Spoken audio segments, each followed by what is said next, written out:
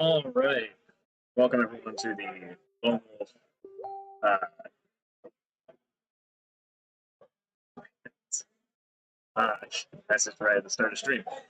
Hopefully the audio is okay. If anyone notices anything in the camera, please let me, or in the audio section, please let me know in the chat. That would be fantastic, so I can keep an eye on things, make sure that we're getting uh, good quality on that, at least for the commentary. Discord is open. I'll post a link if anyone's commentating with me over the course of the day. Please feel free to do so. On table one, we have Adam Ballard and Jesse. And on table two, we have Devlin and Randy, who has not quite shown up yet, though maybe they just did. Hard to say. I'm going to put up some text modifiers here so people can actually tell that someone.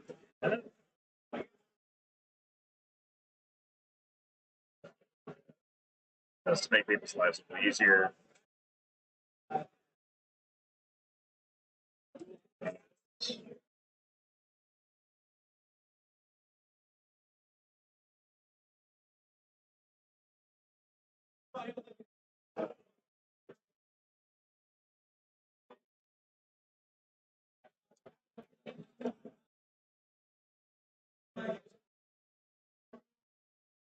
Everyone just bear with me. It's mostly just to make people's lives a little easier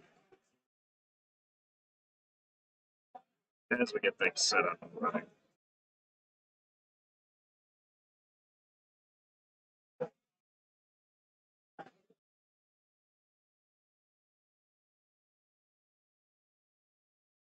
Over there for now. All right.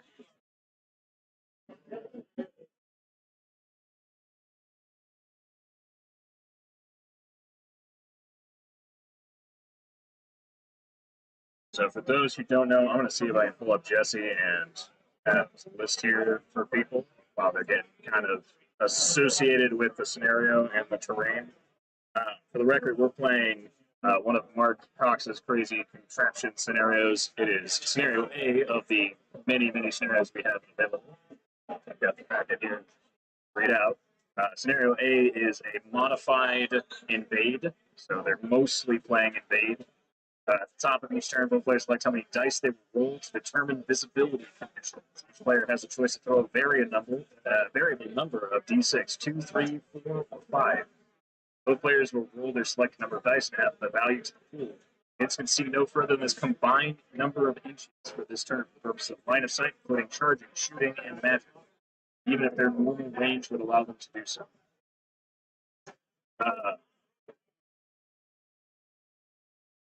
So at minimum, that means there should be 4 dice being rolled, which means at the very worst, on average, line of sight is restricted to 14 inches, assuming both players agree. But realistically, if one player doesn't want to be line of sight screwed, they can throw 5 dice in the pool. That's 7 dice total. That average is going to shoot way up, and they should be able to move it and shoot pretty normally at that point, unless they just roll really, really badly for line of sight.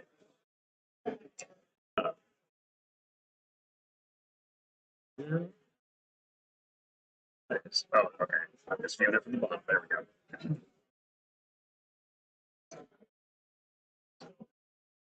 Yeah, the scenario list off. They're setting up terrain. While they're setting up some terrain, I'm going to pull up 2 lists, if at all possible.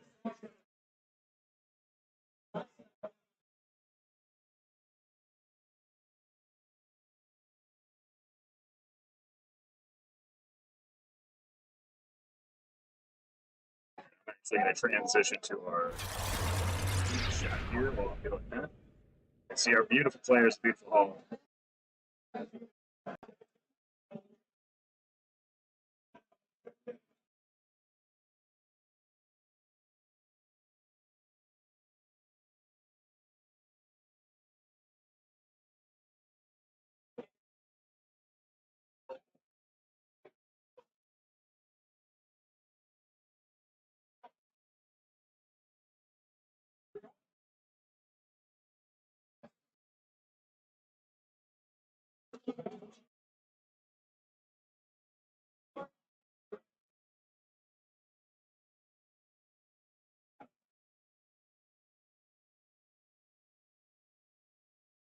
I have to find those lists.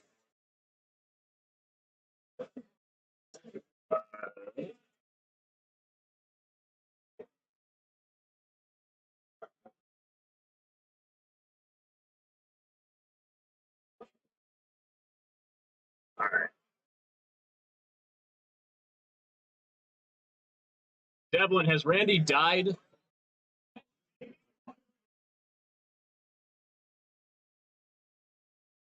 It's working. You're good. I potentially could turn on the volume for them. I can flick it however way I want it. That's the best part. Oh, okay. I won't, but I probably won't use it.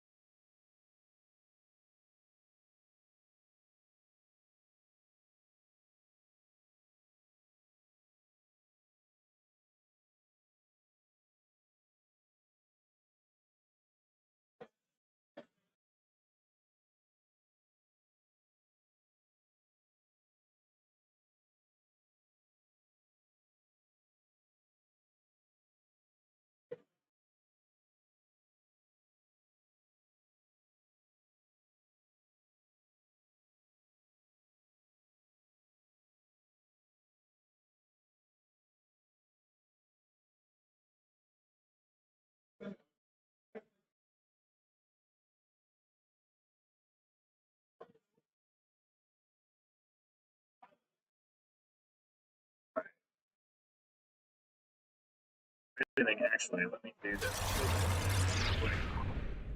But my camera hasn't frozen in the meantime. And just for good measure, let's by the building in the corner for teams, but we don't have that. Test that so people know that we are in fact here. Someone let me know the volume from that overhead camera. See if it is picking up their voices. Hopefully it doesn't peak. I see a little bit of peaking, which is to be expected at that point. Look up the list real quick. Look up the list real quick so you know what's what. Okay. I know. I put their lists out so I can go. It's clear. Okay. We're going to go talk about this. Sometimes people get confused. So yeah, the only thing, and I guess you know, I just don't want people to forget that this thing flies. Yeah. Because it has no wings. Okay. I guess roll off for that side, right? Two. I got one. Man, 2 ones in a row. I'm starting off strong. I'm going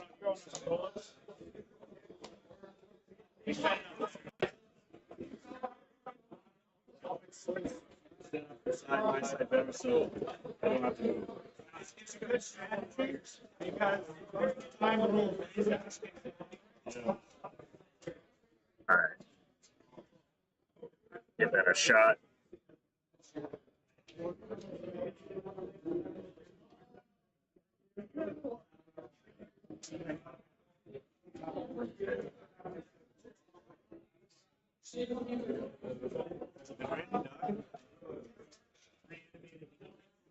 Last time, My resolution was to alternate alcohol and water. That's the idea I had. yeah. I feel so much better this morning than I usually Good that that's being picked up. Anyone can tell me if they can hear the players there. That's mostly a curiosity for anything else. I wasn't intending to mic players. We're going to find out if that works. If we get to a point where we're either one time, I would prefer to finish the turn and roll properly rather than the whole like, I can't see what you're rolling. That's my favorite thing too. It's like finish the turn you're on. Okay. Yeah, that kind of with I hate when people roll so fast I can't see what they're rolling. Yeah. Mistakes, whether you intended it or not. Everything in the easy first round.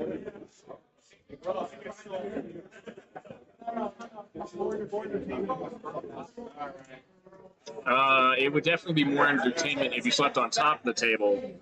Is he actually like okay at this point? I'm not hurt. Shit. 12:30. Well, shit. I hope Randy's okay. Guy definitely drank a number. I'm like an animal that just charges into the game. Why is it 100 beats? Yeah, pretty appropriate.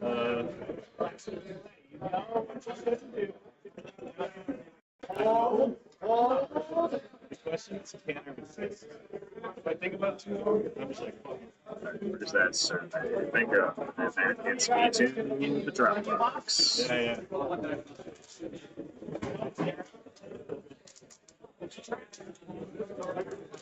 Get that blood in my eye. It took me forever.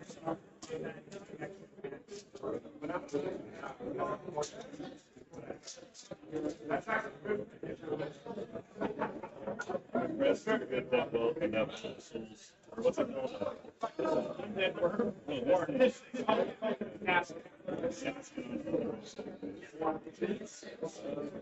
Take a look at it. It's literally flipped. Alright, everything is back like it is. So Any this guy, excess tabs save up 4 laptops power. pretty, but he looks pretty from the sideline. Doesn't make it on. I'm gonna be nature one time, and it's like literally this big. It did actually fit on the but yeah, he made it through one turning game and then had to go. For the record, I do have a second table canned up and ready to go. However, we are still waiting on one of the attendants to show up for that table. That's what we're pulling off on there. So we're hoping at this point that he's okay. People were listening to that because he still has not shown up to the venue.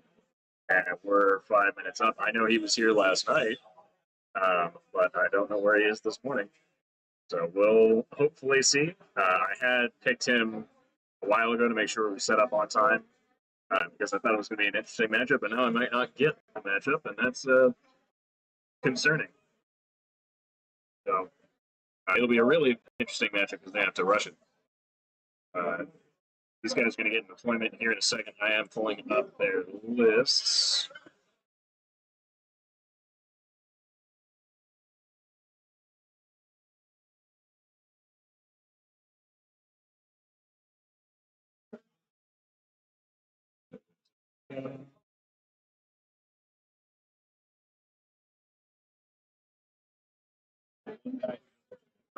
I know. That was literally what I was just telling the people on stream. He's probably unconscious or dying in a ditch somewhere, apparently. Yeah. I'm really hopeful that he's not dead.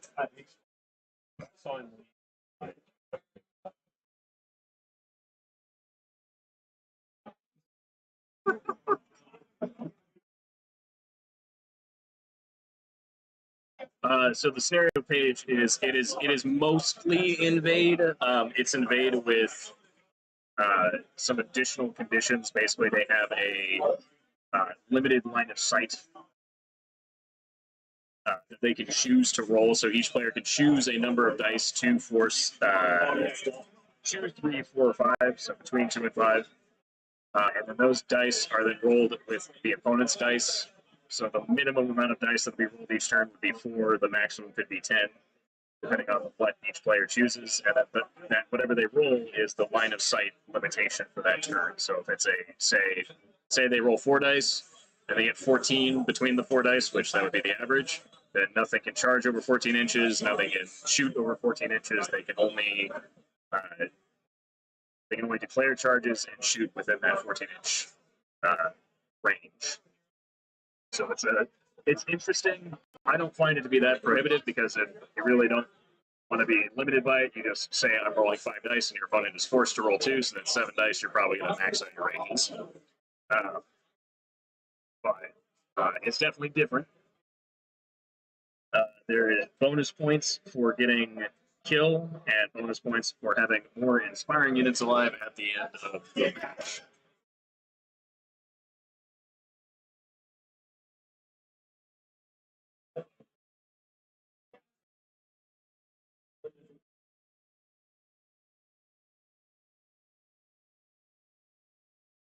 I'm trying to pull up. There it is. It's like Adam's list was being weird and not pulling up. It could theoretically cripple long range shooting. Um, but if you roll 5 dice into it, which means 7 dice because the other person has to do 2, you're looking at least theoretically 21 inches there. So, like, it's only the longest of shooting that would really get crippled. And it'd be more than that. It'd be technically plus the extra d6. So, like, 21 to 24 on average. If you roll really low, that could be bad. So, but that is pretty standard for Texas GTs, or at the very least, it's kind of history of providing scenarios that are not necessarily conductive to running a lot of the spam list. So the irony is that this is one of those scenarios that really impacts things like Jeff's list. What's up? Hey, have no show on another table, so I can Excellent. Do that. Yes. Yeah, of course.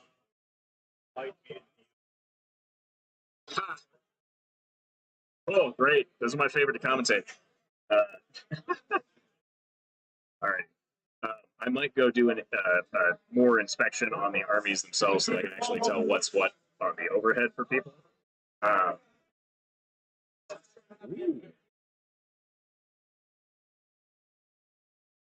So if I actually look here, I might have to move some of my stuff. I was also pulling up not just Adam's list, but Jesse's list here.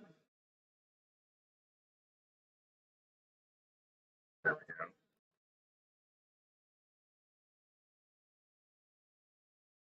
Just really struggling to load for some reason. It's not our upload, so that's the good thing.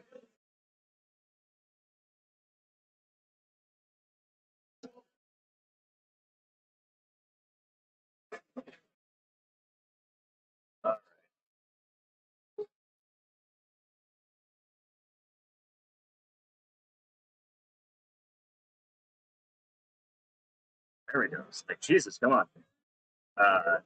Might just be my second monitor. I mean, this is an old laptop, so it's doing its best doing the best it can.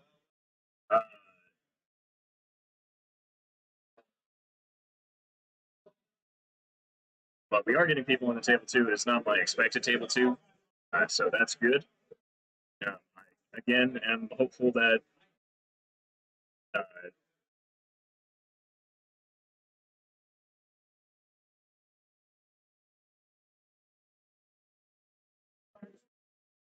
that our other opponent is still alive. But I do see at least one person, and hopefully we'll get a second one over here in a moment. Oh, it's Rick Hoy. Did he put you on the table? No, he didn't. Okay.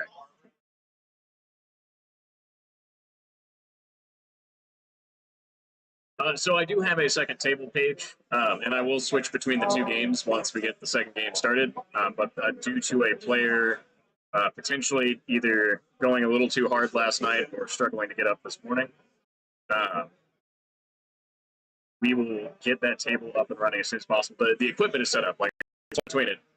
Like, I will showing it. Like, this is our table 2 right now. I have one person on it.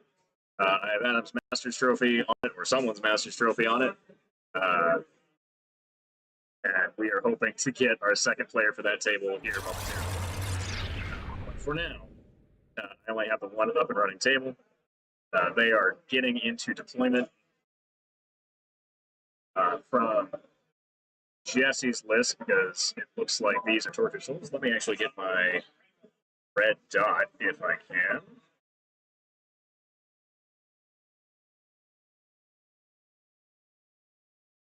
I have that. Yes, red dot. That looks giant for a second. This is my pointer, so I can point at things. So I believe that these are his tortured souls. Here, here, and here, respectively. He does have 4, so one does not look like it has deployed yet for Jesse. He has the 2 Croniuses. Hey, Jesse! Jesse! Point at your Croniuses. Point at your Croniuses. No. Yes. Sweet. All right, so as he indicated, we got Cronius here, Cronius here. If I had to guess, that's as well of souls in between the two Croniuses. I'll go clarify that here momentarily. Then we got the alternative is it's an Abyssal Warlock, but I believe that these are his two Warlocks. So it looks like he's setting up mostly to try and play in the, call it the right-hand side of the table, because this is a piece of impassable terrain, for those who don't know.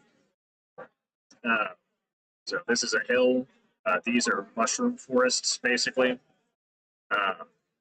So if I had to guess, he'll deploy to the right side of the table so he can get around the impassable. It looks like they deployed both pieces of impassable to the same side, which is going to basically make the main focus of the game be on the right-hand side of the table, or our right as we're looking at it. On Adam's side of the table, we have his two skeleton spearman regiments, I believe, are here and here already dropped. That looks like a mummy troop.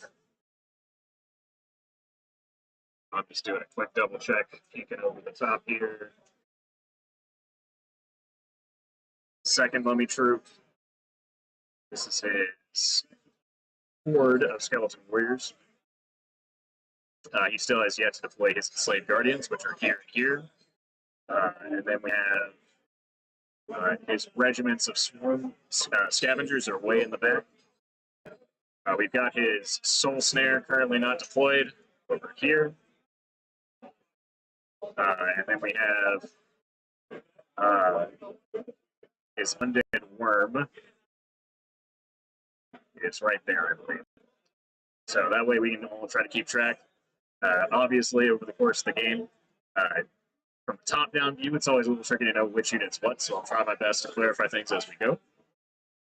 But generally speaking, both players look to be setting up toward the right-hand side of the table. They'll probably do some preliminary stuff over to their left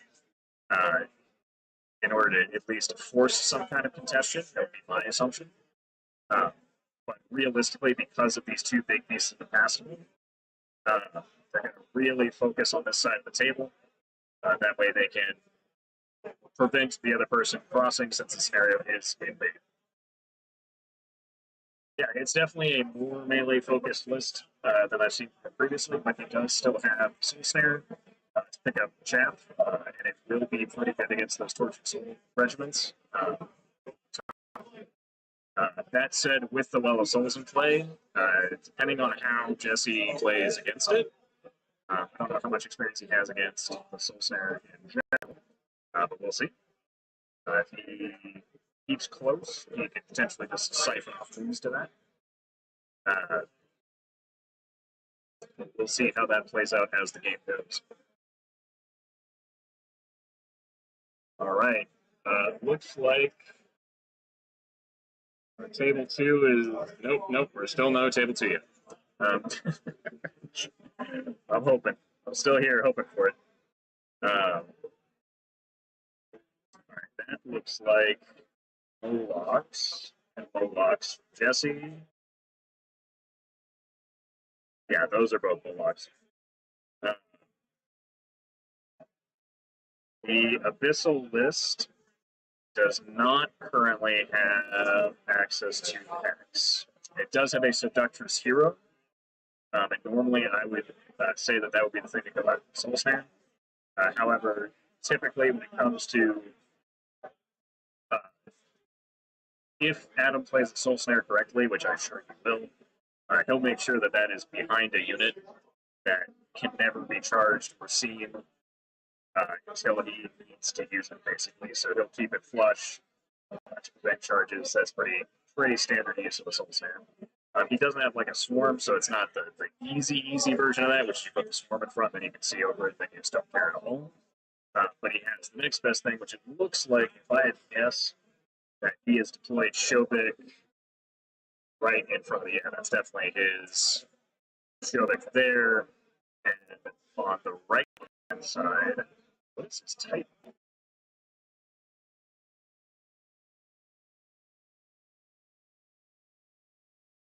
That looks like the this over here actually looks like his monolith. I'm just double checking.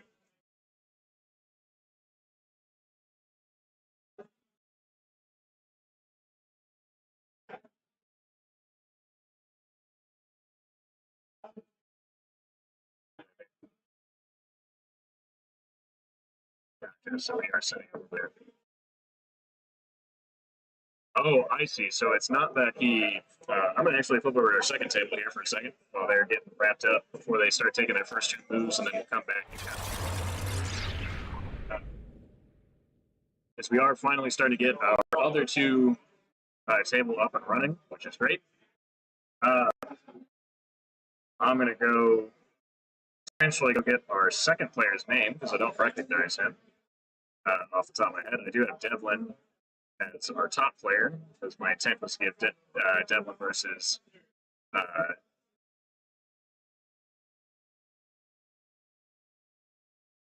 Randy. But Randy is still MIA, so I again hope that he is doing okay. We'll go ahead and pull up Devlin's list here, and then I'm going to go see if I can figure out who our other EOD player, because we have an EOD off. So it's going to be 3 players playing EOD on these 2 tables, which, believe me, I wanted to do a little bit more flex on that, but starting with that. So this is moved over and actually loaded. For some reason, Dropbox doesn't load today.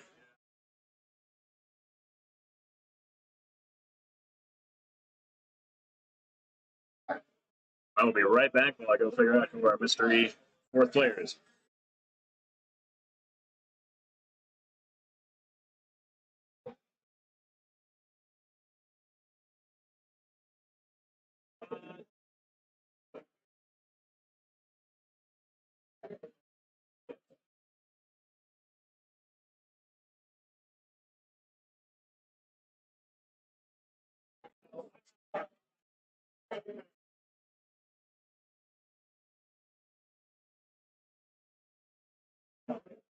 All right, so Tristan is our second player. Table 2. Oh my God, there we go. Those who don't know, I am crammed into a corner. Actually, I tilt my chair a little bit just to give myself the smallest amount of extra feet space.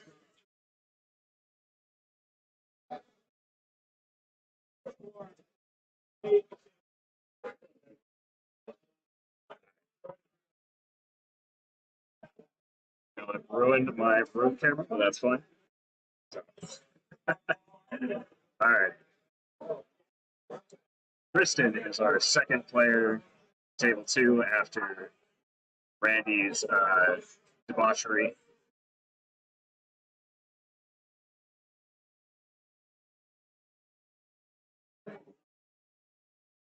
For these guys, I'm going to go ahead and grab them on pointers.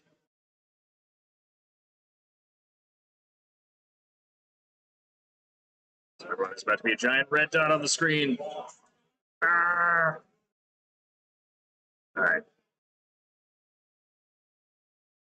So, looking over here, on the top of the table, we have Devlin running the speed EOD, and on the bottom of the table, we have Tristan running the more standard style EOD.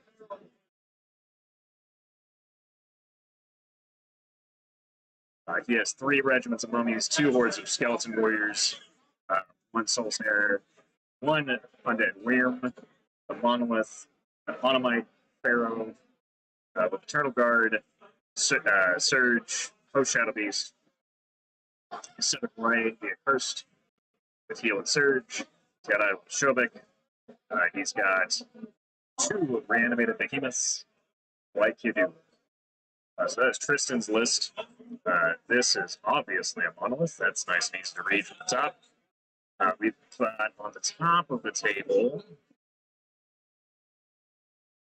Interesting to know what this is. That's the one thing that's hard to say from here. But these are Cherry Regiment, Cherry Regiment, Cherry Regiment. These look like the worms. from Devlin's list. This is another Cherry Regiment. This leaves me wondering what those are. If I had to guess, they're the reanimated behemoths. I believe Devlin is also running reanimated behemoths.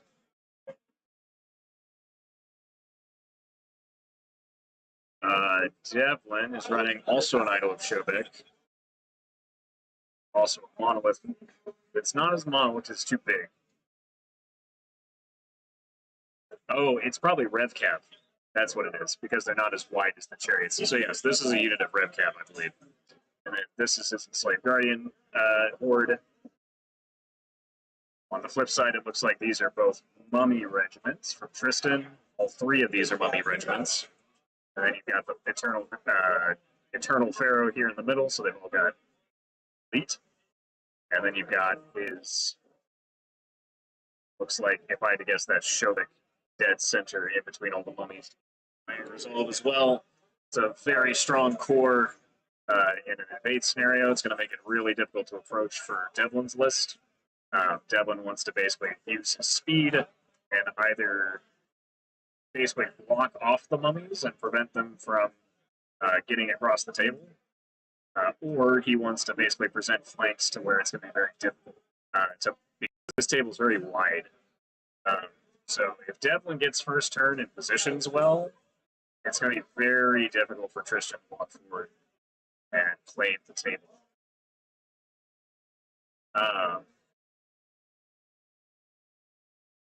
Looks like he's got his Rev champion right there.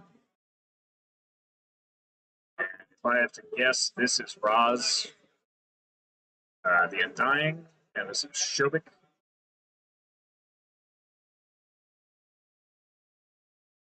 Double checking over here. Alright. So they're wrapping up deployment here. I'm gonna wait for that last drop and then I'll swap back to table. Wow, we're still looking at these guys.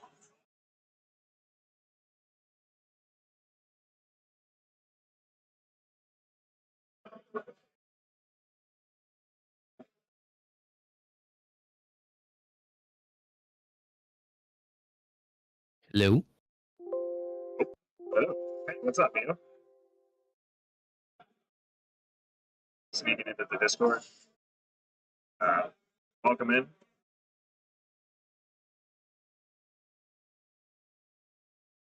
Yeah, am I live? Just a bit, because it's loud in here, and these are not my good headphones. You're coming through fine, but it's loud in here. Hopefully that's even better. All right. Looks like the final drop went down on that side. Let me pull up. I just had. Oh shoot! I think I panicked when the thing came out. There we go. Text. Dublin stays.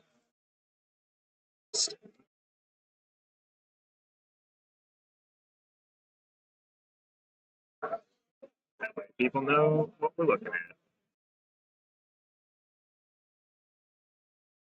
All right. Flipping back over to table one because we're so excited. All right.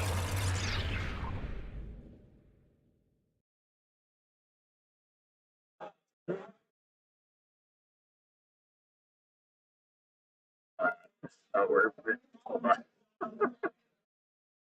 Oh, I posted the Discord last night. Hold up. Let me see if I can share it over to people. Looking at table one, Adam looks to have gotten the first turn, if I had to guess. So as much as I can, I'll try to keep us on track on the turn timers. I won't be able to get a good clock read. That's kind of the one unfortunateness of this setup. Is we don't have the easy cam on the clocks, but the dice, we've been able to read those off the table before, so I'm less worried about catching dice rolls.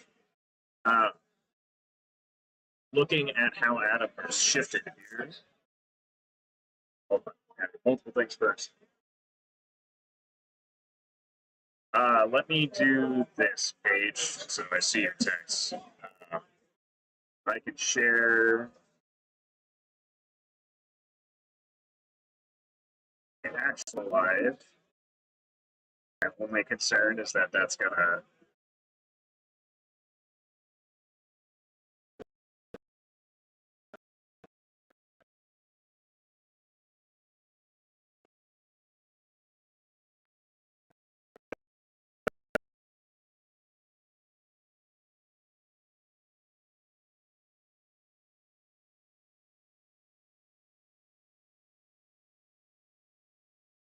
But got that, and then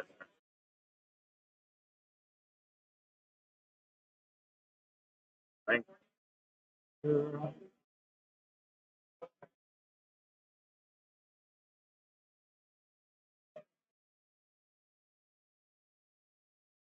I got people messaging on Facebook for the Discord link to presumably join in on the commentary.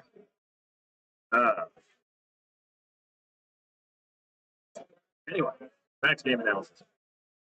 And hopefully me get some more caffeine in my body so I'll wake up more as we go on. Looking over here, we have. So Adam has moved forward overall. This is his lair. He's positioned it very carefully to give it both line of sight options as well as arc to the majority of what would end up being Jesse's army. What we can see here is Jesse actually projecting his moves. So he's basically taken extra bases so that he can see what things are going to look like when he just moves flat line forward. And basically try to figure out how Adam can actually come into him. So you've got all these units that can potentially charge these if he moves straight forward. Look over here on the left-hand side. This mummy troop seems to have towed in. This is a forest, so that's definitely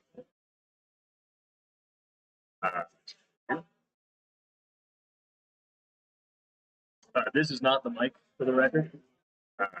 It's just the laptop mic. It does have to have a limiter on it to prevent the extra noise from getting in. So it's a little bit of a compromise. Unfortunately, the fancy mic didn't make it with me. But we're going to do our best.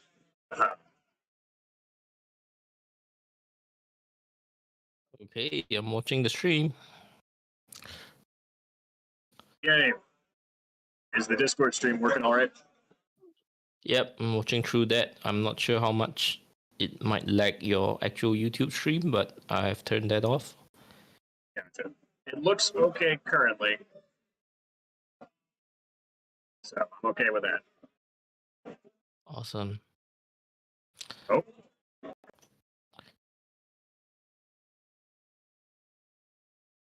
So would anyone ever choose to go second on an invade scenario? I definitely don't think so.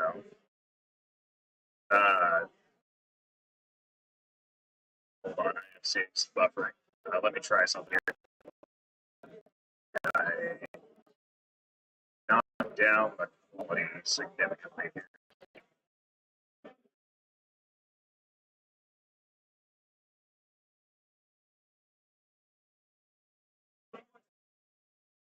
Hopefully that readjusts and then we're back up to normal, fingers crossed.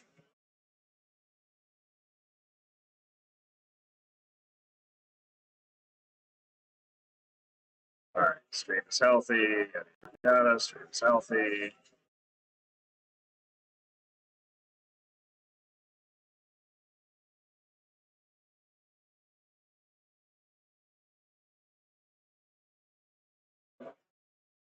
How we doing?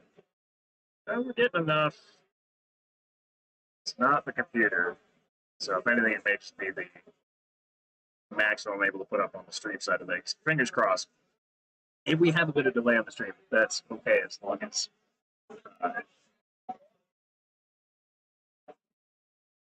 we're okay with just chatting, basically. But at least looking at the table as it is, Jesse appears to have moved up the vast majority of his army. EOD absolutely has to go first, I feel like, on invade, because otherwise they just don't get across the table. Yeah, I mean, Adam doesn't look like he moved up much, but that's EOD moving on full speed, isn't it? Because most of the army is shambling. Yep, pretty much. All right, now I have the my side of the stream up on my phone, so I can watch it there, then that'll kill some bandwidth.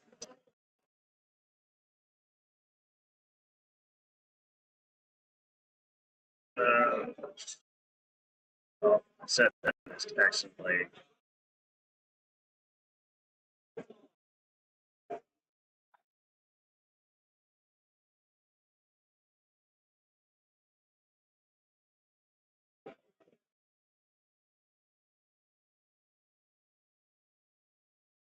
Okay. Almost lost it for a second. All right. That would have been.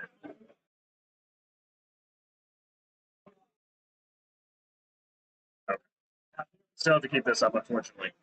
But that's okay. So yeah, Adam appears to have moved up as much as he can. Jesse has moved up, anticipating what I imagine is quite a lot of charges.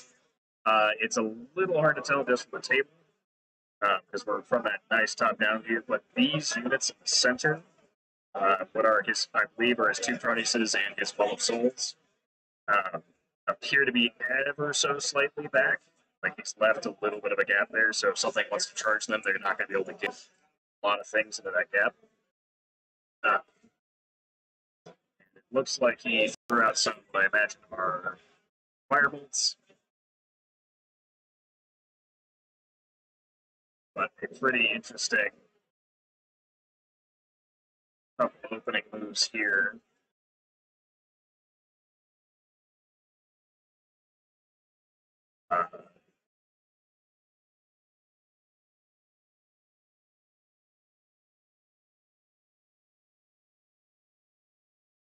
I believe they've flopped over turns. And while we're here, before we do anything else, because this may be a very long turn too for them. I'm going to give us a turn. Able one turn.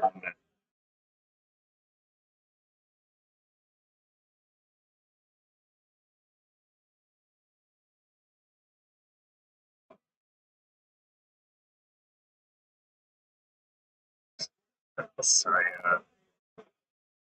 got some yelling in the back there.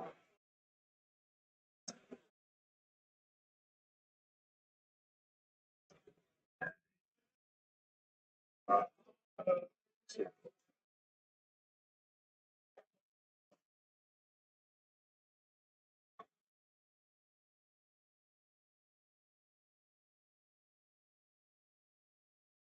right, so that's going to be good.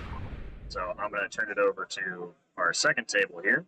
It looks like, if I had to guess, based on this, Devlin did in fact get that first turn.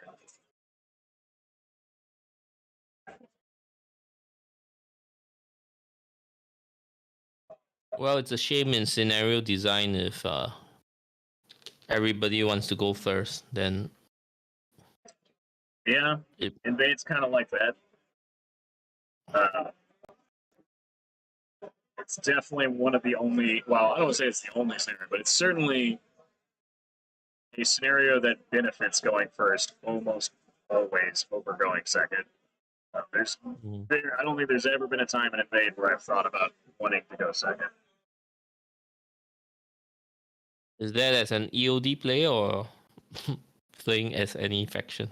I was going to say, I don't think it matters which faction. You get so much board control, and especially in Invade, if you can get to that halfway line before your opponent gets there, like a speed 6 army, if you get to that halfway line, and you're there before your opponent now has to fight through you to get to the other side of the table.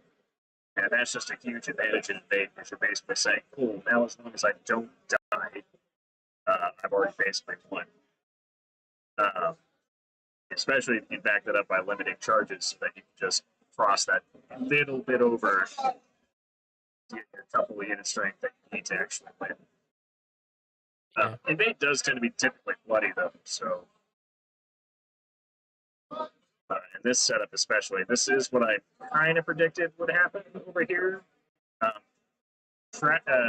Tristan does have a very, very strong center, and there's so much defense 6 and 5 and high nerve in this more compact EOD that the Chariot fast list is definitely going to struggle. They'll get around the Slayers. The reanimated behemoths won't actually do all that much. Like, they'll hurt, but it's going to take at least 2 to 3 turns for one of them to grind out a Chariot regiment. That's really what Devlin has going for him, is he could potentially just wait for a couple turns and then engage as late as possible to basically keep everything on the other side of the board and limit the amount of time that Tristan has to actually kill his stuff. And because he has so much speed, he'll be able to flank stuff on the far sides. He can also just play keep away. I don't know if Devlin took bows on his stuff. I don't think he did. Let's see if I can pull that up here. He did not take bows, so Devlin does not have a whole lot of shooting potential. That is a very intimidating top-down view of the Chariot army enveloping the other EOD army. Yeah, it definitely creates some board presence, I think. I think a lot of people haven't played against the Chariots and don't like really look at their stats. Actually will panic when they see that type of thing. And then you actually look at their stats, it's like, oh, they only have 12 attacks on 4s. And it's not nearly that intimidating. Should Devlin have played a refused flank deployment? I don't think he did. Unfortunately, just the sheer width of his frontage, so like he could have potentially put this regiment over on the other side of the table, so the regiment he has on the far left, he could have put on the far right. But he's also got the speed to bring it back to the center and make it relevant. He can also hide it behind those trees and prevent charges. Both of them have surge, and a surge off gets really interesting. Right. Sorry, I think I meant the other player, the slower EOD army. If we're talking about the slower EOD army, if I had to guess, he wasn't worrying about a flank so much as, or trying to out-deploy.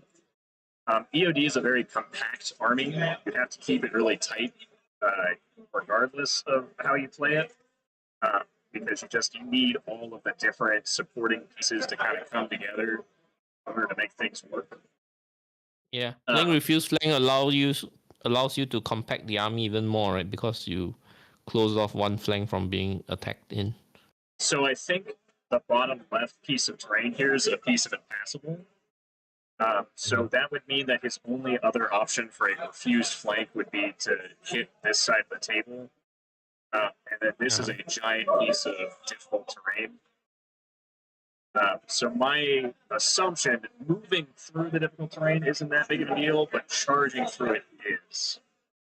It does also, like, it just looks like this is not a great table for this army in general. Yeah. Well, if you're a slower army, you're gonna be charged, so it's actually better for you that the Chariot has to go through it.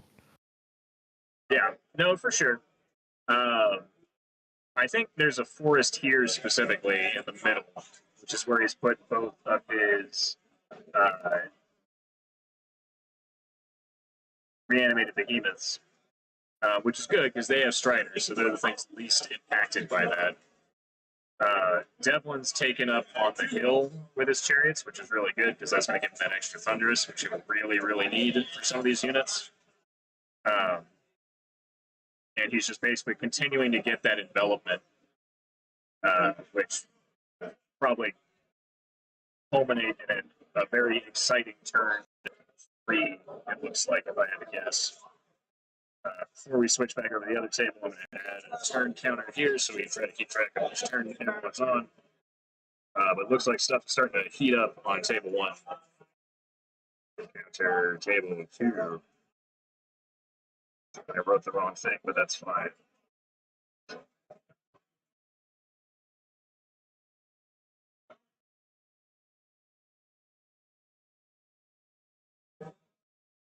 All right.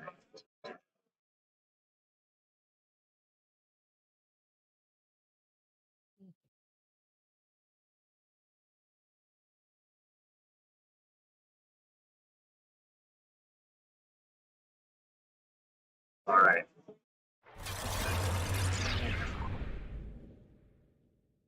So Adam has taken the bait with some of these units, it looks like. Big ones being in the center. It looks like he's charged with his mummy troops pretty much across the line. And I think that Shobek actually that committed with them. Shobek's right in the center, I believe. So he's hitting, it looks like Tortured Souls. I'm not quite sure what that is. I think it's that Jesse's list.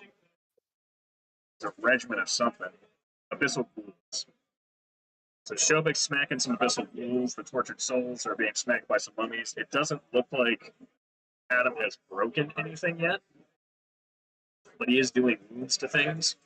It looks like actually this mummy troop, because of how Jesse deployed, I could have sworn that he would have kept one of those a little bit further back, but it looks like he's actually kept all 3 of his big monsters parallel. And I think the Well of Souls, the one in the middle, so he just stopped it from flying there. A really good move by Adam because it means that both of these monsters are now basically stuck only charging that troop of mummies next turn, and the Well of Souls is stuck charging only that troop of mummies next turn. So that's a very, very powerful move to limit all of these units and what they can do. And by forcing them to kill these mummies, that's going to open the way for all of those other units to come forward. I don't know that he really has the killing power to take out the center, so he really needs to focus on killing the supplies left. What's up, Mark?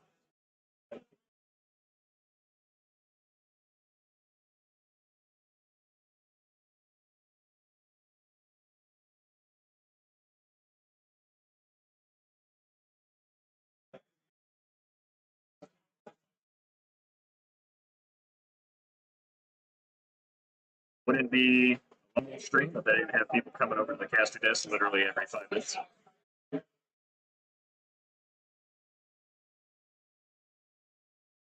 Mark's doing the Lord's work and making sure that we're getting the stream out there to people who want to see the stream.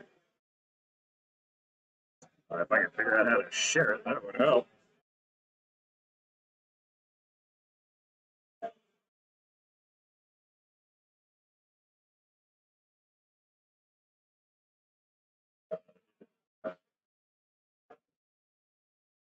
Okay, apparently I'm just blind.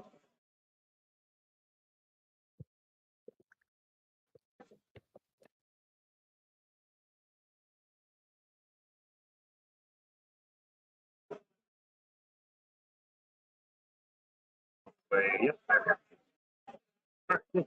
Got that over to Mark so we can continue doing what we're doing. So, looks like the mummies on the very far side did not pop this unit. That didn't look like it was going to be very hot. They're not super reliable when it comes to damage, and a lot of the stuff did come out of forests. So I'm actually really surprised. This unit went pretty ham. It actually looks like Adam brought some help with him. It's a little hard to tell what that, if that's a different unit or if it's just part of. No, there's a mounted something there. I think he charged Sevic Ray into that unit, which is really interesting. With no. That's a spellcaster hero, isn't it? Yeah. I don't know why he did that. Does he have a combat? Does he have a? He has one attack, and he would have been hindered in the forest, so he would have hit on a 6. So Are you sure that's Sabic Ray? There's only one mounted character in. Well, no, it can't because that has to be a foot character. Hold on.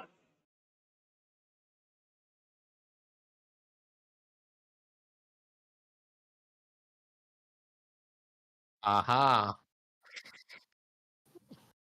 Sorry, I realize it doesn't mute the Discord, so you heard that. The stream didn't, but it's the wolf.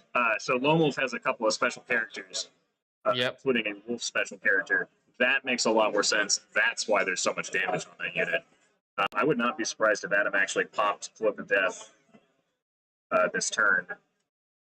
Because you get a once per game Cloak of Death for that. And actually, if we look at all these units, and because he punched the flying Tortured Souls on the left, I don't know that Jesse's going to be able to properly shift anything out of the way here to let those Molochs actually get a charge here. He might be able to do it on the far right, but these Molochs on the left, I don't think they're going to be able to. Yeah, looks like it's not getting any charges. Yeah. That's why Adam went in. Yeah. So it's going to be really tight. And that's definitely going to stall up Jesse. He'll pop the mummies in the center pretty convincingly, I'm sure. It's just a matter of can he pop the other stuff behind it. And Adam's keeping his enslaved guardians back for now. So he's got one unit here in the back and one unit here in the back. So they're still playing really reservist. So it's going to be interesting to see how he plays those units. Looks like Jesse's sending his Abyssal Pool unit through the center to hit the skeletons. I think that's fine. They're mostly meant to just get in the way and die anyway. That'll stall up skeletons. Adam does have those scavengers that he loves. Oh, I see. He actually still has one more mummy troops out there somewhere, I think. Or no, I see. This is actually... I'm confusing this list with a different one. This is a scavenger regiment that went into all the monsters. That makes a little bit more sense.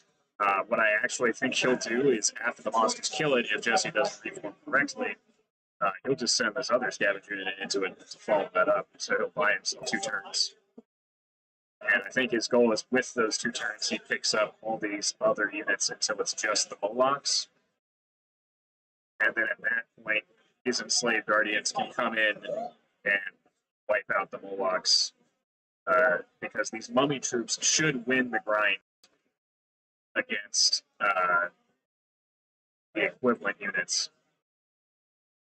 And we're trying to see if those Molochs can make it in. Which they probably can. It's like, yeah, the ones on the right probably can. So maybe they decided it did. We'll come back to that. This is now bottom of 2, though, so I'm going to mark that for us. Bottom 2.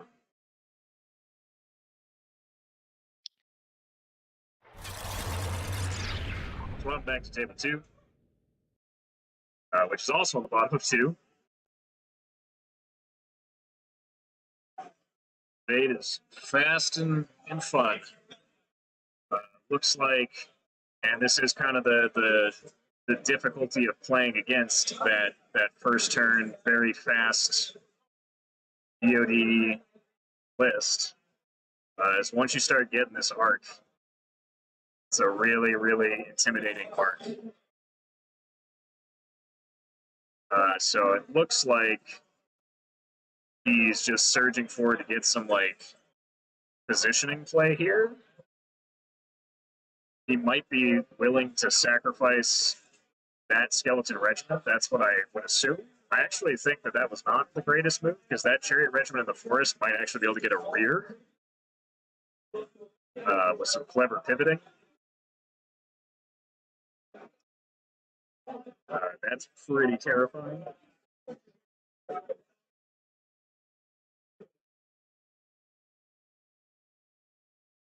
Right.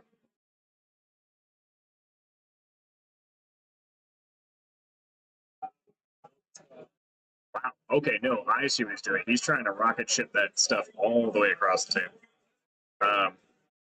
This is a long surge. It's still a bit of a gamble. And I'm not a fan of long surges specifically because of this reason. Because if he misses whatever he's trying to get into here, that looks like a low roll. Oh, maybe a really good low roll though. Maybe those were elites or bone re-rolls. But the fact that that unit's not moving yet, to me indicates. Oh, I see. He was actually soul snaring the soul snare. I think that was in fact not surge.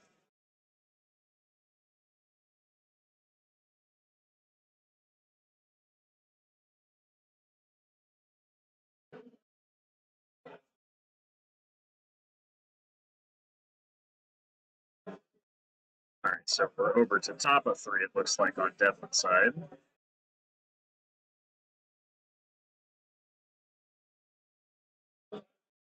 So I'm guessing those are regen rolls for Pharaoh. Yeah, that's going to get spicy real fast. We're going to stop. Oh, 3.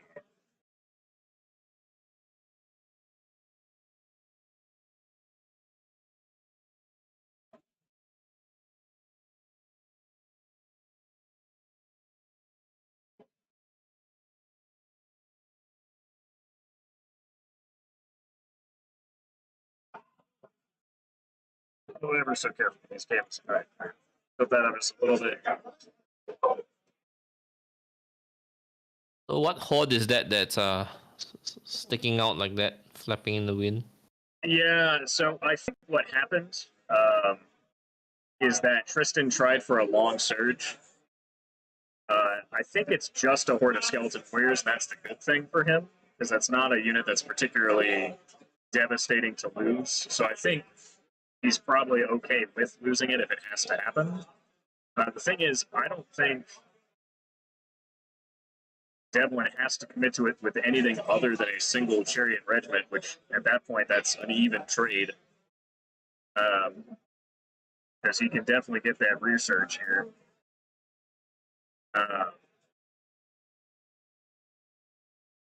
But yeah, and it's only getting touched by a worm, undead worm, at most, right? That chariot. yeah, well, the chariot regiment in the rear with 36 attacks on 4s and 2s, and brutal. So you're looking at what 18 hits and 15 wounds there, which still isn't a guaranteed kill on that horde. Fearless is pretty damn good.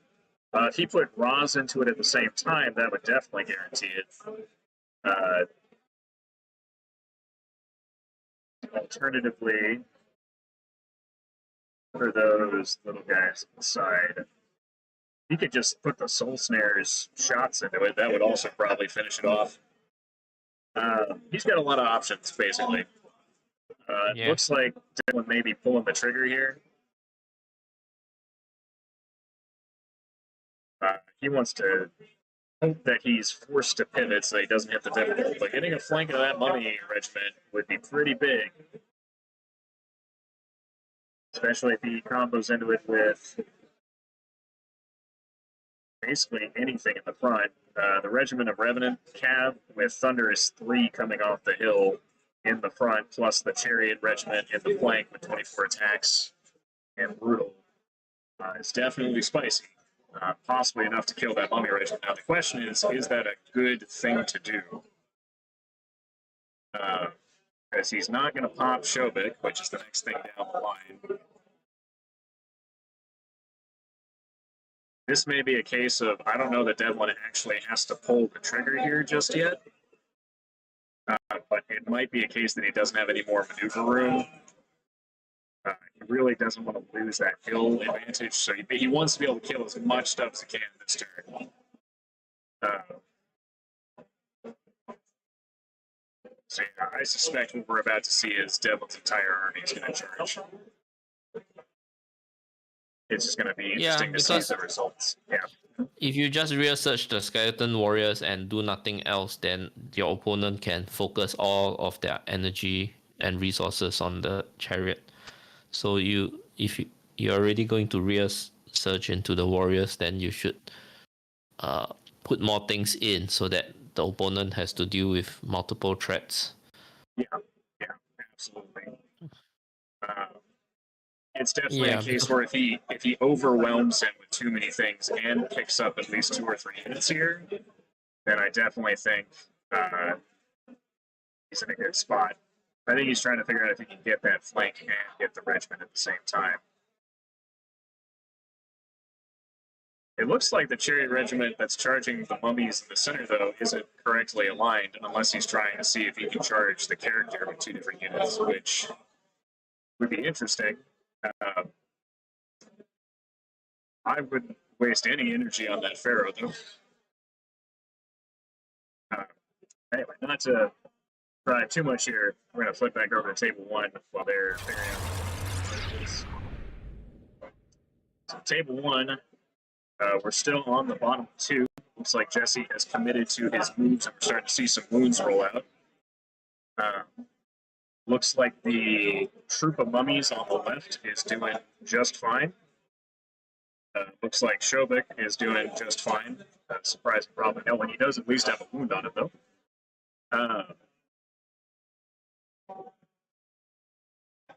The right side Morlocks went in, and thankfully it is on the left of the tortured souls that it is multi-charging with, so that keeps its flank relatively safe. Yeah, it keeps that presumably what I assume is a regiment of mummies. It is worth noting that is a forest that Adam's on, not a hill, so that does make that a little bit tricky. But with Surge in the mix, obviously, you can do a lot of things like come out of the forest, walk forward, do your pivot, then Surge. So it looks like the scavengers, I think he's just telling us to go there for the scavengers. Yeah. Looks like the scavengers pop, which isn't a huge surprise. There are 2 Croneuses and the Well of Souls into that, but now the real question is what he's going to do after this.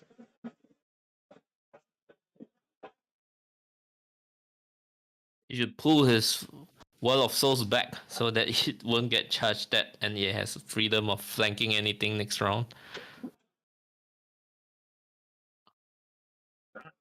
No. Give me the damn dot. There we go. Jesus. I gotta make sure I move the dot to a safe place, apparently. Boy. Okay, so he backed up the Well of Souls. I think that was the right call there. Yep. So then Adam has to be cagier in his next turn. Yeah, it's not just an E. Adam can't pull the same trick effectively.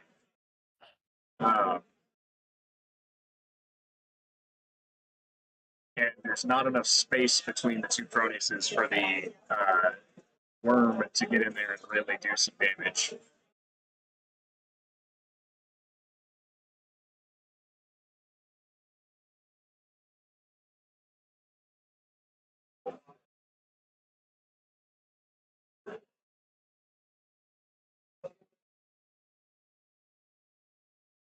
That said,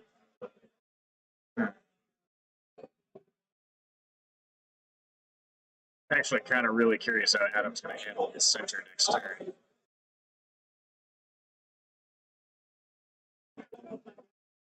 He's got plenty of options. What's that regiment next to the horde that Adam has? Skeleton Spearmen? It looks like mummies. I think his skeleton spearmen are the units that are on the left and right, respectively. So I believe that. Yeah, makes sense. This is his skeletal spearman unit, and this is his skeletal spearman unit. I can see the models from here, and even with my shitty contact vision, they do look to be mummies that are standing here. So my guess is he puts a mummy regiment into this Prometheus, and then he puts the other scavengers into this one. Try and buy him another turn while he sorts out the left flank. But it is a little bit hard to tell if that's the best option. The right Cronus's right flank is currently exposed, and yep, he's looking at that right now. I think he has. So I believe that Jesse has the wolf right here. His wolf, his lone wolf character. So it's actually making it so that the Cronius, nothing's going to be able to complete to the flank because the wolf will be touching the back end. I also just don't think Adam has anything on the right side of the table that can actually Fit in the gap. get there. Yeah, because the skeleton spearman, if he really shotgunned them with Surge, maybe. But I would much rather go for hitting the tortured souls and then trying to do some damage there. Yeah, what's that Titan on the right? Is it that a bone giant or? This is the monolith. I'm almost pretty certain that either Right. this is his monolith. Okay. Actually, I don't know which one of them is his monolith. I don't know which one's his bone dragon and which one's the monolith. Because they both look like monoliths from here. So I might hold on. I'm gonna shout. So that's the Discord winning less than the stream running. So I can just mute myself in the stream.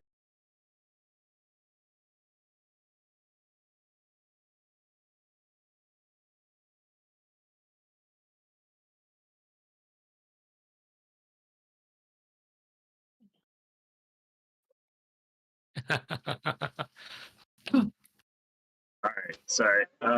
So we've clarified that this, which was what I was assuming it was, is in fact his bone dragon. Apparently, the actual model is giant and just doesn't sit on its perch the entire time. So this is in fact his monolith on the right.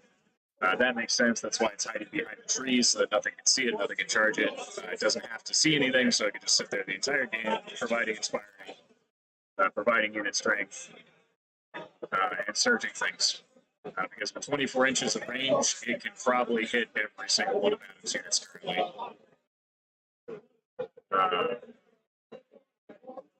Looks like Adam's wolf actually got picked up there. That's unfortunate.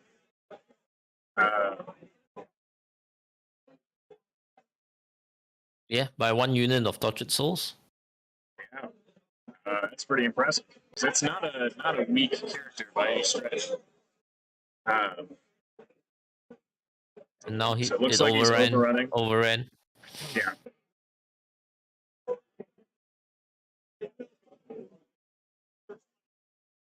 All right.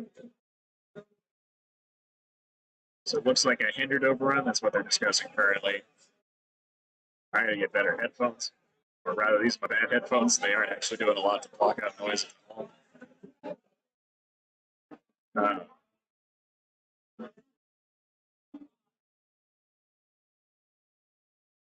Yeah, it's looks like they did 4 wounds. And with a nerve of 14, you would need a 10 twice to pop them. And based on the fact he's not picking them up currently, and Shovik's right there, they're going to go right back down to like 3 minutes. All right. I have to guess. We're about to flip over to top of turn here.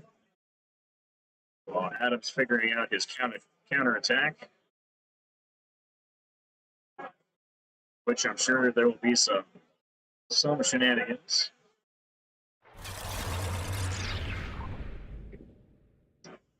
Okay, table 2 definitely exploded a little bit. So it looks like with the commitments that Devlin made, the skeletal horde did vanish, surprising probably no one. It does look like some damage was done to one of the mummy hordes, but not enough to pop it. That's definitely unfortunate. There was some damage done to a second mummy horde, which looks to have pinned them in place, and also pinned potentially I think it's just the soul snare though, with the pharaoh in front of it to prevent people from charging it, which is a really good call.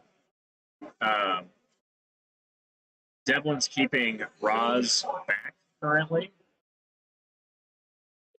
Yeah, I'm quite surprised so little of the chariot units went in.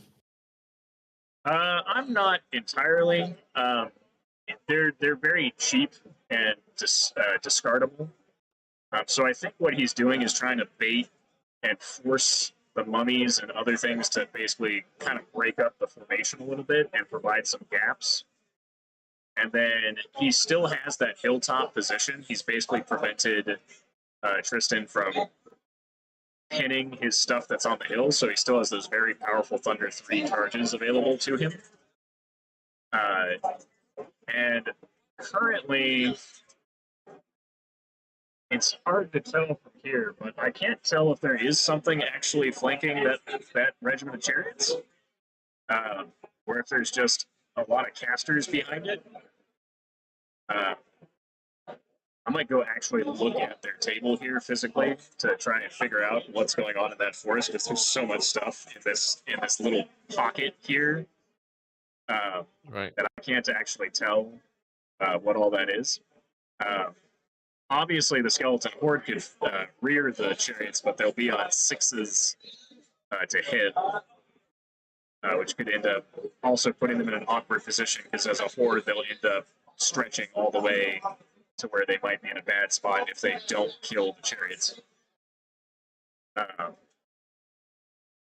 Which on sixes to hit, man, it's not great.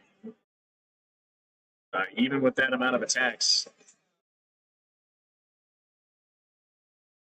That behemoth is behind the unit of chariot, isn't it? It is currently. So potentially he could just do a almost 180 with those skeleton warriors to effectively get the charge. I don't think he can make that one pivot with the behemoth there, so maybe that's what Devlin's counting on. Is that? But I would have honestly put the behemoth into them, unless there's the second behemoth in their flank already, in which case that I think is enough.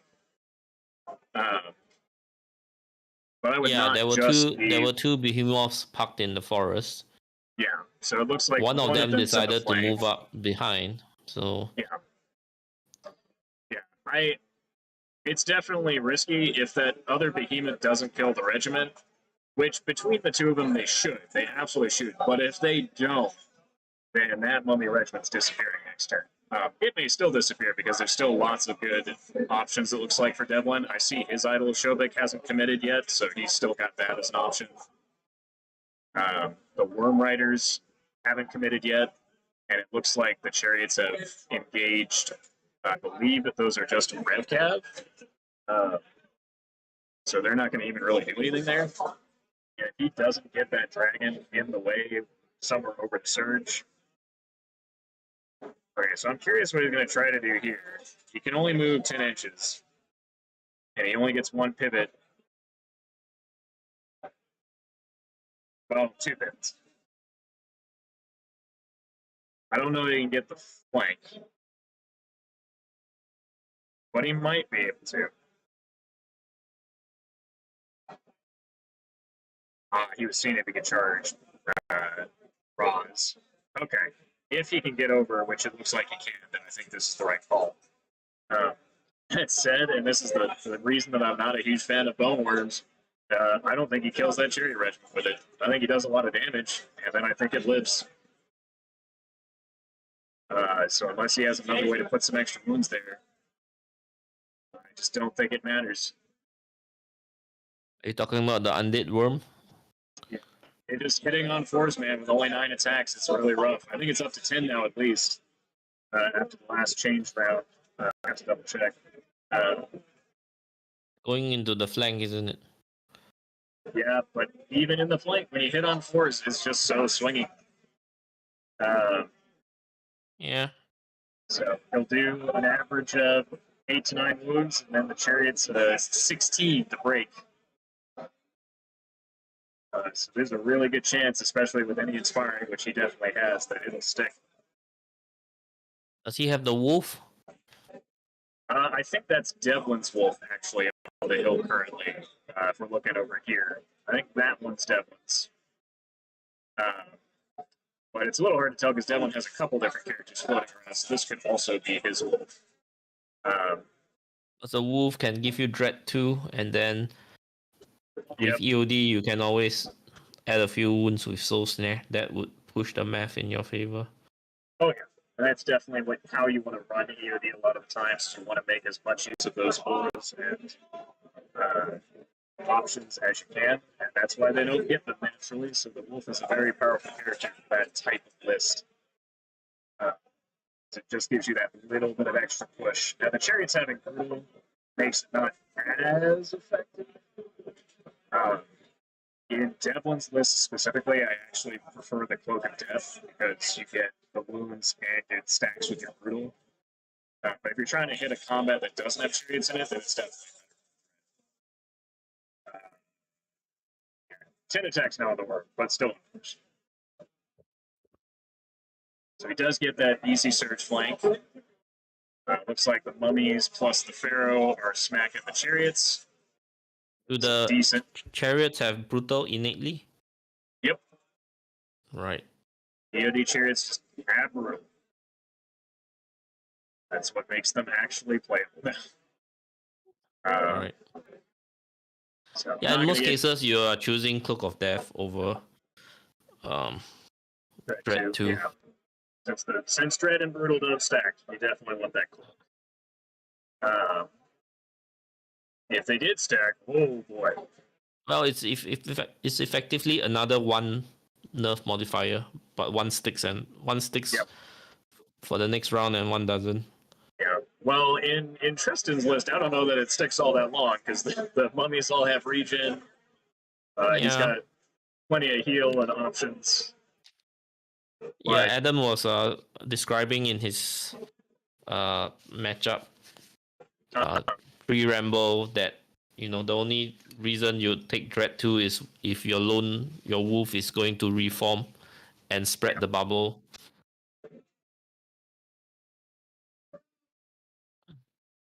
Yep, that's pretty true. So, yeah, if you can manage to post-combat move into range of something else, that definitely makes a change.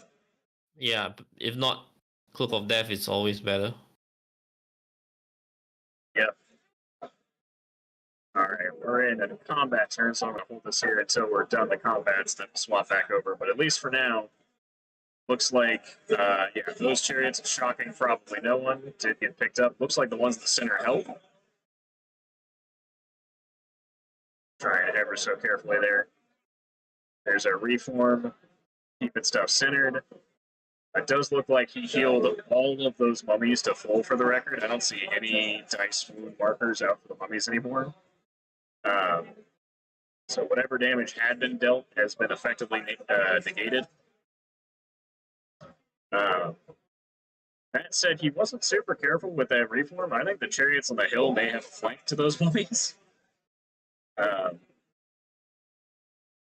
Probably the behemoth keeps it no space to fit. Hopefully. Yeah, that's probably why the behemoth went up.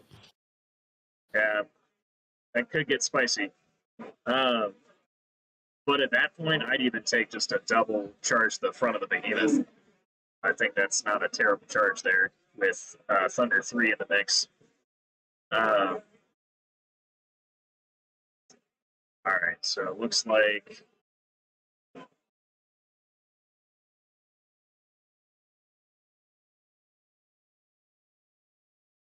might have been a courtesy roll from Devlin to. Oh, now he's doing the combat center. I see. So he did the combat on the right first, and now he's doing the center combat. These look like the attacks from mummies, and they'll have a lead. Looks like no ones, no whammies, but it looks like probably 4 wounds. Or 2 wounds. So I don't know that he even breaks those. So yeah, here comes the dragon in the flank of the ones to the left. And it's going to be, the trick is, does he hit? Looks like that was a pretty good roll to hit. So he did the good side of the force there. Might have come back with some ones on the wounds. Nope, those are all wounds. Okay, now the Chariot Regiment has a good chance to break. Oh, it did not break.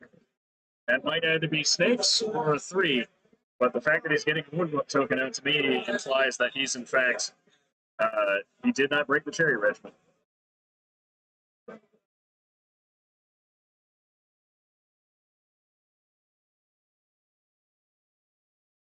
And I'm pretty sure that's going to be top of 4 for them. While Devlin's doing some finagling over there, we're going to swap back to the fancy table because stuff has definitely occurred. Okay, so on our master's table,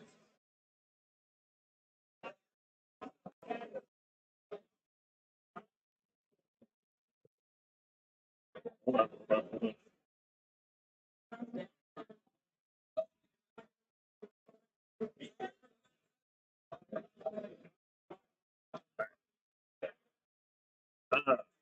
So looking at this table, it looks like Adam has committed pretty damn hard, which makes sense. We're in the top of 3 at this point, so you got to get some stuff done. Looks like he's making sure that the regiment of rules just goes away.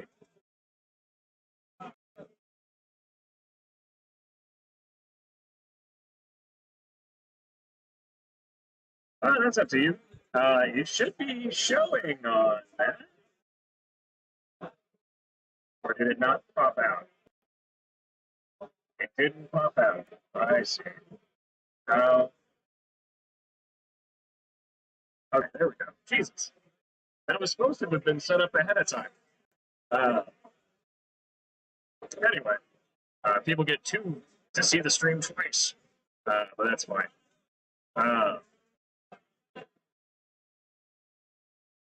Alright.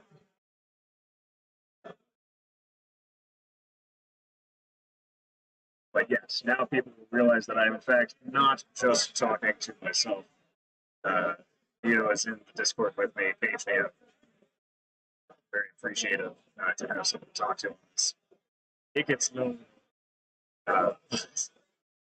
Looking at here, Adam has hit back pretty hard. It looks like that's actually the Lone Ranger. It's actually really hard to see it on the stream. But this guy right here, I believe, that is behind Adam's units is actually the Lone Ranger and has now been charged by the other Mummy Regiment, or other Mummy Troop, sorry. His chaff has gone into one of the crises. He's basically ignored the other one. Shobek and his dragon have gone into these rules.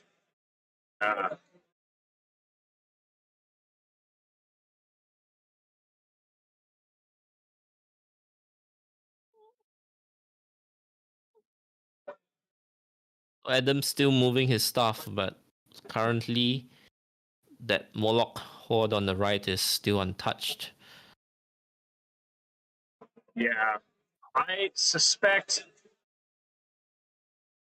that this is going to be a pretty decisive turn for Adam. If he doesn't pick up at least these 3 units, then he's not going to have the right tools available. Actually, this one too. I think this he doesn't need to pick up. He can just pen that, and he should win that grind over time, I believe. What is that against Tortured Souls? It's just his Skeleton Spearman Regiment. Well, I say he might win that grind with flying in the mix because they're at -1 to hit. That's the only reason I could justify that. It's actually going to be pretty close. Because they're still Skeletons rushing. have a life leech 1, right? Yeah. Yep. So it's going to be a pretty even face-off here to see who wins this in the long run. But they've got some turns to do it. These are his enslaved guardians. He did manage to get those all the way in these tortured souls, so he should be able to pick those off. And then all he has to do is shuffle sideways to get out in front of the Mohawks. And the Mohawks won't be able to charge him, but he'll have a very nasty enslaved guardian unit ready to go. He may not even actually need to shuffle them. They may already be out of mark. And that would actually be really good because the Mohawks being on a very large base prevent them from charging the monolith, which it looks like it's coming towards that it has time to score. Uh,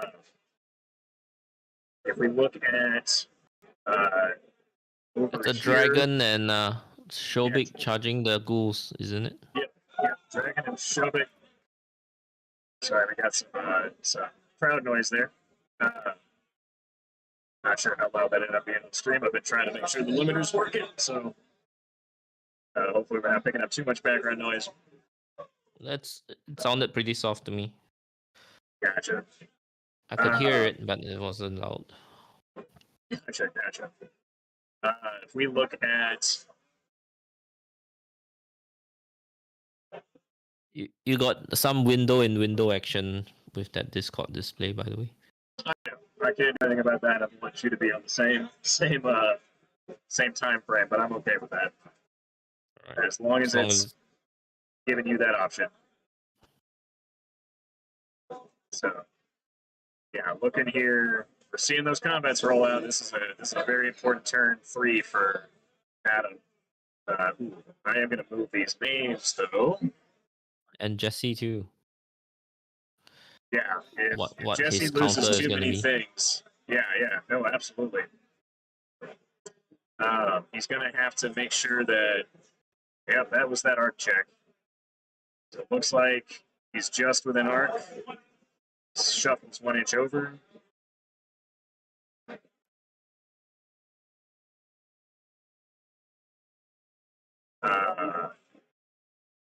Got a shuffle there. Looks like he's going to pick up the ghouls next, or maybe he's just doing the birds because they're fast.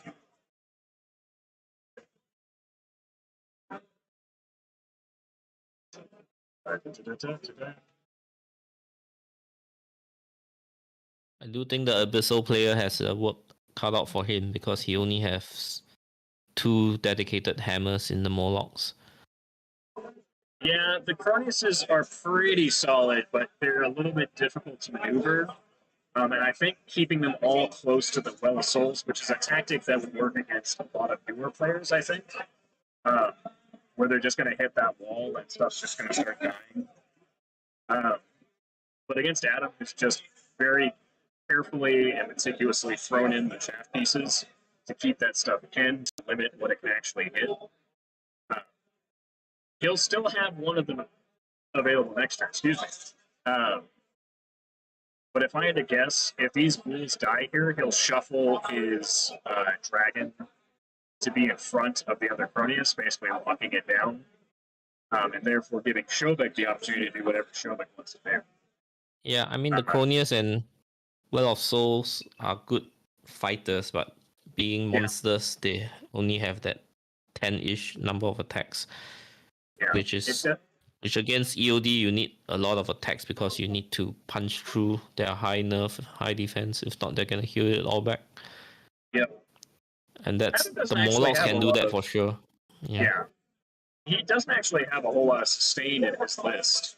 He's got the Soul Snare. He's got the built-in life leech, obviously. But other than that, it's just the Iron Resolve Aura from Shobek. He doesn't have, I think, almost any heal other than Sebek Ray. So that's good enough. It all adds up, man. It does add up. I'm being a little bit rude to Sebek Ray there. He does. Yeah, mummies have regen. Yeah. Life leech, Iron Resolve Aura, heal. That's fair. He does have mummies. Drain life. He's only got the 1 mummy regiment, and then the 2 troops, one of which is gone. So, all right, let's see.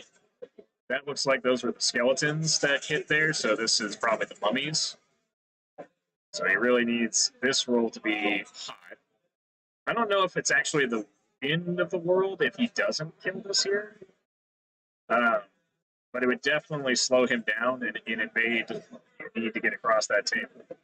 So I see 9 wounds. So that's up to 12. Ooh, that's a 1. He's using his tournament reroll. Those guardians out of the charge arc of the Morlocks is a big deal. All right. Just barely picks up that. Sorry, one more time. what was the? Those enslaved guardians that are out of the Moloch's charge arc is going to be a big Yeah, these problem. ones. Yeah, Yep. yeah. It's He doesn't have like his best solution really would be to maybe throw the Well of Souls over there, but at this point, I think he sacrifices the Molochs and tries to get his other flank under control. he can probably charge the wolf into the enslaved guardians while the Morlocks charge something else.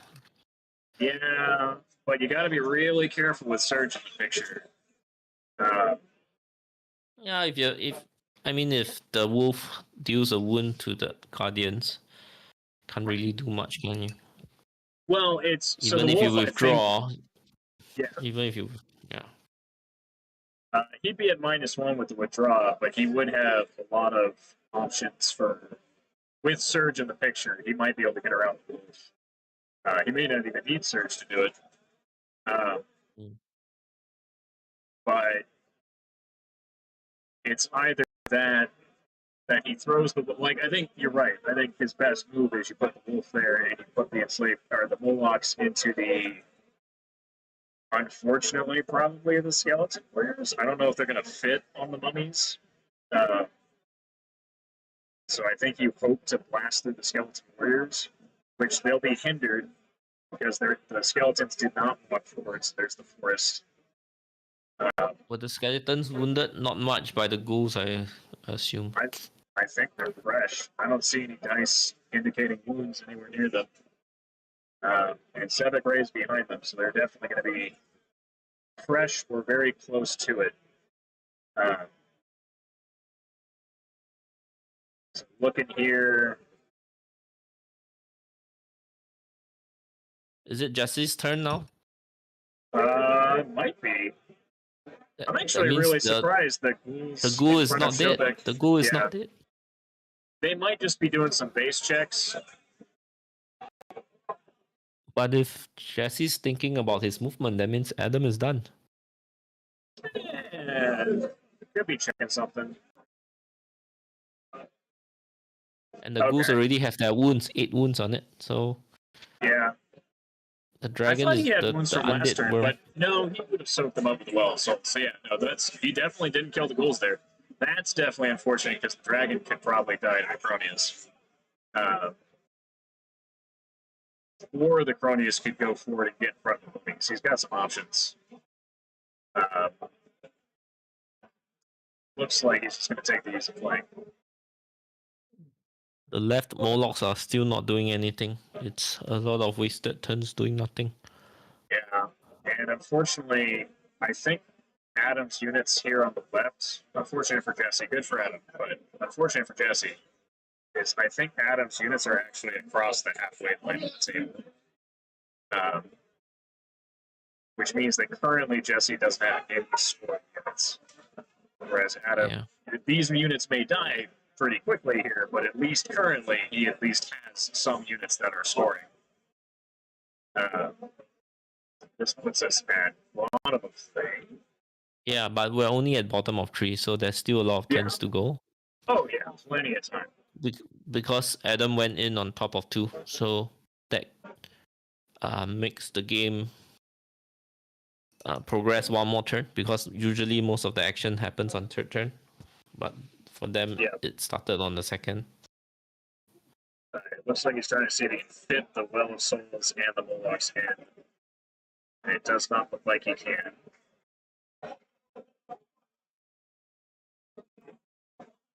Can you charge the mummies in the center?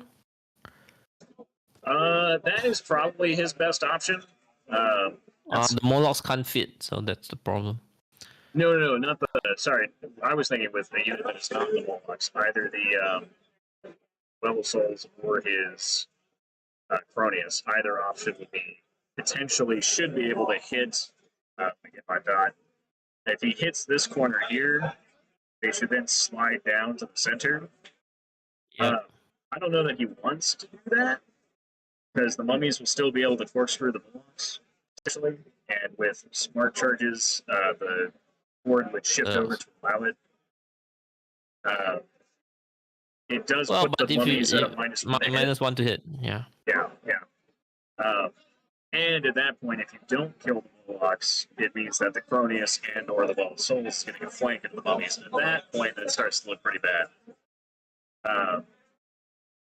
But my thing is, I think he needs to kill this dragon. I think the Cronius absolutely has to hit the flank of this dragon. Because if he doesn't kill that, like, I talk a lot of shit about the dragon when it's on its own, because it's not very consistent without help. But if it can, once it's free to do whatever it wants in that position, like if he does not ground it, then that thing's gonna be able to fly behind stuff. Hang on, I don't think the mummies can withdraw, because if the Morlocks charge the skeletons, it will be very close to the mummies, and so the withdrawal would still put it within 1 inch of the Morlocks, and so he couldn't withdraw. It would be pretty tight, that's for sure. Oh, if he put the now you gotta put Well of Souls into the mummies to stop it from flanking. Yeah, yeah. I think that's what he should do. But we'll see how they want to play that. Since they're doing the movement bits, it's going to take a minute. We're going to flip back the table.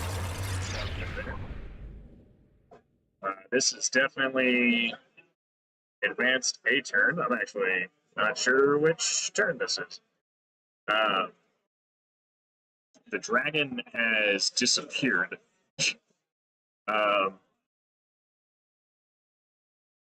I think this must be top of 5. These guys are speeding along. Bottom of 4. You're right, because Tristan would have been bottom. Thank you. Devlin went first. Bottom. Thank you.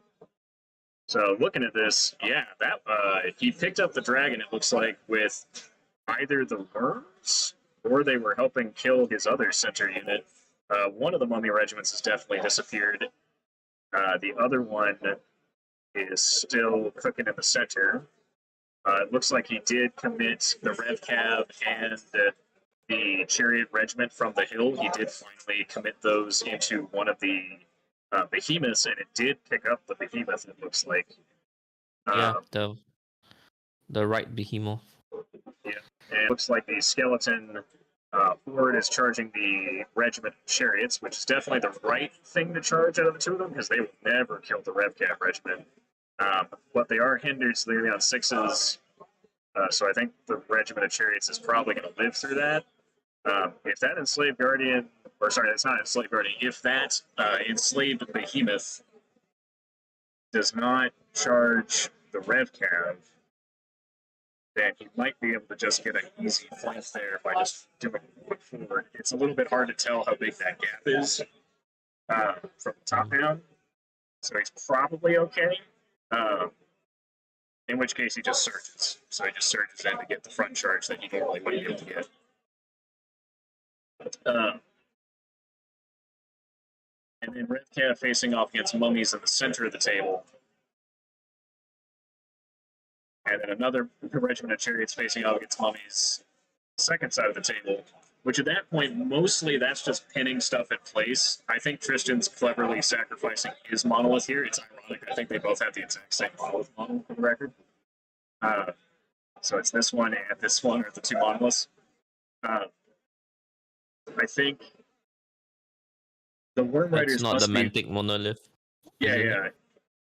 They're both. It's the model that everyone was using before Mantic released the monolith. I'm pretty sure. Right. But I think so. It looks like, and this was just a bad angle for me, but I think the Worm Riders are actually facing toward this direction.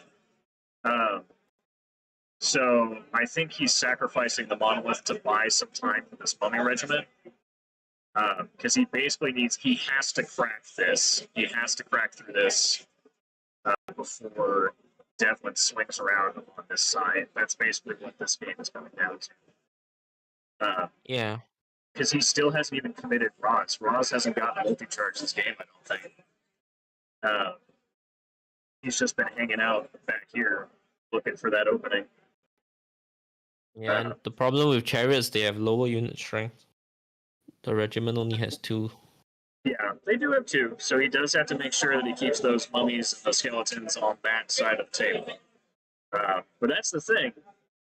And it's similar to Adam's game against Jesse. If we look at this game, I'm pretty sure that if I put my red dot in the middle of the table, that Devlin's the only person with stuff on the right side of it. Yeah. By the right side of it, the correct side of it, the side you want to be on for invade. That first turn jump is just so impactful, and especially when you're a foot slugging EOD list, if you get second turn and invade, it just sucks. And I think we're seeing exactly why here, where, like I said, if he doesn't break some of these regiments, then he's just never going to get across the table. And it won't matter if the chariots don't survive. As long as he's got more unit strength, that's all that matters.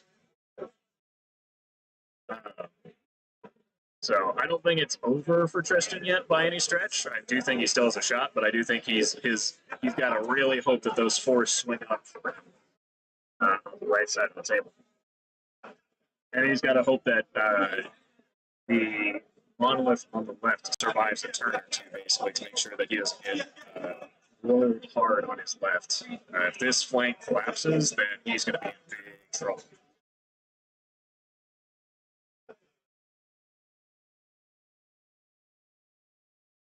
So, and we're looking here because this is the other downside of mummies is you only got 12 attacks. You still only hit on 4s. So it looks like a couple of elites.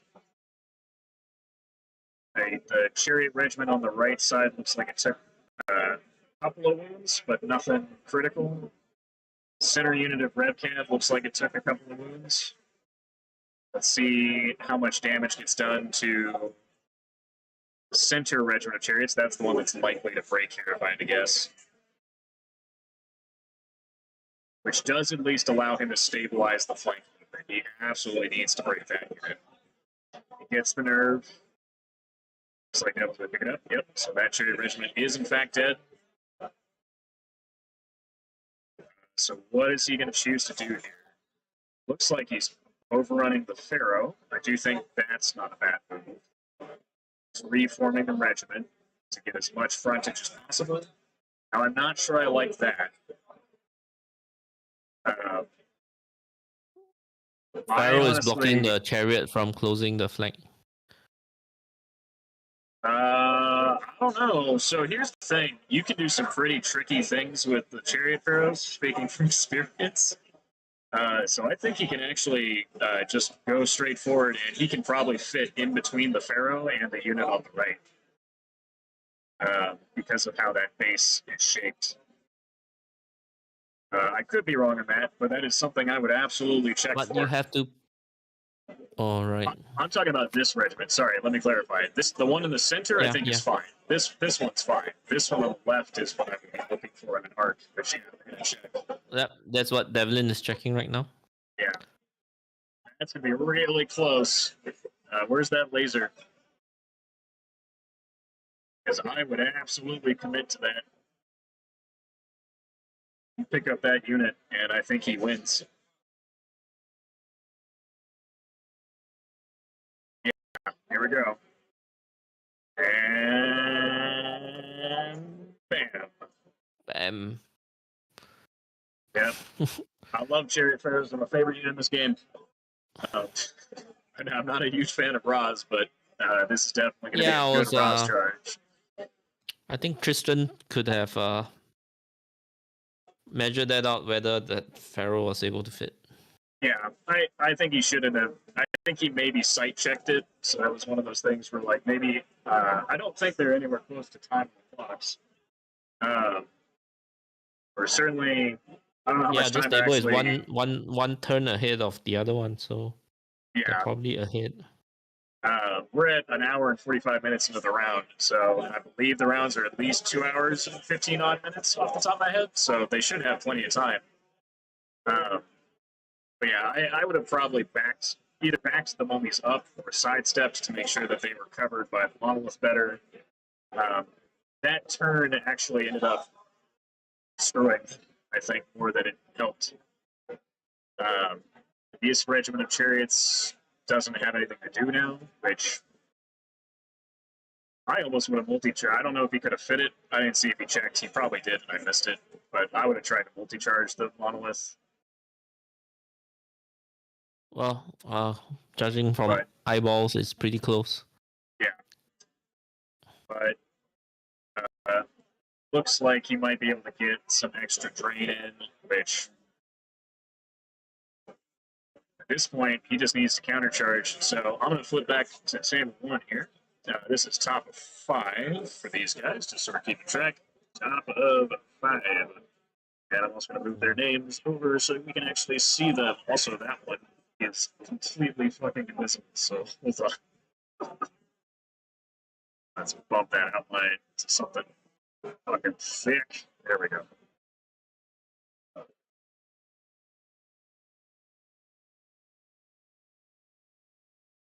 right. Flipping back to because we got dice rolling. So it looks like the Molochs did end up committing. It looks like they must have talked it out, and that the Well of Souls was able to fit in that skeleton horde. It would appear that they are there. It looks like the Cronius did take the flank on the dragon. Oh, look, the lone wolf charged the mummies. And so, what is in front of the guardians on the right? So on the right, Looks like a warlock. I think that's his other. No, you're right. That is a warlock. That's definitely a warlock. Looks like he did finally pick up this mummy troop. I guess the tortured souls didn't get countercharged last turn, or didn't get wounded. This is the tortured souls on the far flank. Oh, this you're was right. The You're tortured right. souls. You're right. I guess these ones just flew off. He still had fly somewhere though, because otherwise these Molochs would have been able to get in. So I guess it flew off. these Maybe didn't get, whatever charged it didn't wound it. maybe I think what happened is the mummies actually charged these ghouls as well. So that must have just been some abysmal rolling between the dragon, Shobik, and the mummies to not pick up that unit. Because yeah, now that the tortured souls are free, that's a little rough. Did it charge and pop something? It looks from that position, it probably charged and popped something behind. They've only moved 10 inches.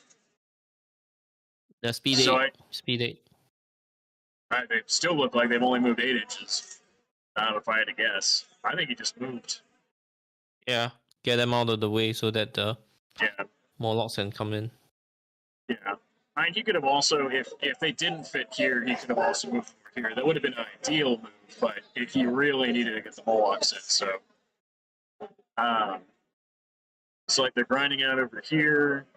This looks to be against the dragon. And he did pick up the dragon.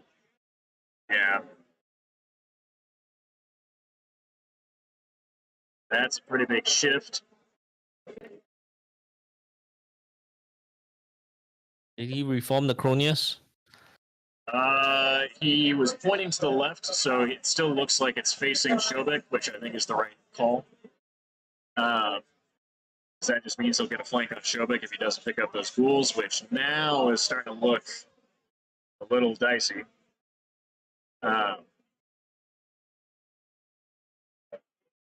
This is interesting. This game could still go either way because it's only bottom of 4 probably.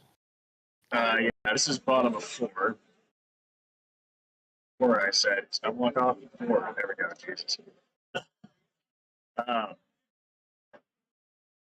If I'm just trying to think of this left flank here, and what Adam does to recover, because yeah, this is pretty critical. He might. I don't know what he does with his Slave Guardians. I don't know if he throws them into the Molochs to buy time, but because it's only turn 4, I don't know that you actually want to do that. Is that the piece of forest they're in? Yeah, they're in a forest too, which is the roughest part. I So they're think his gonna be best move, hindered. yeah, it might be to actually just countercharge the tortured souls. One of Adam's guardians have boots of striding, I think. Yeah, if it does have those, then that makes it a lot better. He could disengage and pivot and turn around. Like, there's a lot because Surge is in the picture. That unit actually has a lot of options. Uh, he could get a Surge flank into this unit. He could. Looks like whatever. That's the wolf. The wolf came into the mummies, did some damage, and they were close enough to Shobek for Iron Resolve.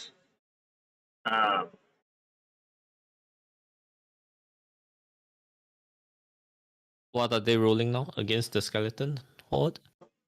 That has to be the Well of Souls. Looks like only 3 hits. Ooh. 1 wound from the Well of Souls there. But between the Molochs, this is really the trick. What are the Molochs going to do? They should be hindered.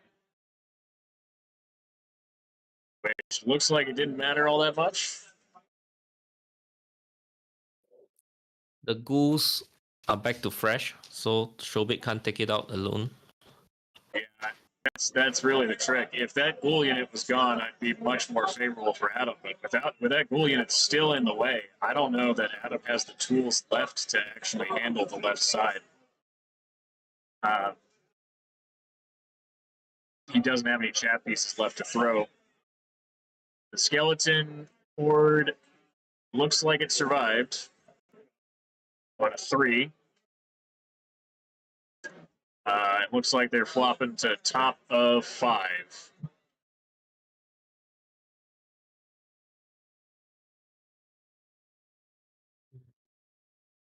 Is it top of 4? I think it's top of 5, but that's fine. Top of 5, probably. Yeah. I'm going to put top of 5 because I think they're on top of 5. Oh, do they? We could count it. What? Yeah. It's hard to see from the brightness, but yeah. So yeah, apparently it's only top of 4. I miscounted a turn at some point, so that makes it even spicy. But they are apparently running very low on clock, so I expect them to be rushing through that. Russian. Anyway, take back over to.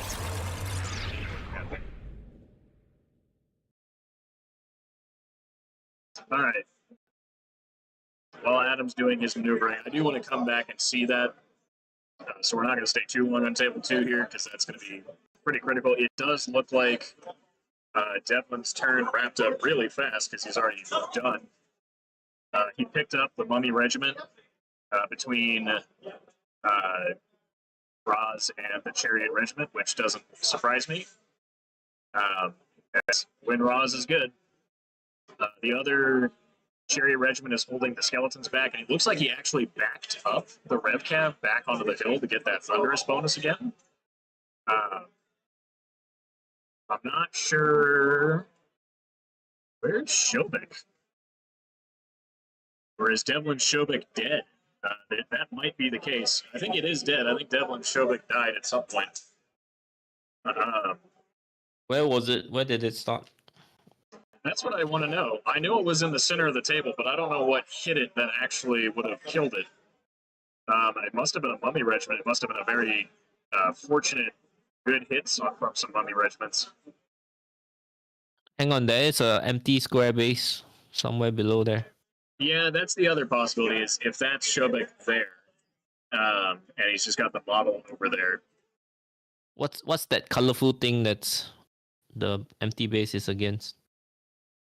That's the one that he's picking up right now. I believe that might be his Shobek. Yeah, that has to be his Shobek.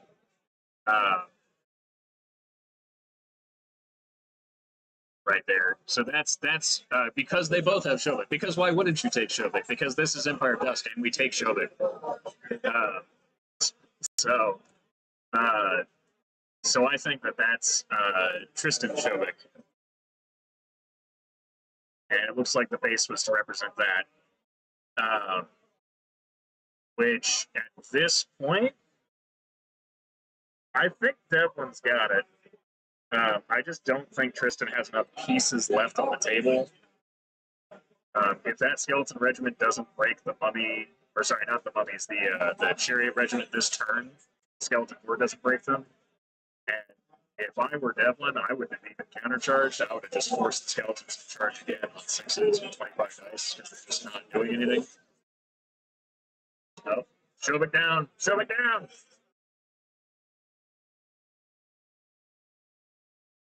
But yeah, we'll flop back to this one. They're on bottom of 5, I believe, if we're keeping track.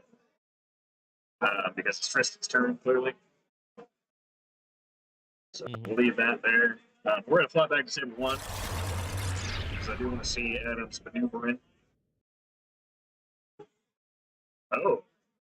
Oh, interesting. Okay, so there's an individual in front of the left guardians. Is that the seductress? It's the same. It's probably the gnome glass shield seduction, but I didn't guess. Because the wolf is his lone wolf character, so it's not the ranger. That's spicy. It looks like he turned Shobik around. Or he withdrew and turned Shobik around to surge into the rear of the tortured souls. Yeah. I liked that move. That puts Shobik safely away from the Molochs. The skeletons came to the side of the tortured souls, and it looks like they did not perform all that well for 30 attacks on 5s in the flank. They should have gotten 4 wounds. They only got 3. So that's a little disappointing there. I personally still think 3 and 4. Well, I think the 4 is on the character. I don't think it's on the tortured souls. Yeah, I mean the tortured souls has 3 with an expected 4. That's not too bad. That's not too far off. No, it should be 5. Would have been 30 attacks on 5s. And they're only defense 4. So. Right. Are they hindered? Did they clip into the forest? I don't think they're touching the forest there. It's hard to see because the table colors, but I believe the edge of the forest is right there, basically. Right. Yeah, no, they're definitely out of the forest. So with 30 attacks on 5s and 4s, you should have gotten 5. That's rough. Yeah, but even with 5, it's a 9 to break. So. Yeah, no, I'm not saying they should have broke them. Ideally, my preferred move here would have been, even if this character here, I might have tried to maneuver the soul snares in some way, shape, or form so that he can countercharge here. And with the way that smart charges work, he could have shuffled these spears all the way to the right to allow these line here. And then that would have allowed him to pick up these torture souls for sure. That at least guarantees that they're gone. Maybe it was more important to hit the gnome glass shield. I don't know. Maybe he's worried that the Molochs, or he's trying to keep the Molochs from fitting. But I think a countercharge here allows the Molochs an easy charge there. So we'll see how that goes down. The ghouls are here, freed up, so... Yeah. I do like Shobek charging here. I think that's very clutch. Because that just picks up, it's the same amount of unit strength, so he's killing the unit strength here so he can turn around. And then the tortured souls are unit strength 2 there. Oh, then it's even better for Adam. Yeah, but that pulled Shobik away again, so I don't know where's the center line, but if Shobik is not across the center line, that's not good either. But if you're killing 2 unit strength and only taking 1 of your unit strength away for that, then you're winning. So yeah, that's true. And more importantly, Shobik was in a bad spot.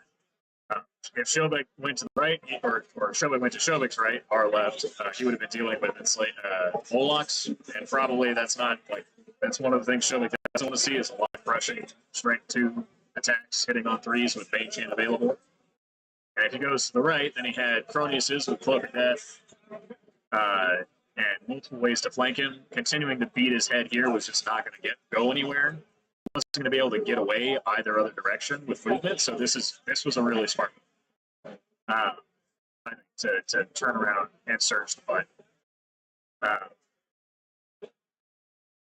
admit that he had to get a fairly long surge because he literally would have been able to withdraw and turn around, and that's it. So I'm guessing that was at least a 3-hit surge.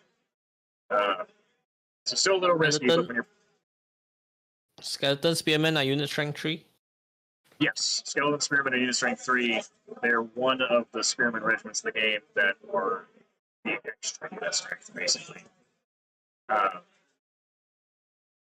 the regiments, at least. So I think the Horde's at 4. It's pretty great. But it looks like the Enslaved Guardians here have cleaned up The Warlock. Warlock. That's to be expected. Yeah, that's not a surprise. If these Skeleton Spearmen clearing up these Tortured Souls, which again, that's within the front, I don't expect it. Well, Adam has comfortably back. 7 unit strength across on the right with the Skeleton Spearmen and the Enslaved Guardian Horde and the Monoliths. Yeah. So looks like he just missed the Tortured Soul. Oh no, that was the Noble Last Shield. I see. So he picked that up. Oh, okay. Does he overrun and then try to hit the goals in the flank? It's a 4 or 3. It's a 50-50 shot.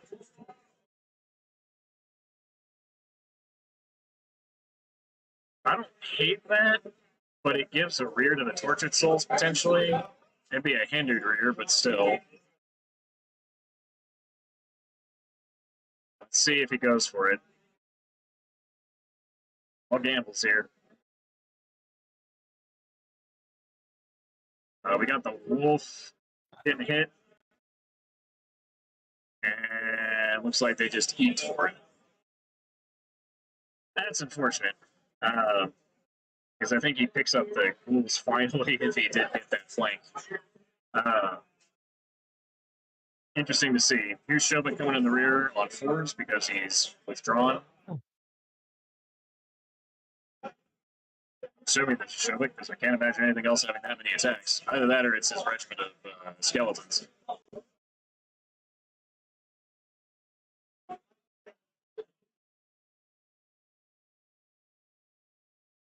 It sounds like the Enslaved Guardians are at fresh, however, which is good for them. Oh, this is a Skeleton Spearman Horde flank. Okay, so he hadn't rolled that out yet. So he did do 5 rolls. So there's that average is coming in.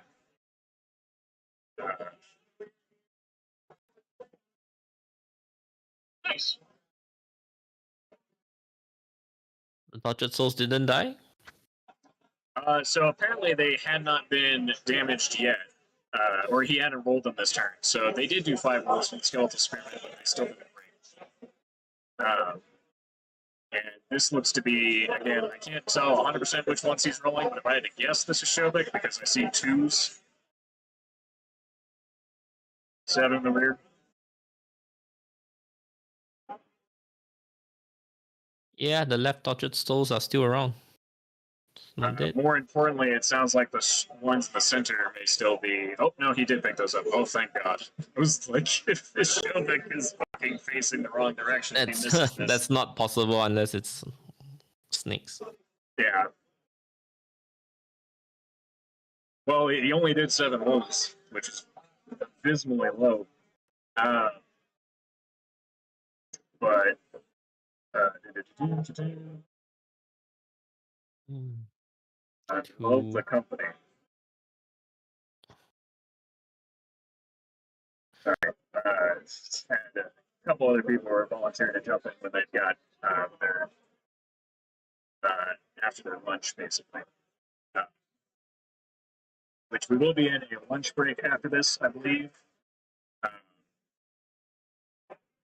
So yeah, I'll hop off after this round. So yeah, so we'll put up a camera for everyone to view the room, just so that everyone knows. However, we're going to be basically gone until I have actually the schedule in front of me, so I'll put a timer on it, hopefully.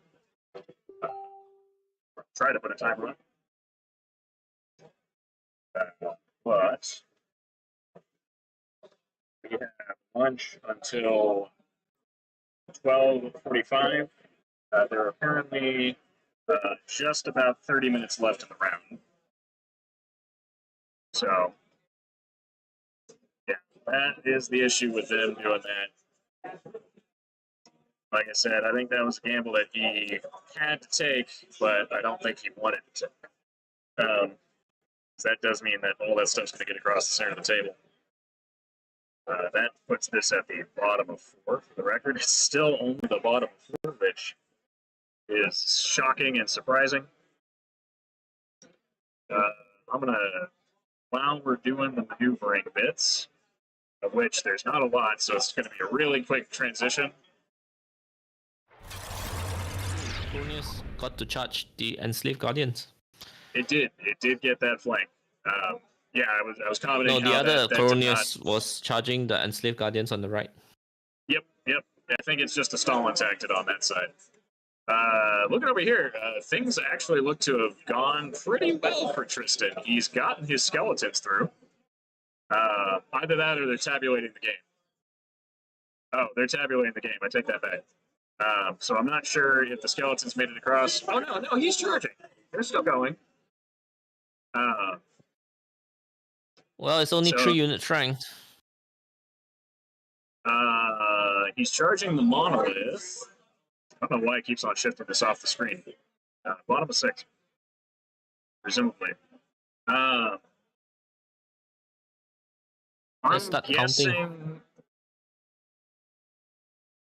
guessing that this is Devlin Shobek fighting the enslaved, or fighting the behemoth.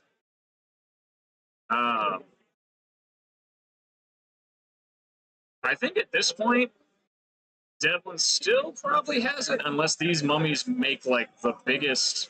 If there's a turn 7, maybe for Tristan, because he's going to pick up this mummy regiment or this chariot regiment. I don't know that he picks up Roz, but he still has 5 unit strength at least over here, or to the 3 unit strength over here. But he did pick up both the chariots and the regiment of Red Camp. That's fucking impressive. Maybe the Red Camp went somewhere and just got killed, or maybe they were already flanked by a soul snare. But I'm a little surprised to see them gone. I'll have to ask about that after. Right, there goes Shobek. He's got to get across the table. Does get a 6-inch overrun. That's really important for him. He's just shy. Yeah, they were commenting that. Yeah. Shuffling back over to this game, so we can get our combats in. He picks up the enslaved guardians. What? On a 50-50 chance. Things are not doing good for Adam. Yeah, this is definitely swapping back. Was it a 50-50 chance? A fresh charge from Acronius? Apparently. Oh, no. I don't think those were the odds. I think after the damage was done, it was a 50-50 chance. Right. So, which means the Cronians must have done really, really good. Look here, we've got the skeleton, the spearmen still hanging on for dear life against the tortured souls. Which not for much longer from what. If we're only at the bottom of 4. Yeah, now the Cronius is going to flank it. Yeah. I don't know that Adam has the tools left to survive here. He's lost his center, and he's probably going to lose the enslaved guardians on the left. Yeah. And the monolith is still alive, but on the left-hand side, we've got the central mummies. Okay. It is. Yeah. He does have the mummies charged still. by. But it looks like he's got the wolf And he's got, What's on the right side? I think that's the Well of Will of Souls, I think. Souls. Yeah. I think he Well put of it in the mummies Souls. because he didn't need it to kill the skeletons. So the skeletons were hanging on by a thread. Um, Right.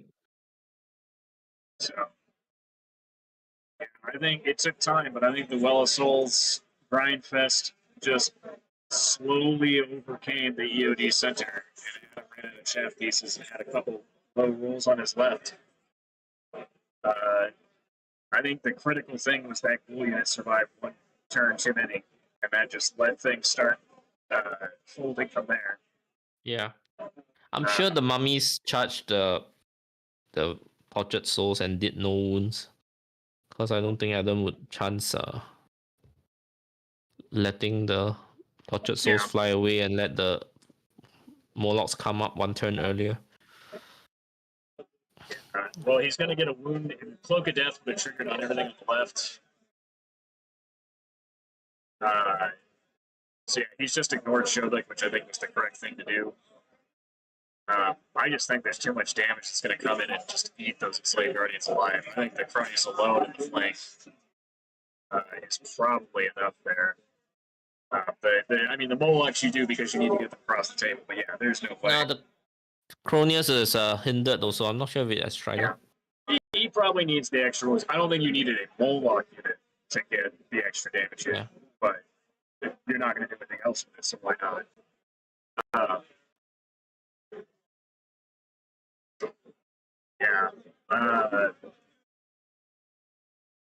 I think that was the right move. Don't overrun, because if you overrun, you give Shobek a free flank, potentially.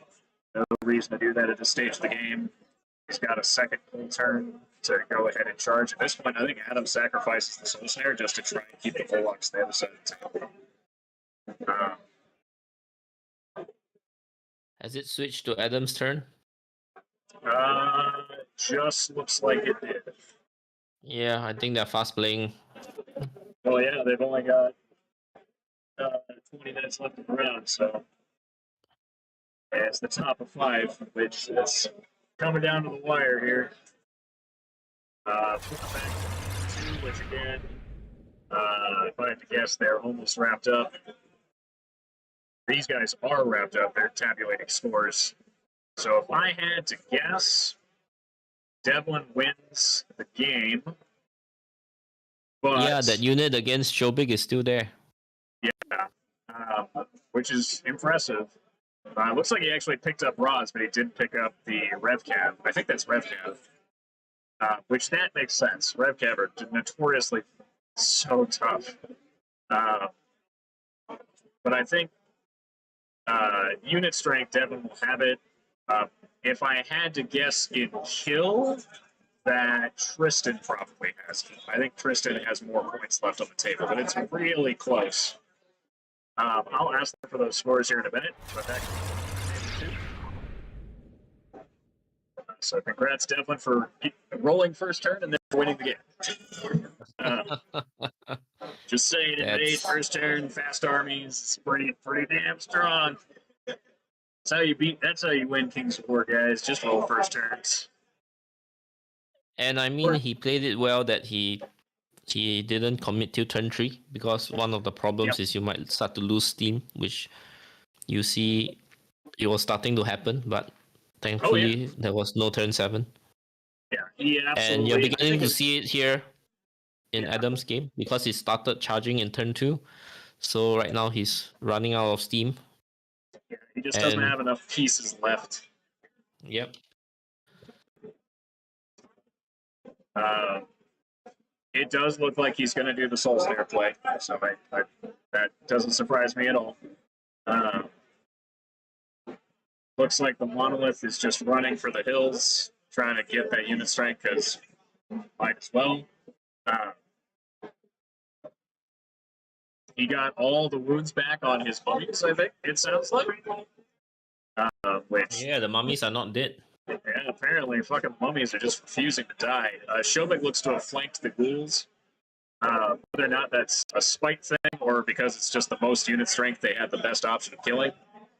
And I think that is the right call. It's not a flank. Yeah. Sorry, that is the rear of the ghouls, I Rear. believe. Turn around and search it in. Yeah, no, he's doing good with those surges.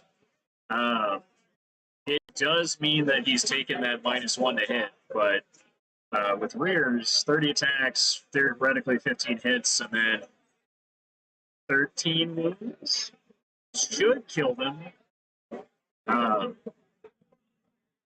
If you withdrew and searched in, the -1 still applies. The -1 does still apply because you withdrew. Right. It was a subtle nerf to surge as well, for sure. But I don't think that makes Shobek any less good. As we can see, he's clearly getting every conceivable flank and rear within the whole game. So,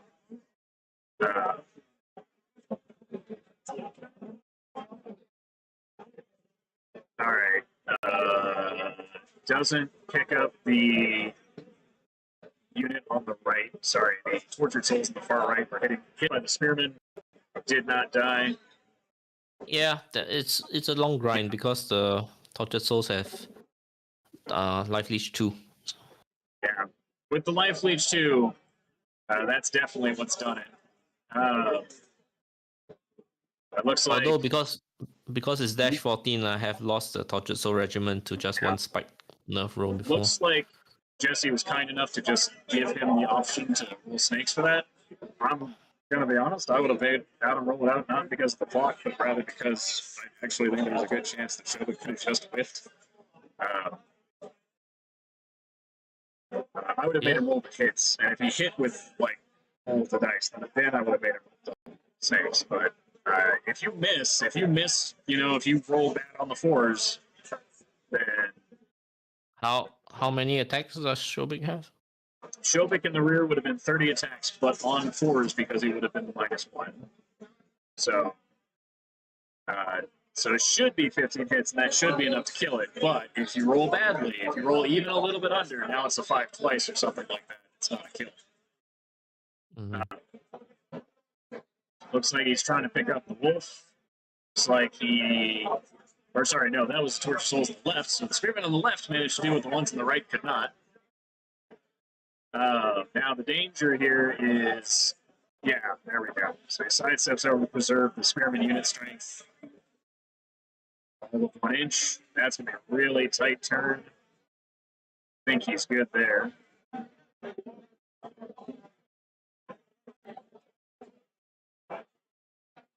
So Molochs will have to spend a turn killing the soul snare. Whether or not he can get them majority on the far side of the table is going to be really close with those spears. The Molochs in the flank here, though, that's going to kill the regiment of mummies. It's a lot of easy charges, I think, for Jesse in this turn, despite Adam having a pretty decent turn of comeback damage between killing the tortured souls on the left, killing the regiment of ghouls on the center, not being able to kill the wolf mean he couldn't turn to face the Molochs, but realistically, getting a rear from the Cronius would also have been really bad. So I think the mummies' days are just numbered. If Adam's best hope here, I think, is that he gets really lucky and gets the snake eyes out of Jesse on either the skeleton spearmen or the mummies. Actually, he needs it on the skeleton spearmen because the unit strength is what matters here at this point. And with the skeleton spearmen, he may still have enough unit strength to actually get a close guard. But I think there's just too much left for Jesse here between 6 unit strength from Molochs. I count at least 3 various characters, 4 if you count the other Cronius. And because it's bottom of 5, he still has 1 turn to just walk across the table.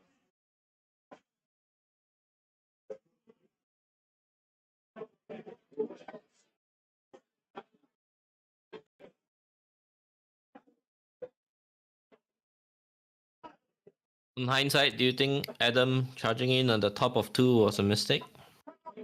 No, I think Adam's play was correct. I think what really did Adam in was the really critical turn where he hit the ghouls with a troop of mummies, the idol Shobik, and the dragon, and still didn't kill him. And the dragon should have been unhindered. Shobik has Strider, so he doesn't care. Um, I don't know. I don't think the ghouls are the ones that have Ensnare off the top of my head. It's been a minute. Nope. Just a But they have yeah. 14, 16 nerf. Yeah. So Shobik should have done an average of around 5 or 6. The dragon should have done an average of around 4. That on its own is pretty close. The mummy basically needed to do like 2 wounds. I do think the mummies charged the tortured souls. They didn't because the tortured souls were able to fly away. Well, they whiffed on the tortured souls, no? Either What do way. you think? I think he put them into the ghouls, but in either case, I think they whiffed one way or another. He really needed them to hit something, and they did. Did the mummies charge hindered out of the forest? They would have had to. Yeah. So it would have been on 5s with 10 dice.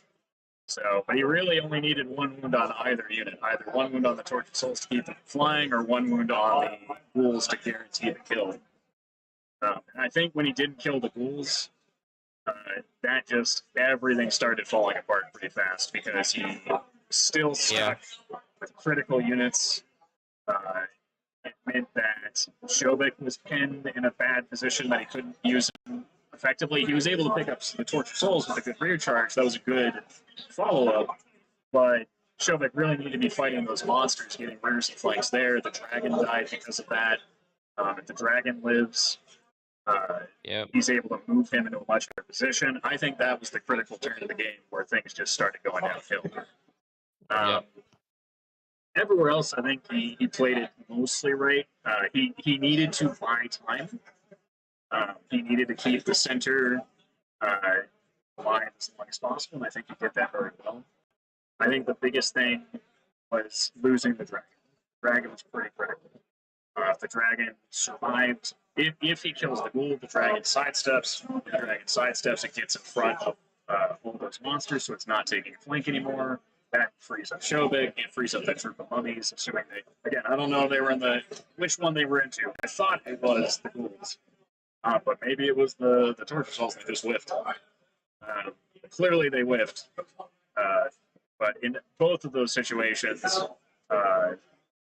he picks up that unit. He's in such a much better position. The enslaved guardians are now alive and surviving and able to do the countercharge they need to do rather than having to fight their way through all this other crap.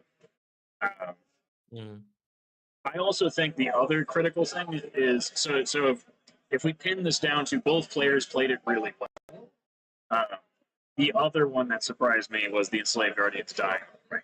I think that was a pretty hot nerve. I don't say hot. If it's a 50-50 chance, it sounds like it was probably 7. What's Cronius's attacks? It's Cronius is D6 plus 6, so it's a random on 3s with crushing 3. So they do hurt. And Cloak of Death. And Cloak of Death for guaranteed point. So, assuming so, you start with cloaks. You're already at 16. Assuming he rolls average. So let's say you've got 10 attacks on 3s.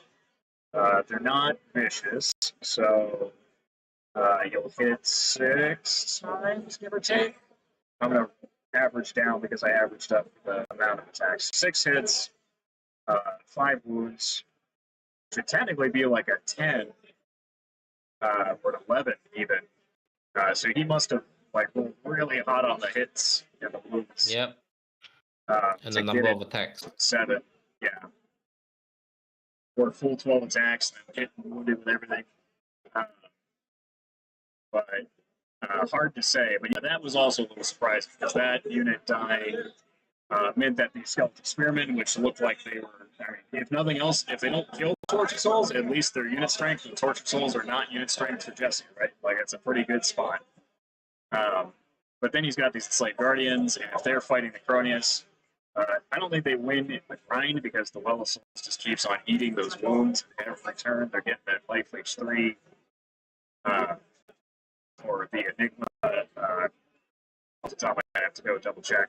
It's a nasty combination. Uh, Yeah. each point of damage the Crosius causes a melee, you may remove a point of damage to a single core unit to a maximum of 3 per turn. So it's life leech 3 for other Cronius. So with that being the case, he just keeps on healing, he keeps on pulling everything off with the lowest souls. That soul drain of 9 inches to take 20 wounds away from things across the table is just so strong on high defense units. A lot of nerve. That's why this abyssal list works. It's a very strong list. Yeah. The thing about Abyss is they don't have very strong hammer units. I mean the Morlocks are strong in combat, but then they are defense 4. Okay, So I was they about really to say. It's a they pretty really good unit. It's got struggle. brutal. Yeah, I mean they touch whatever they kill whatever they touch, but Yeah, them surviving is an issue. So yeah. You do have to escort them in. So that is a big deal.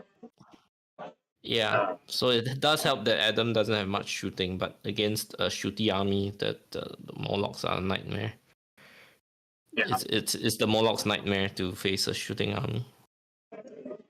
yeah. Well, my question now is so the funny thing is that uh, I don't think Jesse wants to win too hard.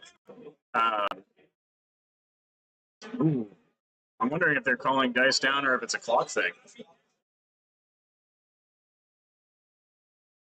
1, 2, 3, 4, 5, 6, 7. That's 7 unit strengths, 8 unit What's strengths happening? for Are Adam. they counting? I think they're trying to figure out last second unit strength. So it's Jesse's turn 6, I'm guessing, because Adam moved everything he could onto that side of the table. So Adam has 8 unit strength left on the table. It is all on the correct side of the board.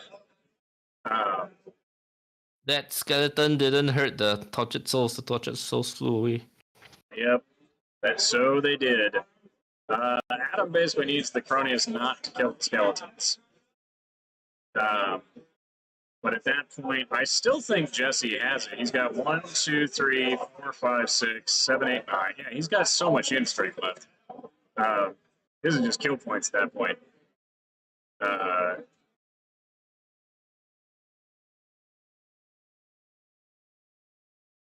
Yeah, he's got at least 1, 2, 3, He's 4, got 11 5. right now. The tortured souls Yeah. are 2. If as long as the Molochs are on the correct side of the table, he's fine. Yeah, they're 2 for some reason. Jesus. So yeah, if he's got everything, then at that point he should have had the bottom of the turn. So I don't think it's possible for Jesse to lose at this point, unless he just.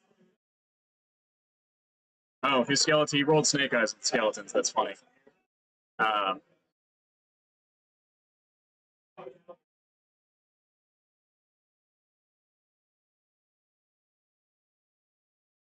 I see. I don't know that I would do that, but that is funny. So Adam's now making Jesse roll that out, not because of the clock, but because if the skeleton unit is not devastated, he can turn it around and surge it into the back of the tortured souls, potentially. I don't think he has the ability to do that.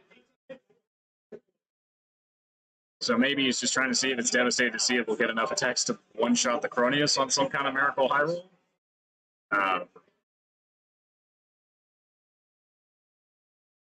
Definitely.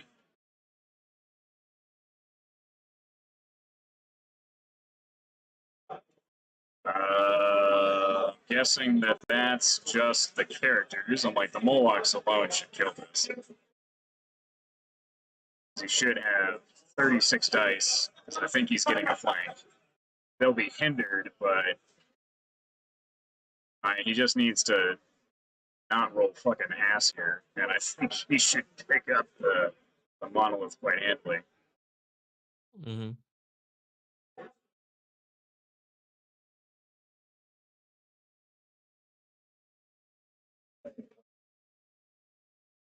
he does need, it sounds like 2s, which means a Bane Chant went off somewhere. And 1, 2, there. I was gonna say there's plenty of wounds there. Plus brutal, plus what was already there. Yeah. Yeah. Here comes the snakes twice. Okay. So that's 7 unit strength left on the table for Adam at that point, and no surge ability left. So I don't think Adam has anything left, and I need to check his scoring. So there is actually, Lowell does have, it's not a 15-10-5 system.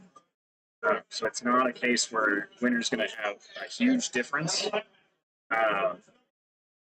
So it looks like Adam was at that point accepting that he was going to lose and more just trying to minimize the loss.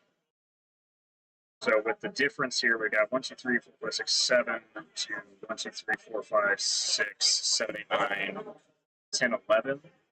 So it's a difference of. Does devastated count as less unit strength? Dude, if that's a rule that I don't know about, I'd have to check. I don't think so, but I don't believe it does anything to unit strength. I don't have my book on me at the moment. I'm not gonna try to open it. Well, actually, I could just check the app. you can check the app. It's faster.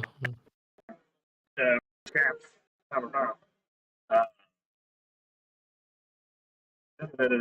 Devastated. Amount of damage, yada yada yada. Has their attack, unit strength, and unit strength. Mm-hmm. Rounding Round it down. So it'll be unit strength 1 if it's devastated. Yeah, so that's why Adam wants to check whether he's pretty big. That said, it looks like they rolled a turn 7. I realize my turn count is probably dear. way off. So this is about to be bottom 7. Adam basically has to kill the Cronius with the Skeleton Spearman, or else he's definitely going to be devastated at best. And that's going to be a much bigger swing. Right now, the difference in scoring points is 4. Let me check something, because it's also going to be bonus points. He's not going to get the kill point. There's just no way. So scenario A, the bonus points, or scoring points more accurately, having more kill points is +3, of which Jesse absolutely has more. The having more inspiring units alive is also probably going to Jesse, because I imagine the Well of Souls inspires. I imagine he still has at least a Warlock left, so he'll have 2 to the 1. And Shobek, I actually think is very inspiring, which means that I don't know that he actually counts. I would ask Mark that. I'll ask him that later. But in any case, I don't think Adam has more inspiring units on the table than Jesse does. So that's going to be +5. So Adam's at a -7 or -9. So it's already a 15-5, basically. They're taking the sheets out. They're taking the sheets out. Is it down to time? Why didn't the Cronius kill the skeletons? Might be time.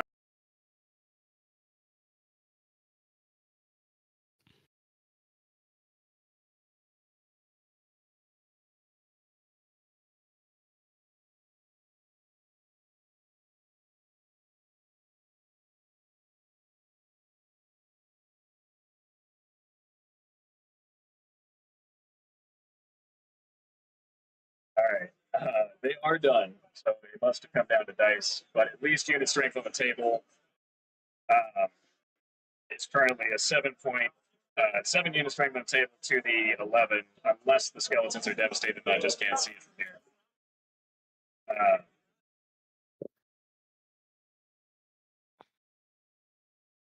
All right. But yeah, I was right. So yeah, it's 15-5 to Jesse. Very nice game to watch. Very nice game to commentate. Uh, excellent caliber of play from both players. You gotta ask Adam then. Was that the fluffed die roll that changed the game? The failing to kill those ghouls? Uh, And whether he put the mummies into it? into the tortured souls. Which unit did they whip on? I will Yeah. absolutely follow up with him when we go to lunch here in a minute. But I'm gonna quickly get everyone on the stream, so I'm gonna switch us to camera room shot, which my beautiful voice will still be sounding on at least for a little bit longer here. So for everyone, we will be going to break here momentarily. We'll be gone until approximately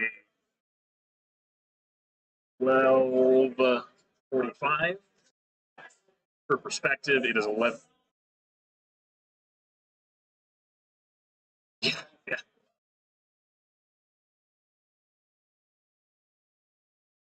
yeah.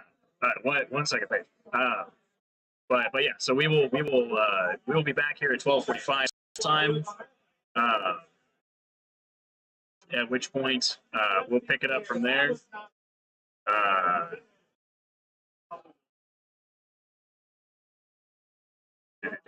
gotta get my text. All right, that existing break.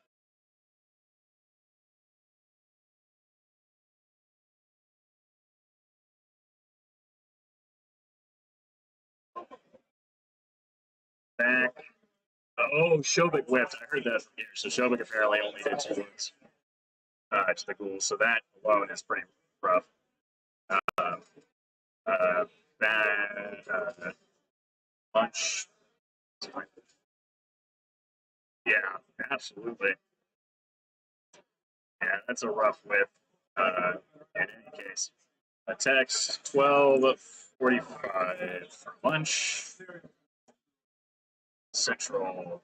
Actually 12:45 at Central Time.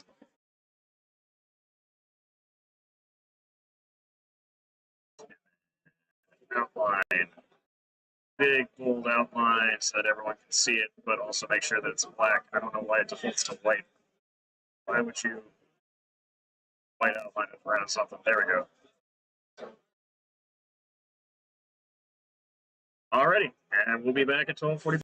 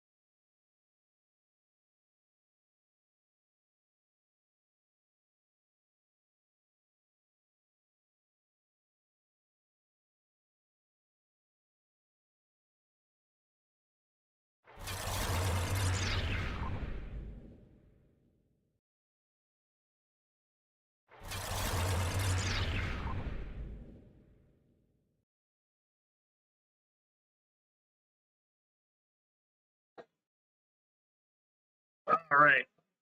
Welcome back, everyone, to Lone Wolf Cast Stream. Let me get these names adjusted.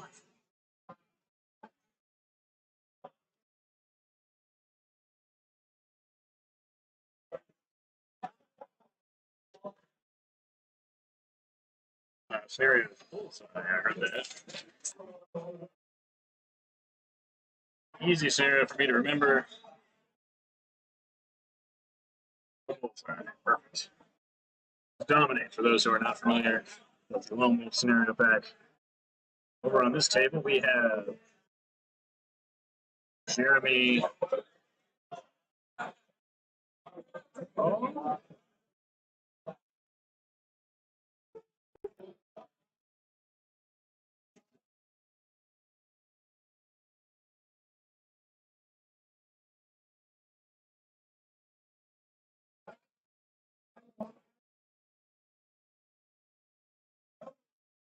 Spelling it, his name right here. Jeremy Duvall.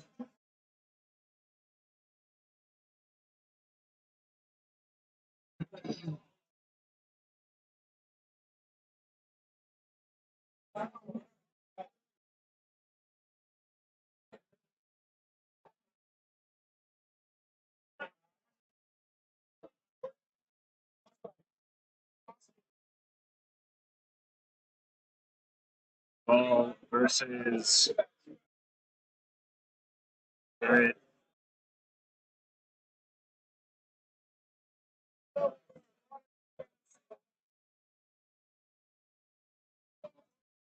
Oh crap, I may not have Garrett's list.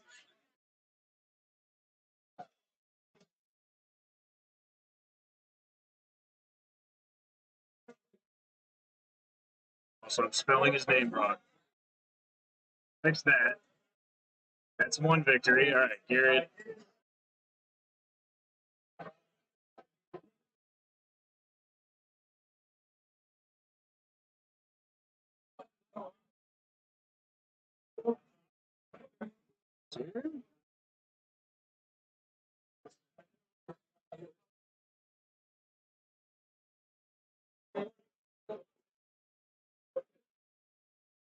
Clement.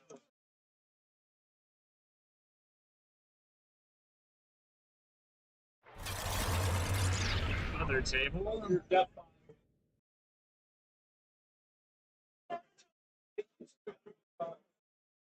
Young. Yeah.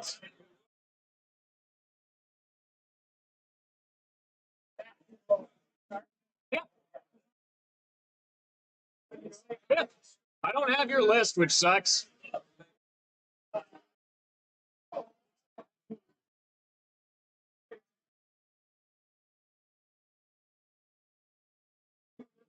It's fair. Okay, thank you. It rocks. It's great. All right. Matt Young versus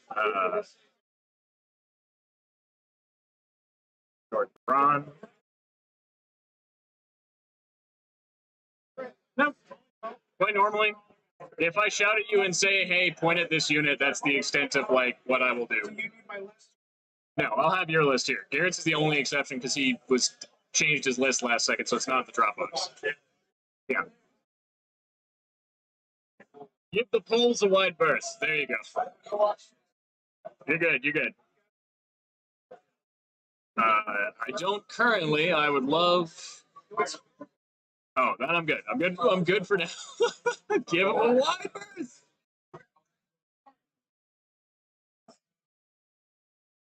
Yeah. Oh, I see. I see. All right. Jordan Braun.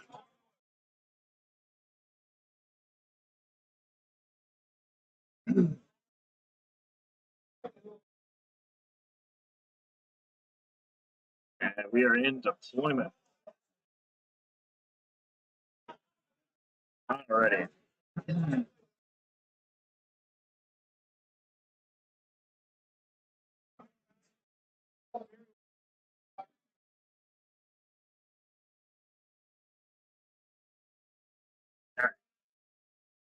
We got table 1 going ahead and starting their terrain deployment. Table 2 is already in deployment. Sorry, go ahead. Skip over that. Looks like they just kept the train as was for the table. So I believe that the scenario is bullseye, which I'm going to triple check with our matchup chat to make sure that I'm looking at the right thing. Going to get our link up and running.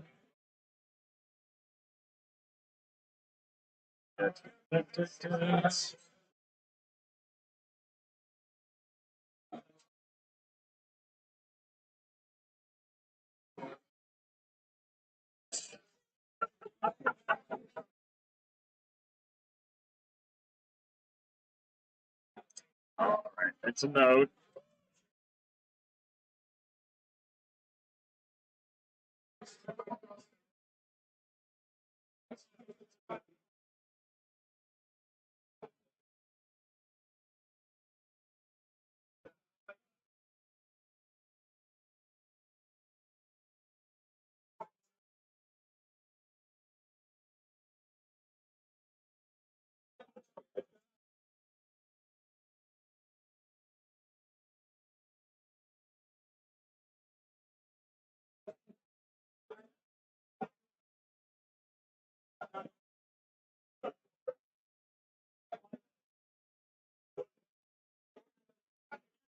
All right.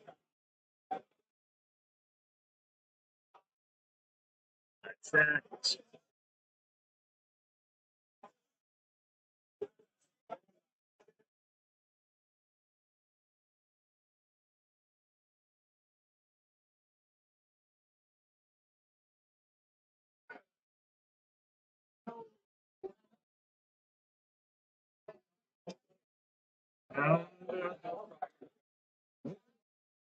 Right.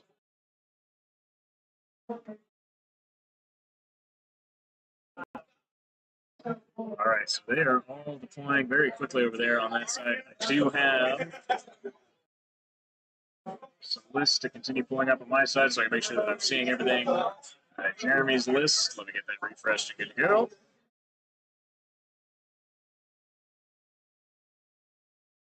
Okay, really struggling.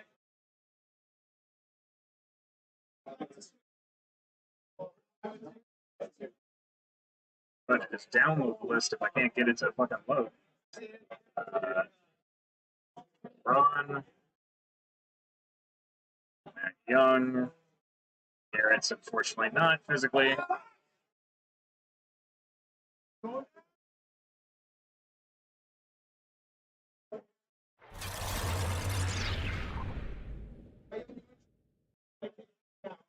Yep. Oh, you switched sides. Okay. Well, now it shouldn't be that hard. Okay, I mean, you can just tell me a drink and we'll call it a day. All right.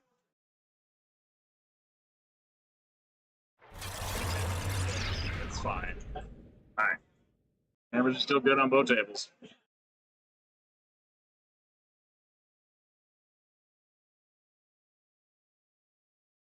Alrighty.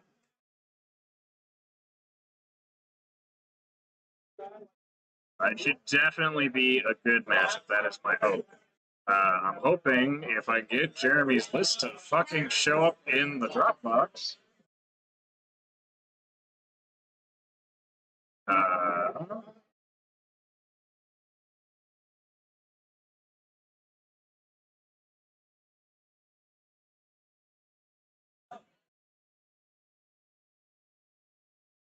Try this. See if it's any better.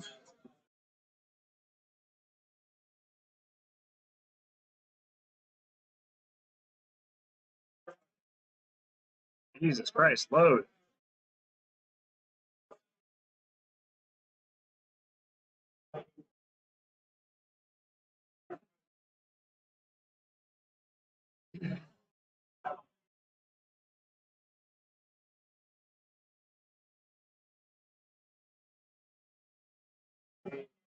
I don't know why I can't get Jeremy's list to load. That's causing some issues.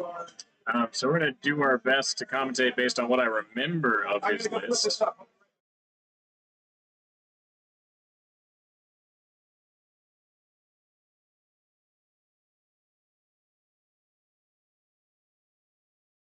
Jesus, what is going on?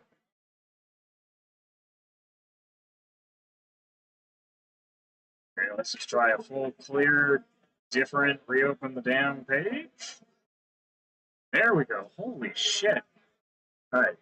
Sorry, I didn't know why that was so difficult to get Jeremy's list up here. So, Jeremy Duvall versus Garrett Mercier on table 2, and Matt Young versus Jordan Braun on table 1. Jeremy Duvall is running EOD, so we have another EOD list. We have a lot of those currently at Momo. And then on table, Garrett is running a that he ended up giving me because he was late for his list, so I got it in my hands. So it's Trident Realms instead of Salamanders. So I'm going to just try to find a place to slide that in. There we go. So he's got Riverguard Tree Leapers, Placoderms, Riverguard Dam Busters. Placoderms are heavy infantry, so that makes it pretty easy to spot on the table. These are his Placoderms, almost certainly. These are his Tree Leapers, almost certainly. Looks like they're rolling for firsties. Got a draw. We've got, these are his Dam Busters. Yep. And then he's got Riverguard Sentinel. He's got 2 different Sentinels. I'm guessing one of them is there. I'm guessing this is his Wolf. And his other Sentinel is probably here. It's the small character. And then last but not least, he has a Worm Rider Centurion. That is probably on the far right over here. And as well, I have a back to this sheet. I feel like there's more in this table than that. What are the 2 things on the far side? Oh, they're Knuckers. Okay, cool. That makes sense. I was like, I'm missing something clearly from the sheet. So he has 2 Knuckers, 1 Knucker, 2 Knucker. He's dropped out. The scenario is Bullseye, which is a classic take the center of the map. That's why they get a token right here. It's effectively a dominate scenario, except for if you look at the red dot that I'm using, it goes from being the very center is worth the most points, and then there's a larger scoring zone that's your standard dominate 12-inch, and then there's an even bigger zone. So basically, the closer to the center you are, the more points every unit is worth. Looking at Jeremy's list and how he's deployed, also so we just kind of get an idea of what the units are on the table. Easier to track. We've got a troop of mummy right here. We've got 2 regiments of mummies here and here, it would appear. We've got a horde of skeleton warriors. We've got a horde of enslaved guardians. We've got scavengers. I'm guessing these are his scavengers, 1 and 2. Got the soul snare. I'm actually sure where his soul snare is. I'm guessing it's this purple glowy thing. It's the only thing that makes sense size-wise. He has an Ammonite Pharaoh hero. I think it's a Foot Pharaoh. So I actually take that back. I think this one's his Foot Pharaoh because it has the Eternal Guard, similar to the upgrade we saw last time. He has a Cursed High Priest that is not mounted, so I'm guessing this in the back is his Cursed High Priest. And if I look further down, he has Shobek and 2 reanimated behemoths. The reanimated behemoths, I believe, are here, and that leaves Shobek here in the center. So a very strong center line with mummies, Shobek, lots of high defense. Honestly, the easiest thing to pick up on the opposite side of the table is the skeletons and the 2 chaff units. If a monolith, he does have a monolith. So yeah, this back here is very obviously the monolith. That'll touch the table. Fairly easy to use that as long as he's got it close. If I had to predict opening moves, looks like Jeremy got the turn 1. All right, goes there. top of 1. However, that's probably likely to switch over really fast here. Because they're literally already going to shoot. Both these guys are really going to be fast on the first turn. Yeah, already looks like Jeremy's relaxed, so we're already at bottom 1. Fucking some fast turns over there. Bottom of 1. Flipping over to we talk about the list on table 1. Okay, that's muted so people can hear me if they come into Discord. Looking over at this list.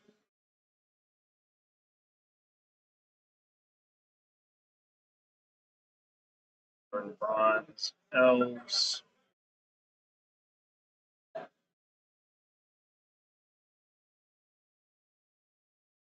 Which, for some reason, just don't want to load.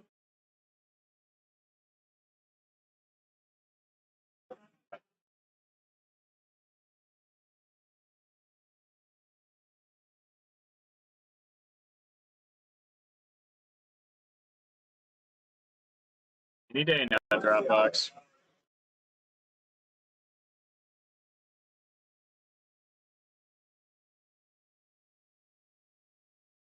Mm-hmm.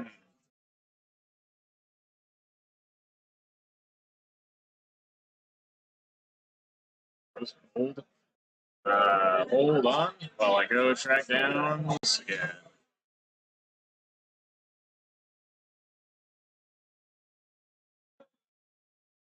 I swear.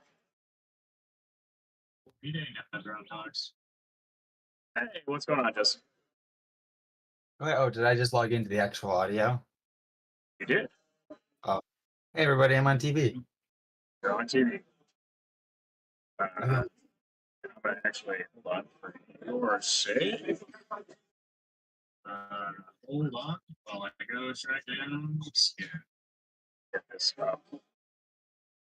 You. The resolution and the frame rate low because we need that for the cast. There we go. Oh, did I just log into the audio? You did. Hey everybody, I'm on TV. You're on TV. Oh, is that cascading? Now I can hear me on the YouTube. I'm gonna mute myself. Yeah, that's gonna end up doubling down there. Still having some issues with the list not loading properly. So that's fine. Let me see if I can get that fixed again.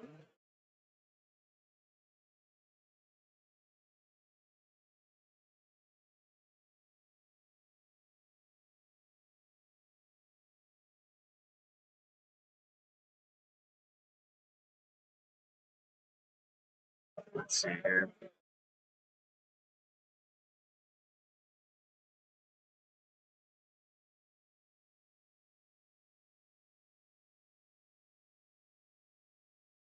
Okay. Well, tracking down the list still as we're waiting for this first turn deployment. It looks like Jordan did win the roll to go first, though, so we'll at least get that sorted while we get lists so I can top of 1. I believe those are silver breeze cab, if I had to guess. But give me 1 second. Go hunting for lists.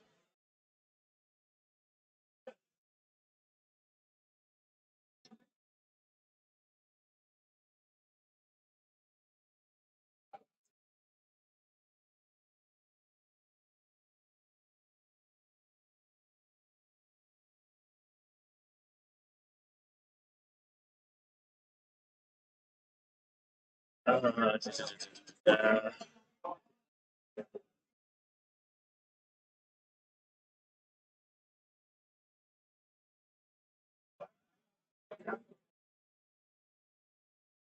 is it really that early in the month? I feel like that was later in the month. What the heck is like, yes. Oh, there it is. Jesus. Okay. It was early in the month, apparently. Let's see if I can run it. That's what it is. Very specifically Dropbox problems.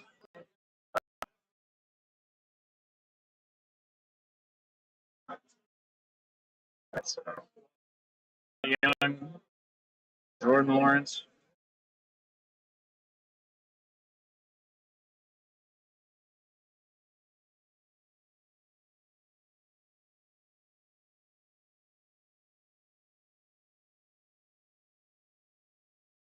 Jesus, it just does not load. It's just not like reading two at a time. Okay, maybe it's because I tried to open two at a time, but yeah. All right, so we got Matt Young's list here. And hopefully we'll have Jordan's here anyway. Fucking loading. There we go. Jesus. Okay. Dropbox just being incredibly slow for some reason. Everything else working fine. But in any case, so looking over at this table, we have Matt Young with what looks like a giant. That's pretty easy to spot. We got two hordes of boomers. I believe those are here and here, respectively. They're in his back line currently. Got two warrior regiments, which I believe are here and here. We've got two hordes of siege breakers, which I'm assuming are his front line. It's got a very tightly packed opening formation. How's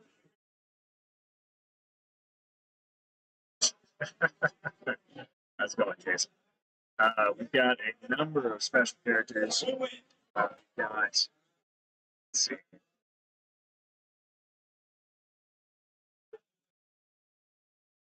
Two over warlock heroes. One and two, I assume. Have an ogre warlord on a chariot who looks like it's way over here. We also have Namarok, which I believe is hiding in the back. And then we have that is the extent of the list. So I believe this is his wolf, if I had to guess. It might be his ranger. Not actually sure which one Matt took. Doesn't list at the top, but it is a lone wolf hunter, so I would assume it's the lone wolf. Looks like he's deployed with stacked flank, potentially to deal with this dragon. And then the rest of it, he's kept really centralized, which I think is smart because, again, this is dominate with extra steps. So he wants to have the majority of his forces in the center of the table so they can take the most advantage. If I had to guess, he'll stack his flank as hard as he can against this while he's getting shot. On the flip side, for Jordan, we have 5 regiments of Sea Guard. So that's 1, 2, 3, 4, and 5 regiments of Sea Guard. We have 2 hordes of Drakon Riders, which I assume are 1 and 2. We have an Elven King mounted. I assume he has the wolf in it. Or no, he has the ranger. So I'm guessing the ranger is the one that's sitting out front. He has 2 elven archmages, which I assume is 1. And I actually can't see the second archmage. One of them mounted. It is. So this is probably either this one is the archmage and this is the wolf, or the other way around. Well, actually, no. Or sorry, this is either the king or that's the archmage. It's a little hard to tell which. If I had to guess, this is the king and that's the archmage, just because of I would rather hide the archmage, but it is also early and I would like to get him shooting. I do hope Jordan knows you can't pivot into the forest to get line of sight to do charges, so I don't know why he's deployed sideways like that. But we'll see. Nimue, the Way Dancer, so he also has that on top of the rest of them.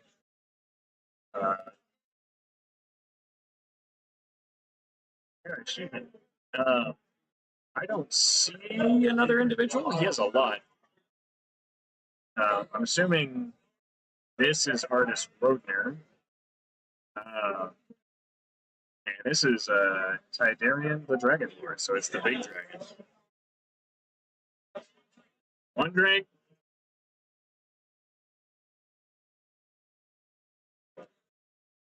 Right, top. There on the bottom of one. All right, flipping over to Jeremy and Garrett Merciers. We've got. It looks like Garrett has advanced pretty smoothly. There's not going to be a lot of plank shooting. We're very clearly in the top of two. Top of two.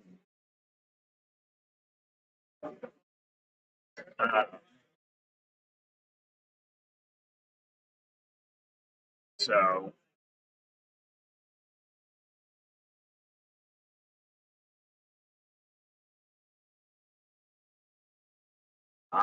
okay. So this gets really interesting because those tree leapers are going to be able to see anything that's on the hill, but potentially not stuff on the opposite side of the hill.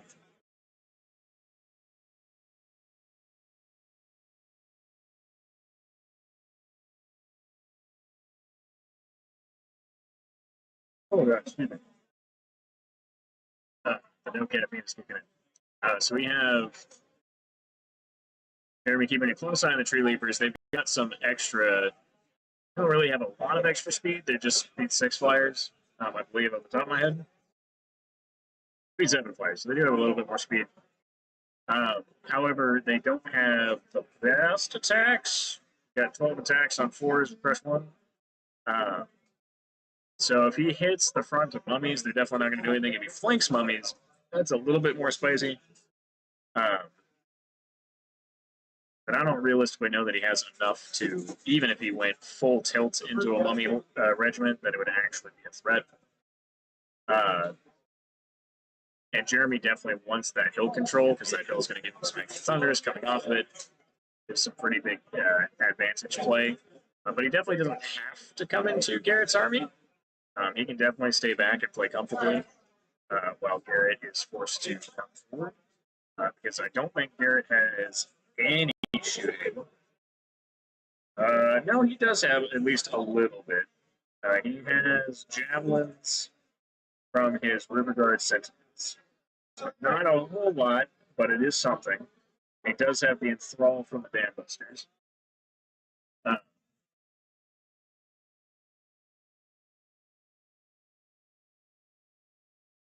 But he doesn't have any surgical things to really take advantage of the enthrall other than pulling it too far forward to where it might break the line. Holy crap. But yeah, the double enthrall, so 12 enthrall total, could be enough to pull something really far out of line and make it impossible to back up and force Jeremy to push forward a lot more stuff in order to basically compensate, make sure he's not getting flanked. Actually, looks like Jeremy may already be dropping some fast and furious charges here with the scavengers. Presumably to block up the Knuckers and the character. In this case, just one of the Tree Leaper units. But I still think it's going to be really hard to approach.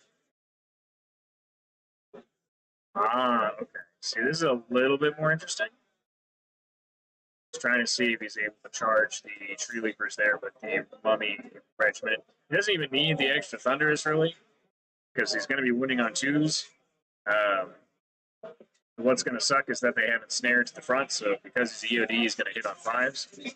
That is one of the issues with the slower EOD style is against snare, you don't have as many options to get around it. You kind of have to get in, stick with the grind, and then find the flanks as they start opening up, ideally with things like Shovik and your other monsters. He does have plenty of those, so it's not like he doesn't have the right tools. Looks like while Jeremy's thinking about this, because it's going to be a long turn 2, I suspect. So we'll switch over to turn 1, deciding how to plan that move. Looks like a couple of flank wounds were dealt out to Matt's units over the course of the game. I believe we are on the still on the bottom of one, I suspect.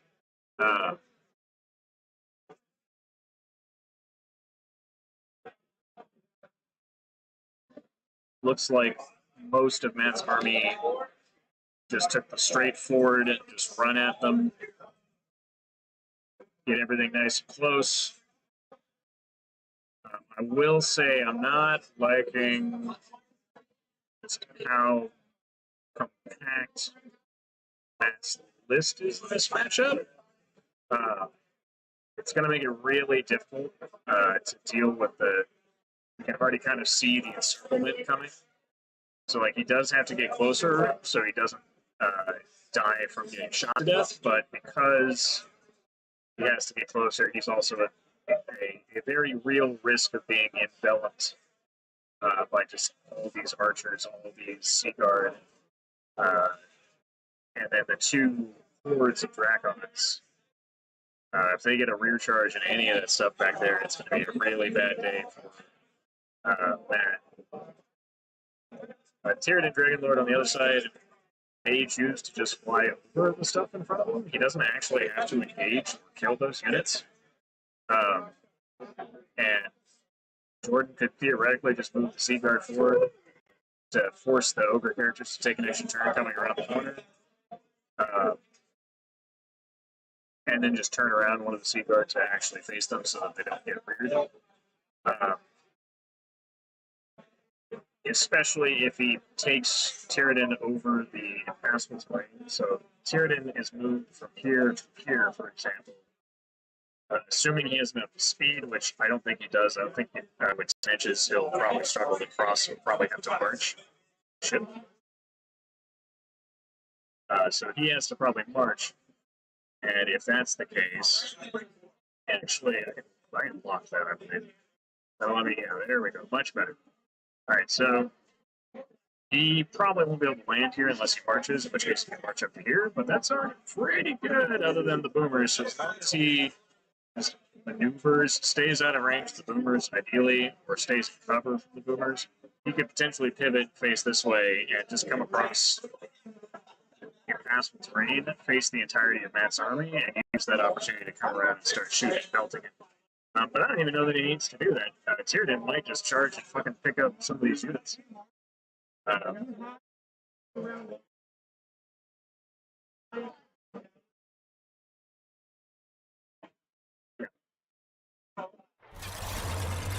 Swapping over here to Jeremy. Jeremy does look like he's charged his chaff in to buy some time. I'm not sure I agree with this because I don't see a good follow-up on the following. Like, I don't see the conclusion of this. He does have, he's obviously ensnared. The one on the right is going to be ensnared and in difficult terrain, so he's effectively on sevens. They were actually just asking about that. So at this point,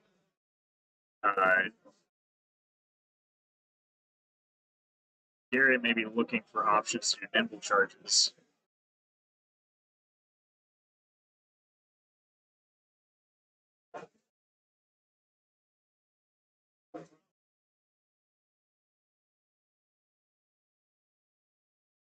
Cramped back here. All right. So looking at that, I don't know.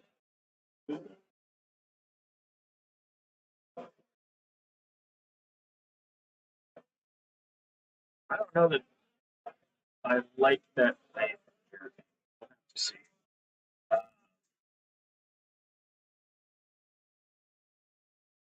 But I also don't like the idea of Jesse throwing in nimble units that don't have enough output to kill things. If he throws in things like Nuckers into Slave Guardians, then the Nuckers are going to have a bad time. And realistically, he doesn't have good follow-up options. And it looks like both units took at least one bonus of both of his River Guard regiments lost flying, basically. Without the use of flying, I'm going to make it a little bit harder for Garrett to engage.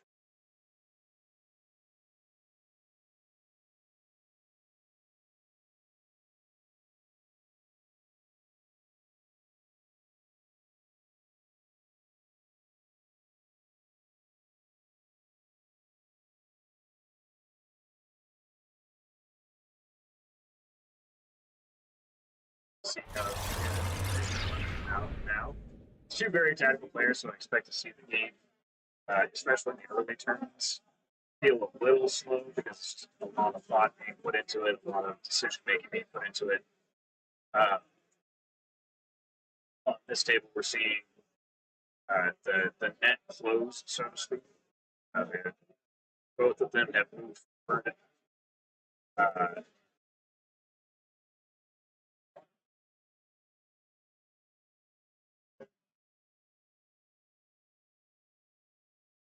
Yeah, looks like he's using the piece of basketball as cover. Looks like Jordan is potentially going to fuck off with the dragon. We're going to find out.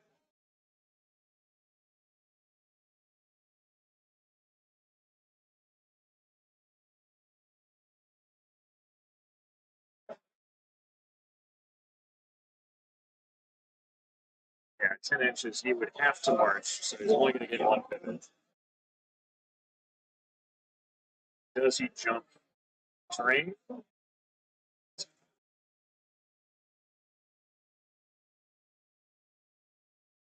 I don't know if he's going to do that in one pivot. Okay. He's just flying to the other side. That is fine. Yeah, that he should have plenty of room. He just can't go further than that, and he's not breathing fire this turn. So that seems fair. I expect to see a lot of shooting here in just a moment.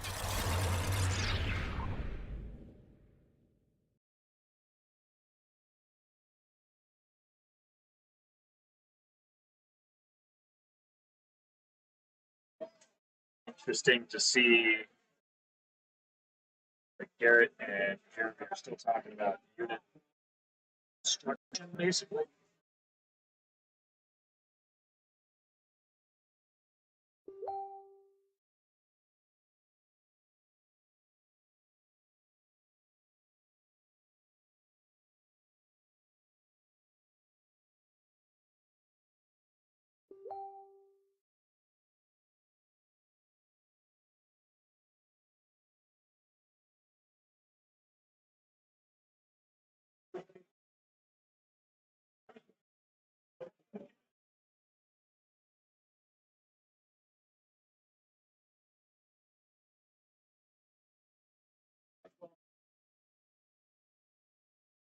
All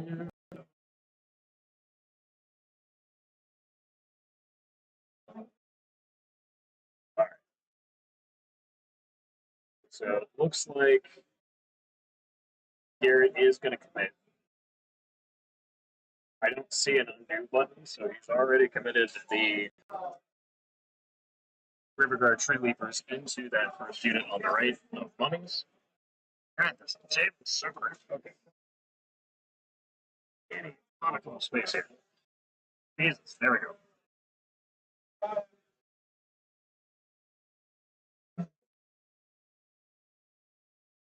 Yeah, I suspect Garrett's gonna. Oh no, he's doing a very, very limited engagement. So I like this. This is a lot better than just full plowing at Garrett, right? That said, I still don't know that I would have really thrown these units into these things here. I feel like the enslaved guardians are just going to murder that knucker on the counter punch. And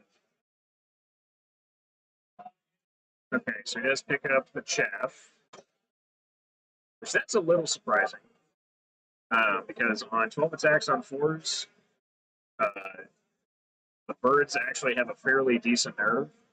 So I'm a little surprised to see those get picked up at one round of attacks.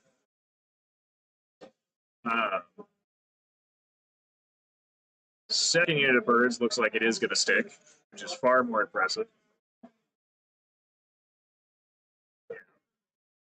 Sorry, I was like far more impressive. Far more correct. I need to drink some more of this caffeine.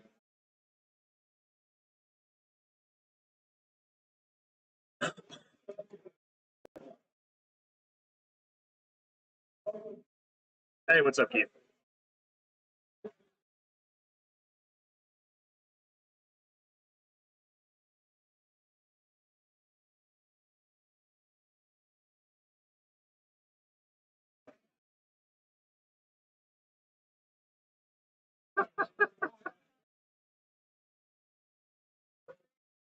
That's great.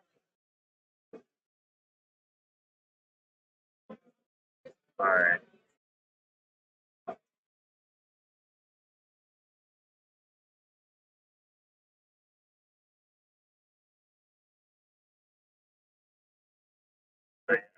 Looks like across the board the stuff hit the knucker that hit the mummy troop on the right hand side.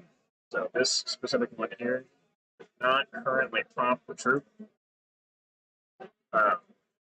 So again, I'm not 100% convinced by that engagement because now I feel like, oh, hold on, was there more damage there somewhere?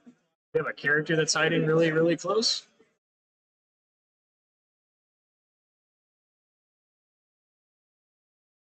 I can't quite tell. Maybe he had the wolf in there and I just can't quite see it. In which case, that was spicy, but it looks like the mummy troop held. I think they're not strong enough to kill the wolf just on their own with a counter charge, but with the soul snare being right there, there's a non-zero chance that he could pick it up with help from the soul snare and then overrun into the knucker and get the knucker kind of pinned. And in the meantime, the enslaved guardians probably pick up the other knucker without much help. Alternatively, he leaves it there and just kills the other knucker. A little hard to say.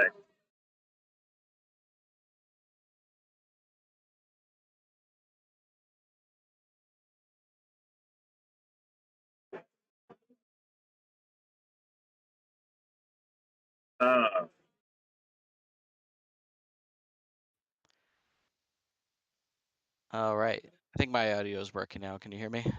Yes, now I can hear you. Much better. So we got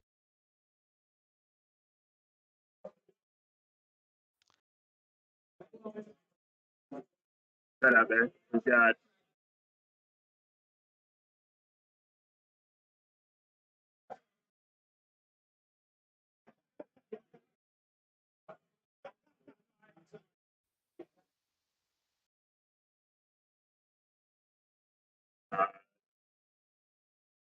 looks like Jeremy.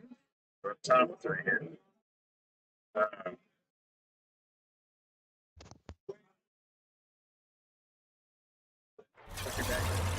Jeremy's figuring out his moves and what sure the left is going to take a minute. Looks like things on the Jordan game are currently. Hold on. I'm also following this. This should be top two. Top two.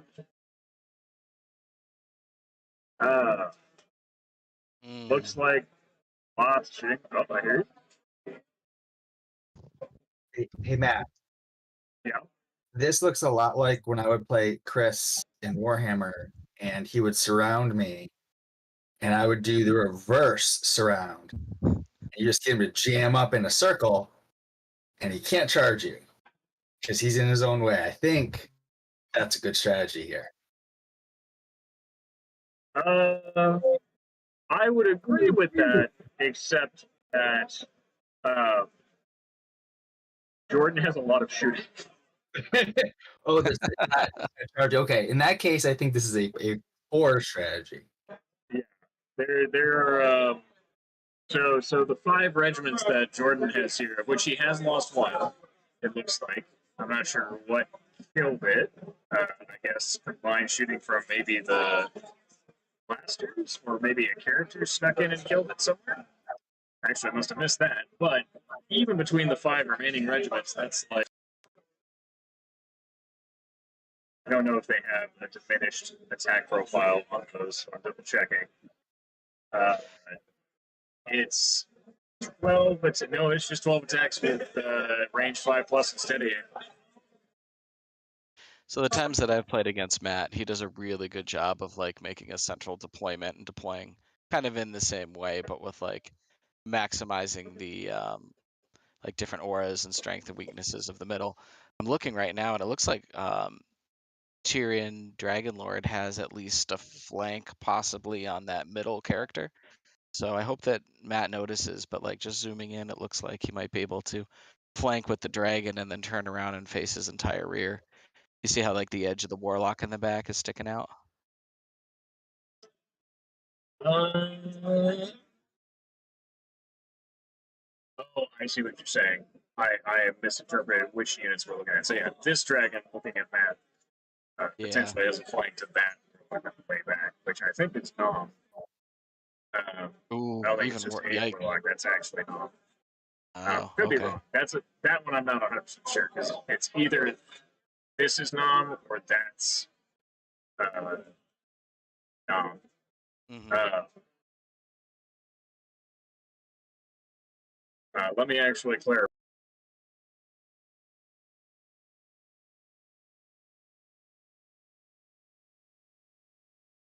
Okay.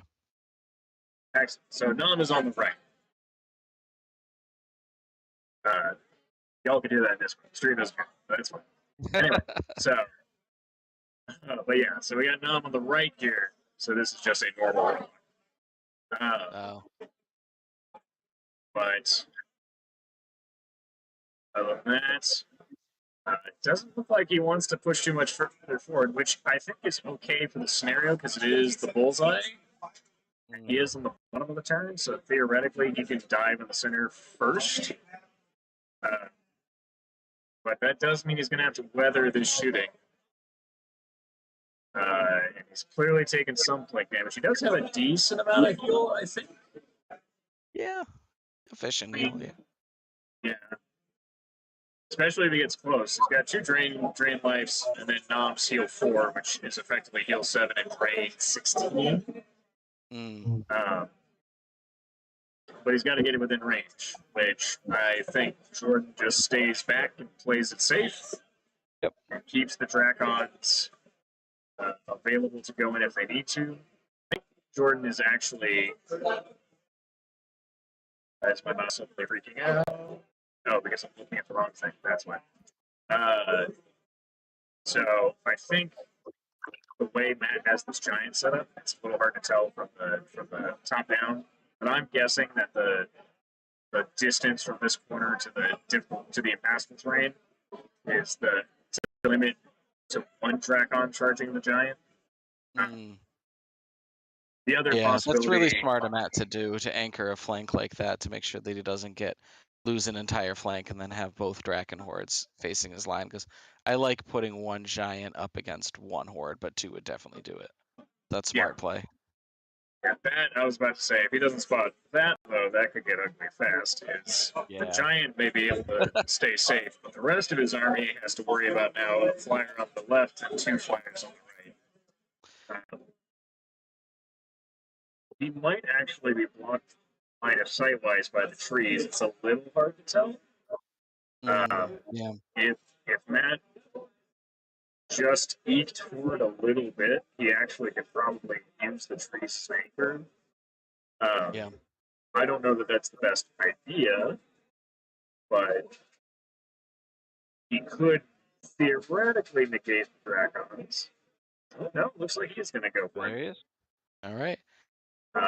I don't hate that. It's not. I don't think it's the best move ever. I'm actually a little bit worried about the second Dracon unit now because this Dracon unit may be able to see this, may be able to draw a line of sight through the front here, and I think they're probably just out of arc trying to eyeball that, but it's going to be really close.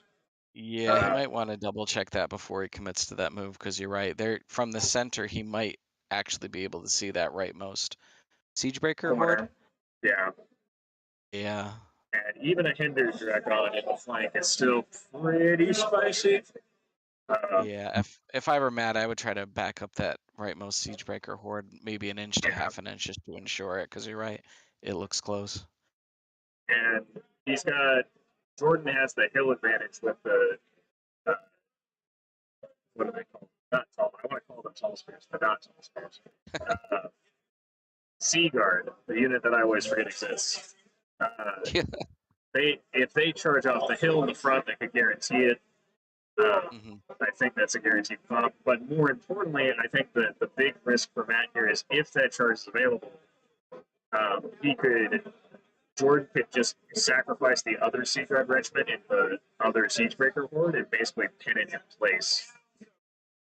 I do want to give a shout out to Matt right now in that like it's not easy to go up against this kind of speed in the flying units, and I think on the left he's done a really good job of preventing any landing zones for the dragon at the moment. I think that's really good because it's not easy, right? Playing ogres with different characters and giving up so many different flanks to keep a tight formation to prevent any landing. Oh yeah, yeah. No, he. I think he correctly brought himself forward to to basically face off against Tyranid, and then Tyranid didn't like the odds of 3 ogre characters versus 1 dragon, even a super dragon. I think this game is going to get really spicy on Jordan's turn. I think he's got to commit with the dragon at least. And probably with everything else, if not. It's going to be really interesting to see. We're going to wait for the rollouts to happen here, but then we'll switch back over to Jeremy and Garrett's game, which looks to be spiced up. Yeah, it looks like some wounds are getting on. I see at least 1 6 and maybe a 5 on Tadirian, so maybe a good roll. Taking him off would be huge because that takes away that speed element on that flank and lets him relocate to counter the Drakens a little bit better. If it's 11 wounds, that's a 7 labor. That's not bad. Mm-hmm. It's definitely doable.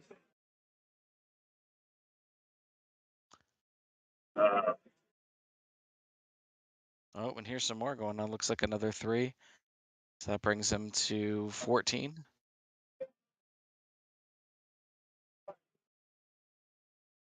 Oh, and that's big. Okay. Wow, nice shots from the boomer. Wow. Yeah, didn't quite expect that. Big break for him. Yeah. It evens it out. That's a pretty good start for Matt. Yeah. While Jordan's fiddling with his, I believe, turn 3. Mm-hmm.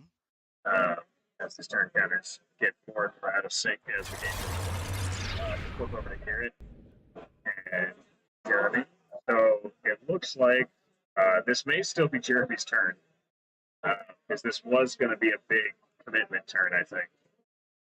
So I'm sure he's been talking it out with Garrett the entire time, trying to figure out what the best options were. But it does look like he has committed in these cases. It looks like he threw a behemoth into the flank of the tree leapers. And it looks like it did pretty well. I'm not sure if this is the enslaved guardians or the flanking behemoth. But given that flank fits, I suspect it's the tree leapers. Nope, I'm wrong. Cool. They just beat the living tar out of that. I believe that is a knucker. Yes, it's a knucker. Yep. So the enslaved guardians are reforming. He's now taking a quick second glance at the tree leapers. I don't think you even really worry about giving the flank there. Because it's complete. Yeah. Is that Knucker on a wall too? That Knucker's not going to have any thunders. So the Knucker, so those are hills, and I believe the Knucker is currently engaged to some mummies. Okay. A troop of mummies. What's the model in the top right that looks like it's on a wall? This, I believe, is a Worm Rider Centurion. Oh, okay. All right. So, because Garrett's list, unfortunately, did not have a drop box. I can shout at Garrett about that for forever, but I do have a printed version of it in front of me. So it's a Worm Rider Centurion in the top right, which it looks like they're figuring out what he'll be able to see on Garrett's turn. They had two really fast turns at the beginning. Now Jeremy's burning that clock.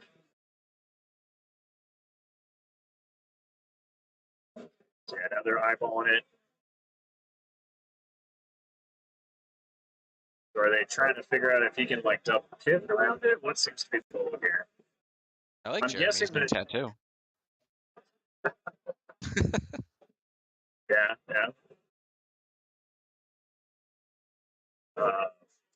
Maybe it's hard to tell from the top-down view, obviously, but I suspect that maybe the Centurion's actually facing to the left and not up, like I thought initially. Or no, actually, I take that back. That's why he was checking the arc. The Centurion is facing up. He was trying to make sure that the enslaved guardians were not in that line of sight. Yeah. And it looks like he got out successfully, which is a great reform and gives him some good options. Yeah. It's going to limit the options of the Naiad Centurion. It's going to limit the options of the Tree Leapers. I don't think he was able to get both out of arc. He wasn't able to arc cancel the Tree Leapers. Like, they're not blocked off. They can hit the front of the Enslaved Guardians, but I think he's okay with that.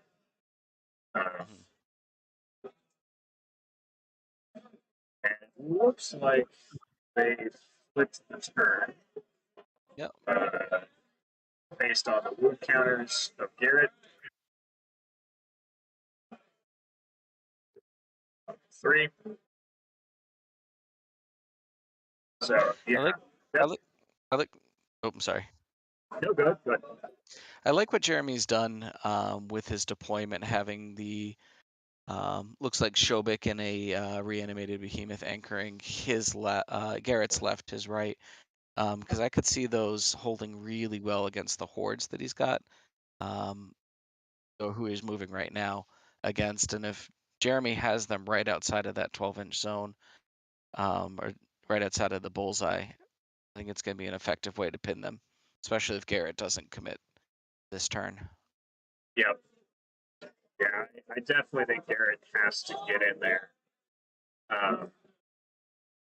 He's in a decent spot, I think, right now, where if he does get in, he can keep most, if not all, of the EOD army to the front, which is the best place you want to be in against EOD.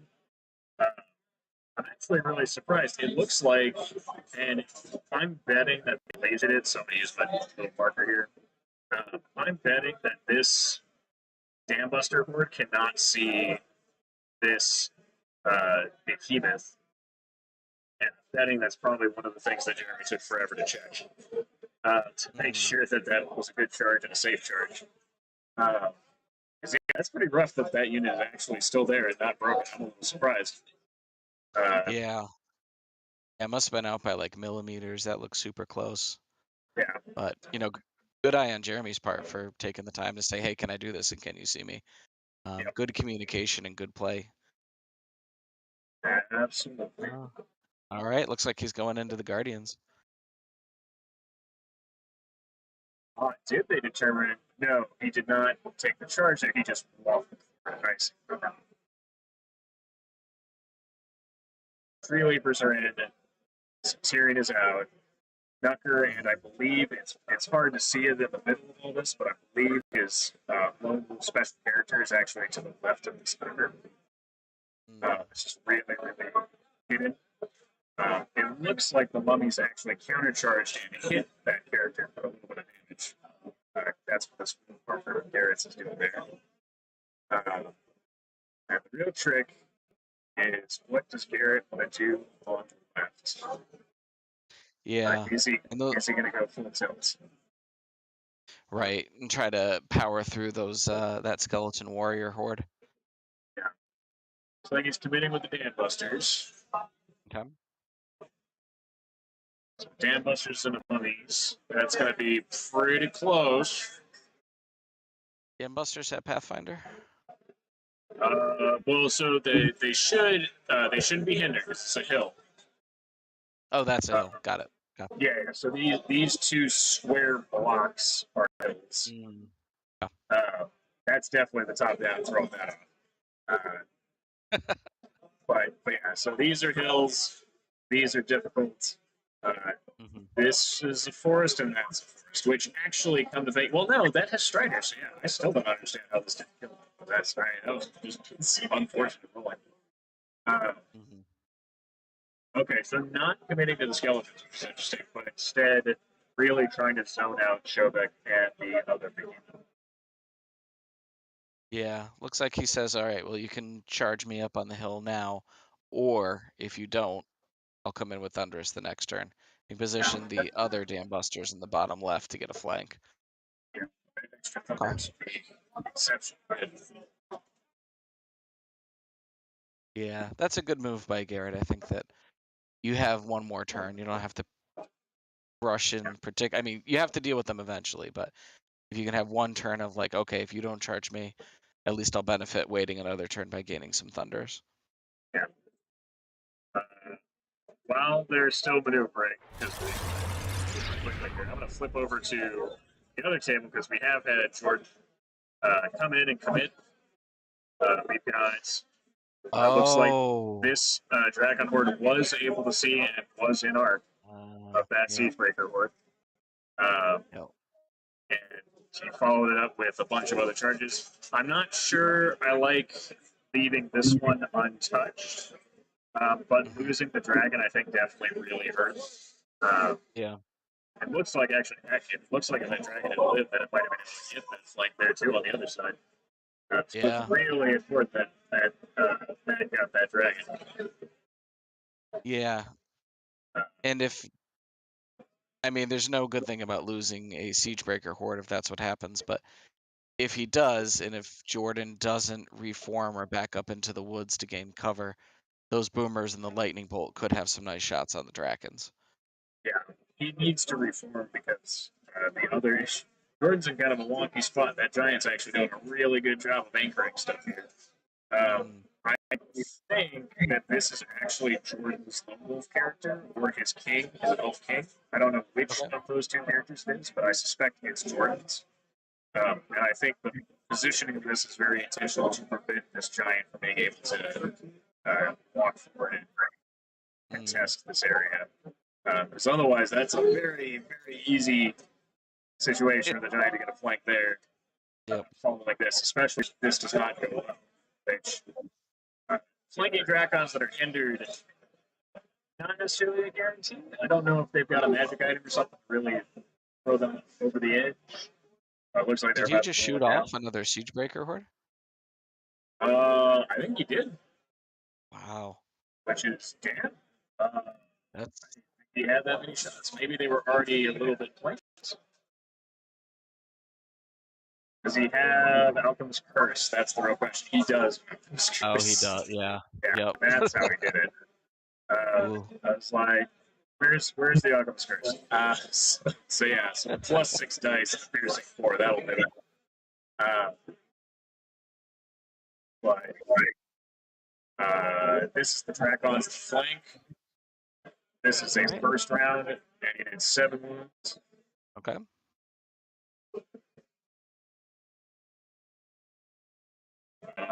Looks Really like, good to hit roll. yeah. And I think, yeah, considering they were on 4s, Yep. he did give them a lead. Or no, sorry, he didn't give them a lead. They're elves. They have.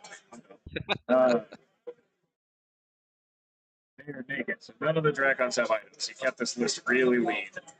On the unit side, at least, it's the characters that are loaded. There's the nasty hit. Yep. That's definitely snakes on the ogres. First one he's good, second one he's good. So both siege breakers pumped, but the shooting 4 is still there. Now we got to see how he does his reform. Looks like it's going to be a pickup pivot place. Try to get some cover in the woods from the shooters. Give Matt some choices. It actually looks like the giant may. I'm not 100% certain. It's going to be kind of difficult to tell. I think he can pivot past that. Yeah. He might be able to swing past, which I actually know that I like that. I would prefer to actually. Man, that's actually a hard call. Yeah. Matt needs to be able to leverage his shooters to pick up units here, and I think think he does put the giant there to sack those for a Yeah. turn, and then At least to ground them, right?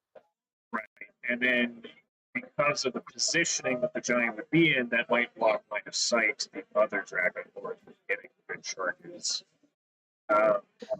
Looks like a poor to wound roll on something. I see a 1, a 1, and a 2. Not sure which combat they're doing now. Oh, on the is that a boomer regiment or a warrior regiment? I'm guessing it looks like it, and it's hard to see again. I keep thinking this is the wolf, but I don't think it's actually wolf because I think that's the lone ranger who ran in to try to stun to try to disorder the butchers, get them to stop shooting for a turn, or boomer, which is boomers, stop them from shooting for a turn, because that So, that impact would be quite nice. It looks like he does take that giant charge. yeah, I think that's the right play.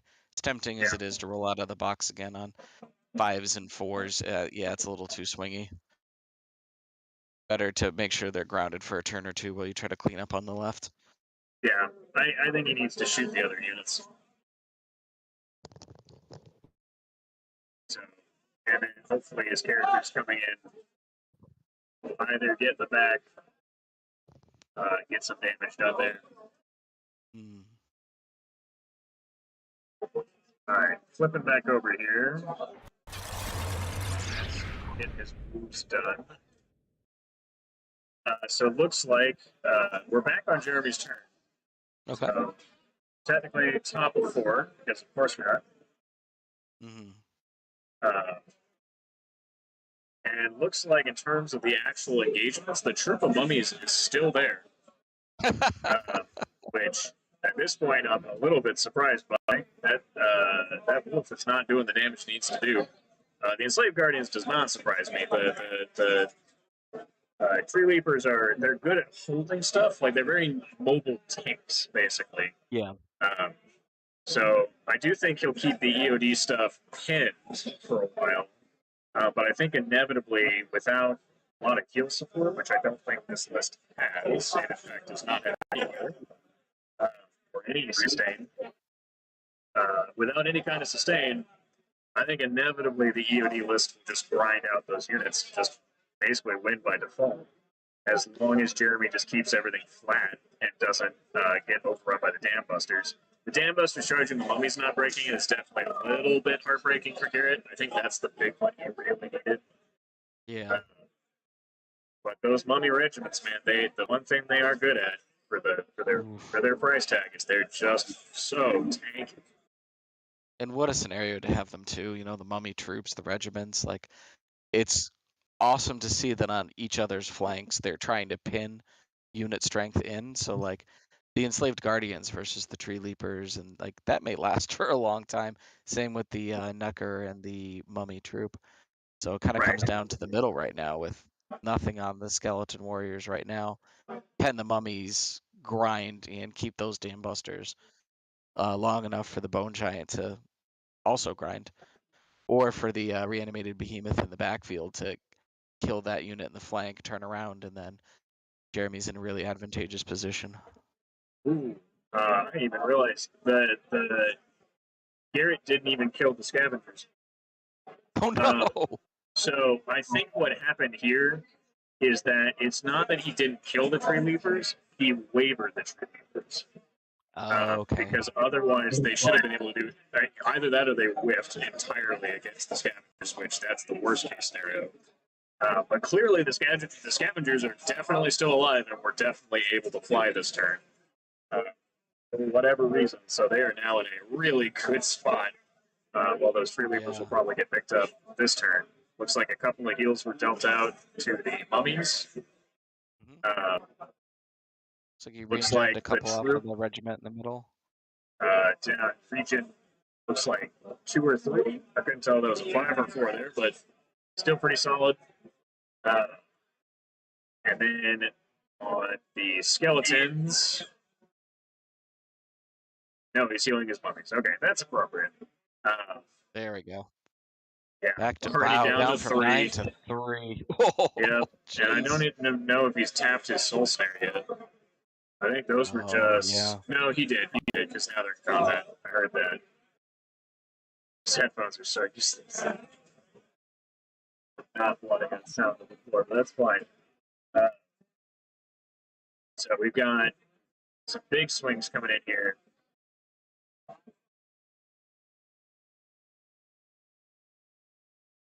It's definitely going to be interesting to see how they play out that left flank. Mhm. I'm a little concerned for Shobik's position. Um, it looks like Garrett actually threw. It's again hard to see from that top-down perspective, but there is a character here in front of the skeleton bird, Mhm. and I think because of Shobik charging in, uh, the actual real concern. Dang it! Look at that. Um, because of this dam buster board with its extra height and see what it's built. Now the tree leapers are currently blocking the next site, but they won't be after they move out of the way. Then you got a dam buster board and a flank of Shobik, which is one of the only times that he actually gets to fear for his life. Uh, he might struggle to fit. That would be the one upside. Ooh, looks But like he especially, wavered the Dam Busters. Wow, that was big. Big for Jeremy. Good roll. Looked like an that's 8 that he huge. got on the nerve. That's a big deal. Well, they don't have ensnares, so it does make the mummies actually able to hit stuff. I think Yeah. it's the mummies and the pharaoh from the formation, so they're elite mummies at least. Mhm. But yeah, pretty spicy. Yeah, good rolls all around. And then with Shobik being able to get in, doesn't have to fear repercussion. And the Yeah. reanimated behemoth staring down the lines. It's looking good for Jeremy right now. How's the time going? I noticed Jeremy picked up the pace. I don't know that it's a pace thing. We're currently at uh, just over an hour into the rounds. They should have plenty of time left, uh, Mm. unless Jeremy burned a ton of his clock, which is definitely not beyond the realm of possibility. Um, but I'd be pretty impressed if Jeremy had burned through a whole out the entire hour of his clock while Garrett had used absolutely nothing. Uh, looks like he's picking up the wolf finally, or they're going to have to check on its nerve.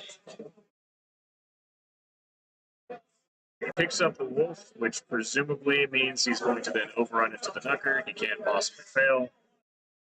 Centers up. Yep. Gets to trigger. And I have to actually check. I don't know if he trigger life leap twice. If it's once per combat or once per round. They're going to play it once per combat. I think that's fine. All right.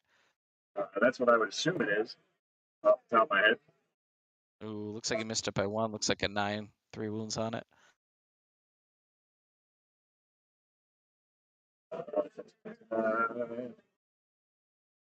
All right, this is a big one. If he can clear these guys out with the enslaved guardians, the tree leapers in 1 round, that'll give him enough turns, hopefully, to get back towards the middle.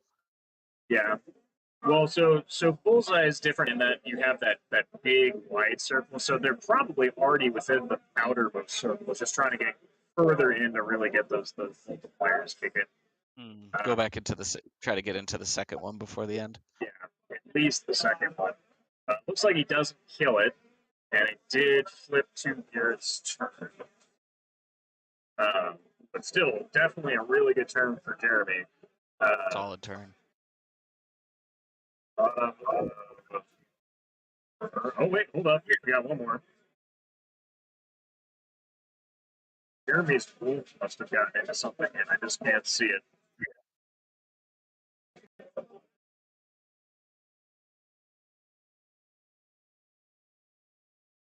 At the Centurion at the top. Oh, There shit. it is.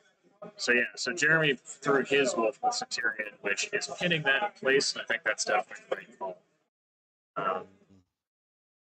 Now with two nimble pivots,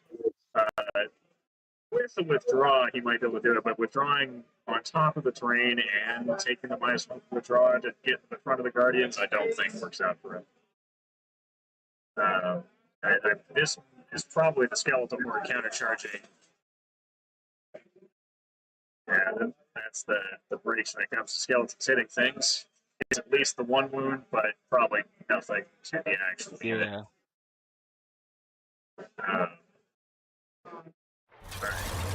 Skeleton warrior horde. They're back to fresh.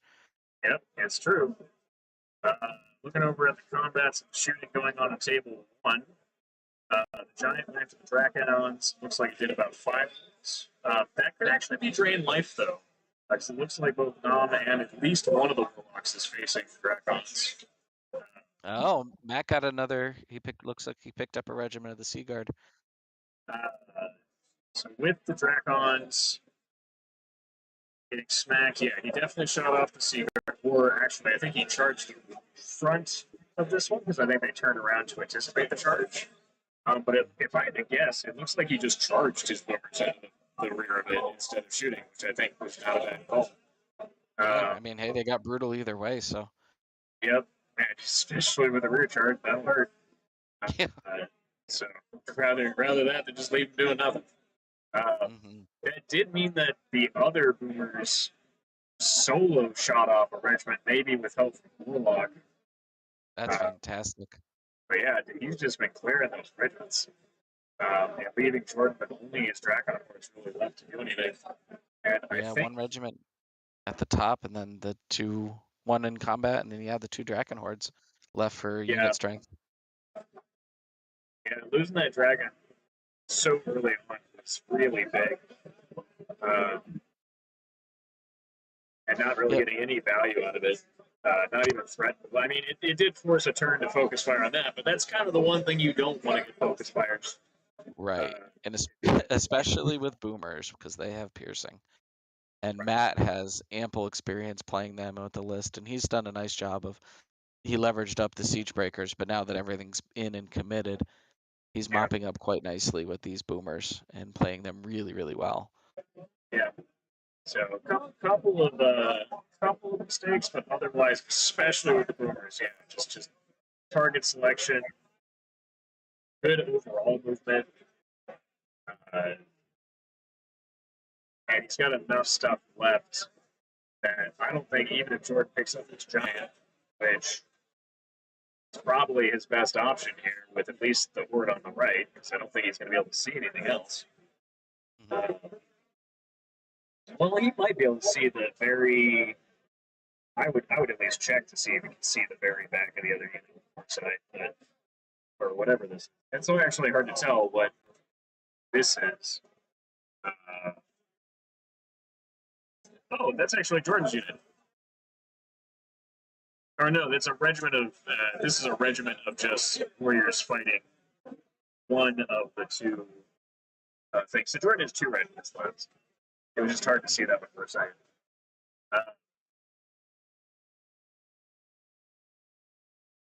Yeah, I don't favor Jordan's chances here. I think if those, because the Dracons don't want to engage that regiment, because then they're just going to get absolutely melted by the boomers. You just ignore the Sea Guard at that point, just turn everything around and melt the Dracon. So yeah, that is the only option I think, and the best one he's got. The other Dracons are stuck in, even if they're not wavered. So might as well make sure the giant goes away, if at all possible. Fresh giant though. And did he get a? It looks hindered. Yeah, the side unit's definitely hindered. The front unit will be a countercharge, so it'll be freeze on the lead with, but only crushing 1, I believe. Crush 1 Thunder 2, or they crush 2 Thunder 1? Question. Probably. Yep.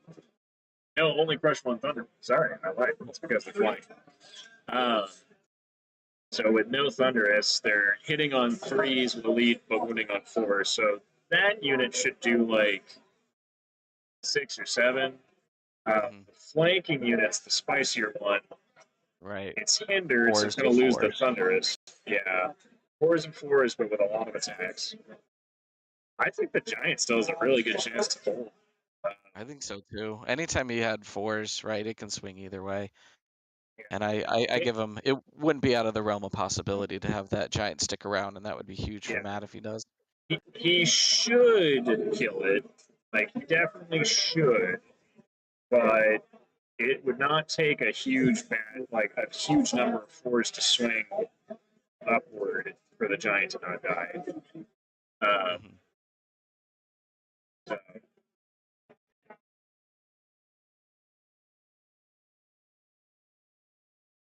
all right, well, he's finagling. I totally lost track of which turn this one is this game because shit just immediately starts dying very quickly. Far quicker than I expected. Back over to Jeremy and Garrett. Looks like Garrett has committed. He's going to in with the rest of his stuff. Looks like Shobik did not get charged in the flank. It was probably a case where he couldn't fit. Again, that's my best explanation for that. Dan Busters instead have elected to go into the other sixth thing, the Behemoth. They'll probably put some pain on it, but without Bane Chant, I can't imagine that it would die. And it should be being inspired by Shobik still, I imagine. I think these scavengers and having the reanimated behemoth in the backfield really forced Garrett's hand when it came to charging. And I think this was the right move. Put everything in that you can, and then don't give up any rears if possible in this turn, because that could be the volume of attacks that would really swing this even more towards Jeremy's favor at this point. Right. Yeah, just the if he didn't engage, I think it just becomes he needs to put damage on the EOD stuff to a point where it's not just about bringing back every turn. Yeah. Right now, it feels like Garrett's just kind of feeding his army in piecemeal. I was just gonna say it's easy for I'm sitting on my couch, super comfortable judging. Yeah, But the absolutely. I would have liked to have seen, if possible, a lot more combo charges. Terrible praise from one of the best players in this room. The Empire of Dust really shines when it's all one-on-one matchups, and looking across the board, I don't see enough crushing strength or anything that. I mean, you have a giant warrior horde, you have a defense 6 reanimated behemoth, you have mummies. Like, you're talking 3 of the best units in the game when it comes to grinding. Yep. Although I do see 10 damage just put on that reanimated behemoth. On the behemoth? Yeah. 11. Oh, okay. Is there something in the flank there? It might be. I don't think it's in the flank. He might have had Cup of Death come in from the wolf. Or he could have just rolled really well. Always that possibility. Actually, you know what? It's hard to spot, but his character that was engaged to the skeletons, it looks like, probably saw the back corner of the behemoth by a smidge, or because it's a character just said, "Screw the wolves, I get to do what I want." And it looks like he's actually engaged at the flank of the behemoth. Okay, all right. Just at the front here. I'm not quite sure why he must literally be touching the corner of the skeletons, because he should have slid down, which would have made that a really nifty move. And then actually that would make more sense here. That maybe is intended to be down here, because if this is here, that prevents the behemoth from countercharging the individual because you can't complete.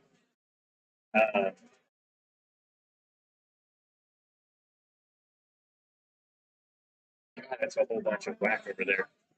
It looks like he didn't break it though. He did all that damage and it's still alive. So, with that being the case, Jeremy's turn is pretty much made for him. He doesn't have a lot of actual moves he has to do. All he really has as options. He could do a whole lot with Shobek. That's the big thing.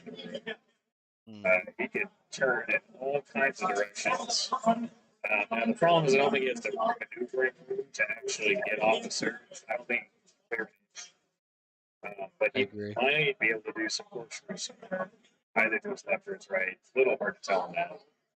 But honestly, I don't even think he has to because the behemoth's right there in the back.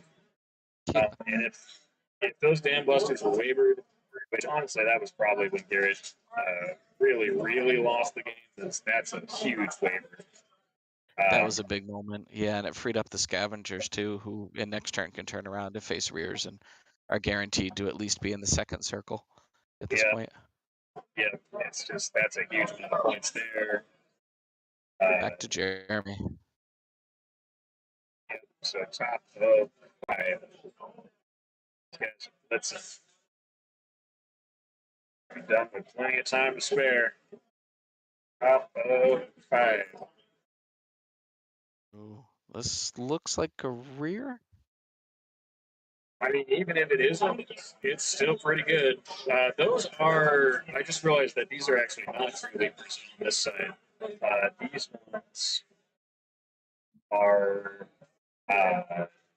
placards. Okay. So they've got no built-in crush, but phalanx. And the defense 6. So there's that. Shobek won't mind too much. It just means it's going to take him time to get through it. Looks like he's not actually engaging with the behemoth. I think he was in the flank, and I think what he's going to do instead is he's going to walk up to be an inch away, and he's going to serve with his arm. Makes sense. Just to make sure he does, in fact, get the flank. Once that unit's in the backfield, and you've got the model of any search caster really available, that's a huge just. Just One more reason to take the monolith, right? Yeah, Never take the monolith out of your list. Because moments like these, it becomes a huge line of sight cast scoring unit. It's great for what, 80 points?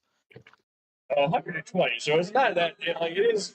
It is at least an investment, but it's one of those things where it's like, is it a support piece? So I talk about units. I talk about wasted points a lot. Where I don't think the monolith is incorrectly pointed, right? Like it pays for all these things. However, I do think the monolith is highly optimized. There's nothing on it that you don't want. It doesn't have any wasted points, any wasted stats.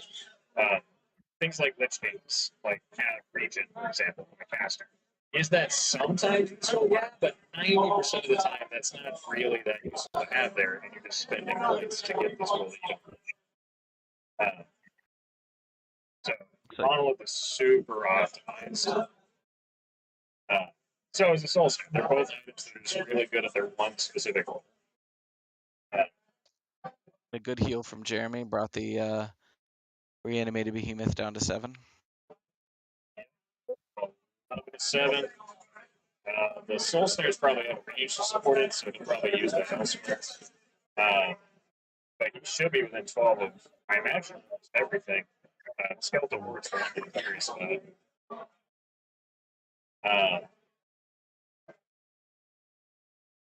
Measuring. Yeah, double checking that. Doing a quick flip back to the other team. Anticipated 2. It looks like most of Matt's turn is going to be a shooting turn. Just for a sec, because I don't know what turn it is, so I'm giving up. But with the giant, it looks like the giant was in fact picked up. However, looks like he's just going to elect to charge and then drain and then fireball and lightning bolt or whatever other spells he's got for warlocks. All the things into at least the regiments. I'm not quite sure how I'm a little surprised to not see anything touching the dragon. Yeah, I'm not sure which way those characters in the middle are facing, but if it's Matt's turn and he's able to, I would totally try to get a wound in to pin them down so that you can position your boomers. Yeah, he might, and it is a little hard to tell with the positioning. Again, this is that top down thing. Yeah, that's what I was checking. He had a character there. It looks like he's sitting into the healthy tracking for it. And meantime, I suspect that because this is Nom and another Warlock, that he's going to just try to blast this one to at least a wavered state, if not just off the table. Yeah. Um, He does have to be careful with the boomers. I think maybe he was thinking that if he tried to reform to get line of sight, he'd give up a flank to the Sea Guard.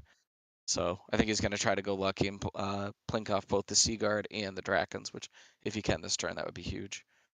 yeah. I don't know that he even needs to flank off the top Sea Guard. I think if he just wavers it, he's in a good spot. Oh, they look like they're in combat. Looks like there's 2 characters there.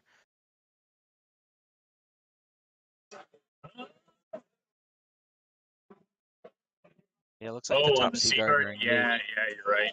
It's just really hard to see the characters. There's so many individuals in these two armies compared to the last time. Last time we had basically all scoring units all the time. This time I've got like 6 individuals to keep track of.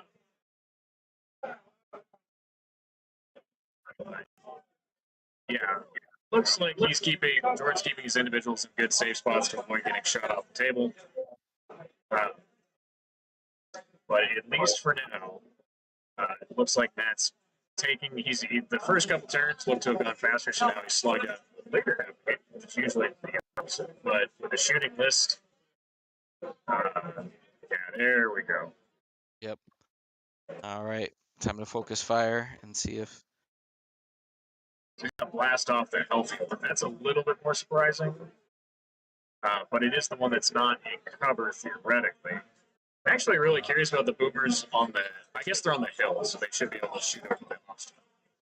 Oh, so it looks like he's going to pin the injured one and then try to focus fire on the uninjured. I like that. It'll be a hindered ogre, or actually, I don't even think that was hindered because I think it came from yonder, right? Yeah, so over the hill. Yeah, unhindered charge in the front with brutal. It may not kill them, but there's a really good chance to waver. And if not, it's still pinning them until they can then get just completely flatlined by the boomers in the following turn. Real quick before we get into those rolls, flip back over both tables. We're getting to the rolling stage of the game, so we'll flip back pretty consistently here. It looks like Jeremy had a very good turn. 5 and picked up. Yeah, all of the top right of the board. All the mummies have broken out. The slave guardians have broken out. Pretty much the only thing that looks like it didn't get picked up is the worm rider. On the other side of the table, the dam busters here got picked up. These dam busters are still cooking. But he may not have gotten to the combat yet. I think he's working. Oh no, they're not right done. Holy crap! Yeah. Ooh, yeah. Okay, so that was big. Yeah. Just was with just the rear charge on the placoderms. Rear charge there. Shovik now turning to face. We've got. I think Jeremy's is going right to left, if I had to guess. Yeah, because it's getting skeletons now. What I should have told them to do is when they're doing combats, try to point to it, but that's fine. Looks like he's doing like a wound, if that, maybe.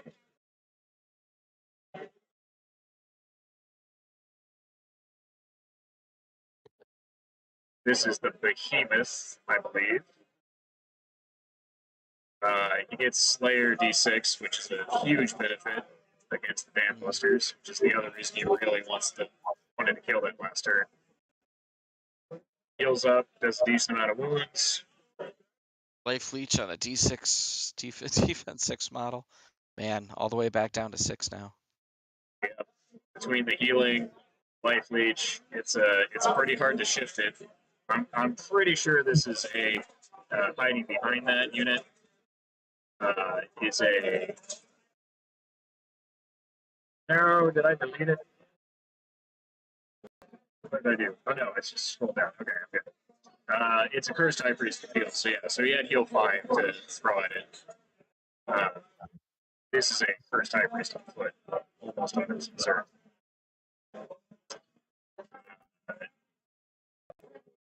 Looks like he regened both wounds of his Naiad, though. So, Yeah. gotta take your wins where you can get them. Wrong because it was super close, but it looks like on the clock, Jeremy might be down to single digits. I'll flip back to that. It looks like both clocks still have at least a couple of minutes on them. Okay. Looks like Jeremy's got 2 minutes on his clock, maybe. So Jeremy may be running low on time.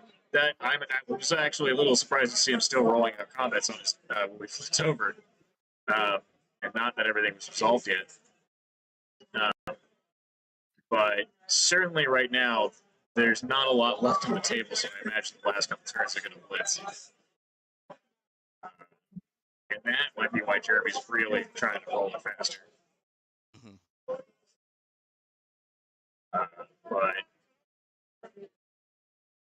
got some quick combats here. Keep an eye on our other tables to make sure that I'm not missing anything there. Yeah, But let's go at see that least- shooting phase. That looks like a big one. See if he picks up. That's the wrong button. So he did pick up that Draco, just like with shooting. Just the combined efforts. It looks like the Boomers actually picked up the other regiment that was already in the backfield. However, I suspect that regiment was wavered. He's now also managed to do some wounds with his characters, the remaining regiment in the back, which only leaves at this point the chariot. So I'm assuming that's what he's rolling now. 7 Huge dice, turn for yeah, he's Matt. rolling the chariot out. Picking up that fresh Draken Horde with the shooting was huge. Yeah. I mean, I don't know. I haven't played with Jordan or seen him play with the dragon before, so I don't know if it's something he's just not used to playing with. They are more difficult to use than I think newer players sometimes realize at a higher table level for sure. So if you lose them, it's a big investment, and Tyrion especially. It's like 340 points or something. He's up there. I know, having played Jeff Swan and Matt Young before, that the range of the Boomers is very deceptive, like between their 6-inch When you can movement walk and 6 then, inches, yep. shoot out 12, yep. And then their damage output. I know they get outshone or did before by Siege Breakers and Hunters and some of the other really good Ogre options, but they're great. They're still great. Yeah, really exactly. I'm just like, Siege Wow. Breakers are amazing, but like Boomers have just always been good. Their only real weakness in the current meta is maybe counter shooting, basically, like getting outranged and getting shot off. But a lot of counter shooting's at 18 inches, so they should be able to hit it back if they survive. I really love how Matt ran them as like a back flank unit, so he let the Siege Breakers, some of the other units, kind of absorb the fire, and then when everything got separated out, they've just been mopping up and are still alive for their unit strength at the end of the game. Yep. It was a good use of the reverse surround tactic. Yep.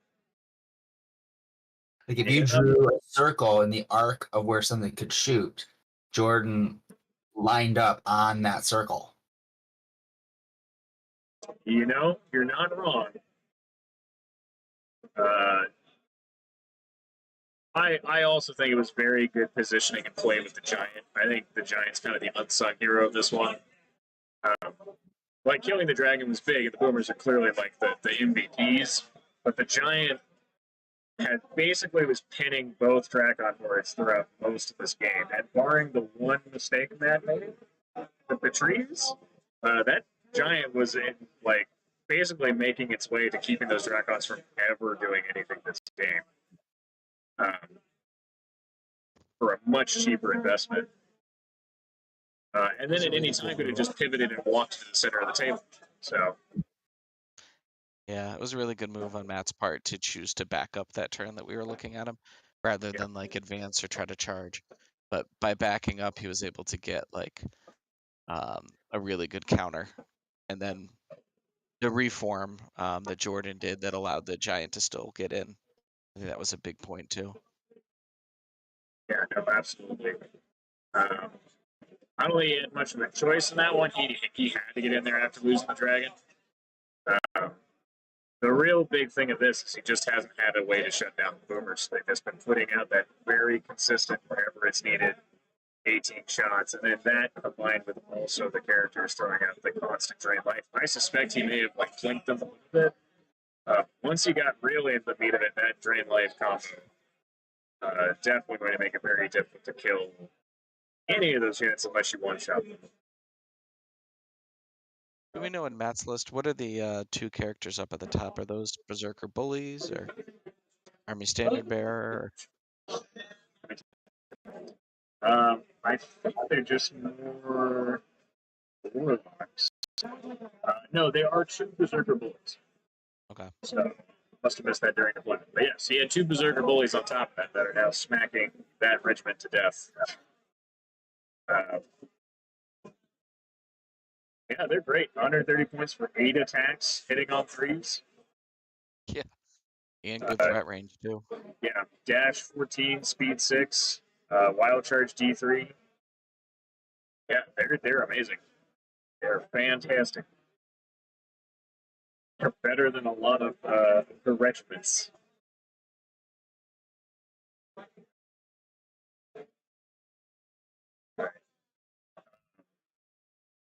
I'm guessing the Dracons are wavered since they're not charging anything. I also don't think it really matters a whole lot other than trying to eke out some extra attrition. But I don't think we have attrition in the typical sense here at here at level. He's rolling out that last couple of turn stuff there. Flipping back over to Jeremy. Looks like Garrett did pick up Jeremy's reanimated behemoth. This is definitely top of 6, I believe. Hopefully not 7. Hopefully I missed a turn somewhere. Looking at the clock. I think Jeremy still has like a man. It's hard to tell how much time he has left in this clock. But I think it's enough. Is what matters. Enough to I get think the movement then. Yeah, as long as he picks up the 2 placoderm regiments, and I think he threw his. It looks like he's using his birds to get in the way of the dambusters. So with that being the case, I think there's just too much unit strength left for Jeremy for Garrett to win. I don't think it'll be a landslide. I think picking up that behemoth and the skeleton horde, especially, that removed enough unit strength from Jeremy's list.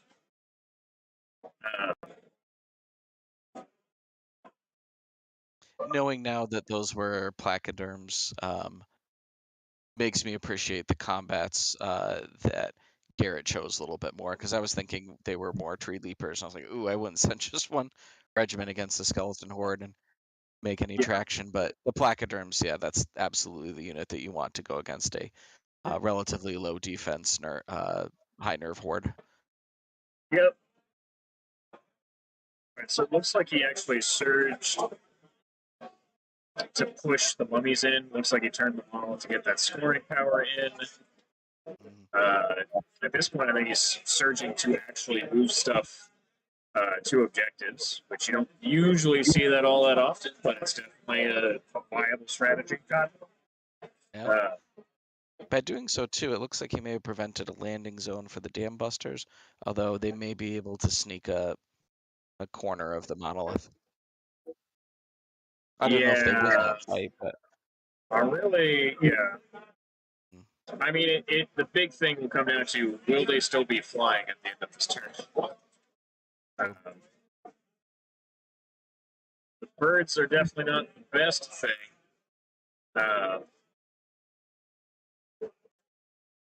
Fives and Okay. fives. Yeah. See, ooh, 3 hits. I don't know if he wounded or grounded them. Didn't actually hear a clarification there. Yeah, I didn't see him pick up his damage dial either, so maybe Jeremy didn't get a wound. And the That's pretty Dambuster, which big.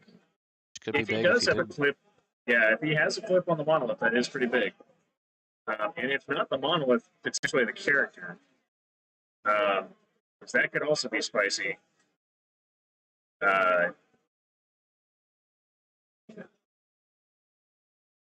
Because I think the best angle, even when Fly is involved, actually puts him to hit the character and potentially overrun into the monolith. And that actually would be like the best case scenario because he could kill both sources of surge. This is a kind of a Hail Mary for character. But if he hit the character, presumably, kills the character, overruns, hits the monolith, kills the monolith, and then it basically turns and faces at that point. The only 2 things that could potentially hit the Dam Busters would be the Enslaved Guardians and the Mummies. It does look like the Dam Busters have some damage on them, but he's also able to kind of lean on the no turn 7. I think that there's a turn 7. Jeremy wins this really handily. Ooh, that looked like almost a snake's. But it was not.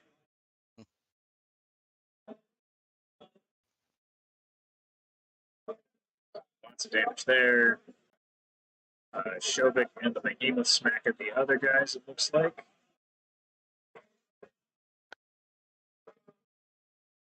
Yeah, I think Jeremy actually has something closer to 15 minutes on his clock. Okay. But I think he's got plenty of time. He played incredibly fast his first 2 turns. It was just one. His turn 3 was really long, so I think that was where he spent all his time. And that's good practice, right? Like if you know what you're going to do it quickly. So that way when it's turn 6 and 7, you have 15 minutes, you have time, you're not rushing or foregoing combats, Right. Yeah. That one's not entirely surprising. Between Shovik in the front and the Behemoth on the side, just the sheer amount of attacks he's got to get through that defense. Looks like Jeremy is shuffling Shovik just ever so slightly closer. I don't think you need to do that for the objective, but that does put him in a good position for Surge because actually when you start within an inch, that's actually the best case for Shovik if he's not in combat.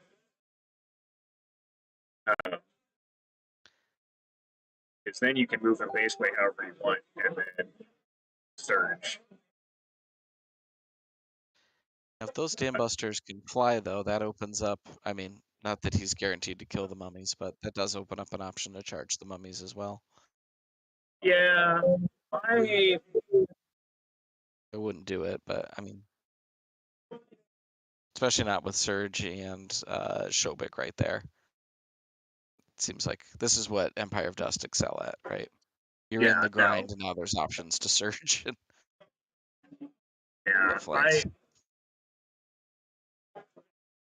It's kind of a Hail Mary either way. Yeah,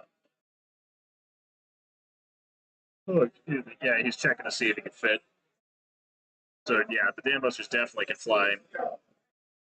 Yeah, you know what I realized? The scavengers were on 4 wounds. They have life leech too, so the fact they're still on 4 means that he didn't. Yep, and now they're gonna measure.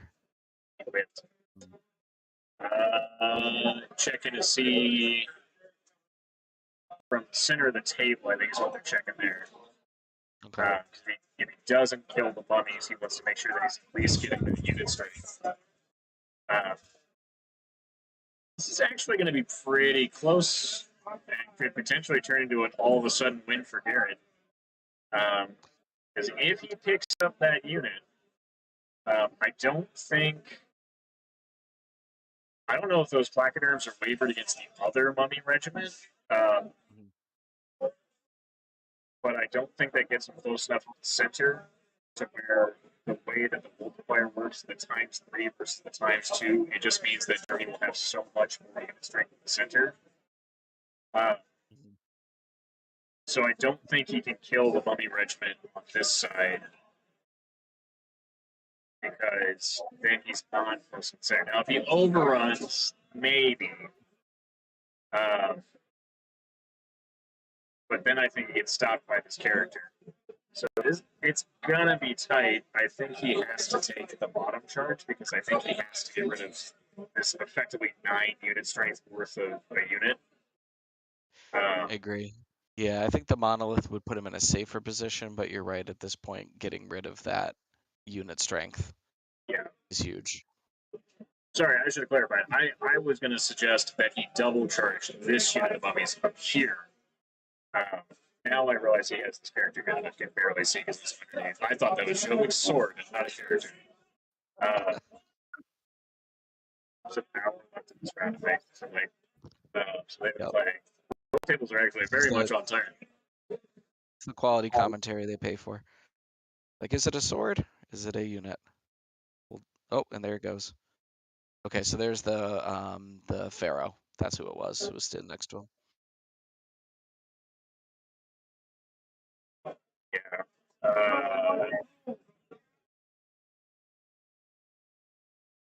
All right, so this is really what it comes down to. If those dam busters, who also will have their thunderous again, that's big. So they're going to be fresh on Thunder 2. Fresh. So on 18 dice on 3s and 2s.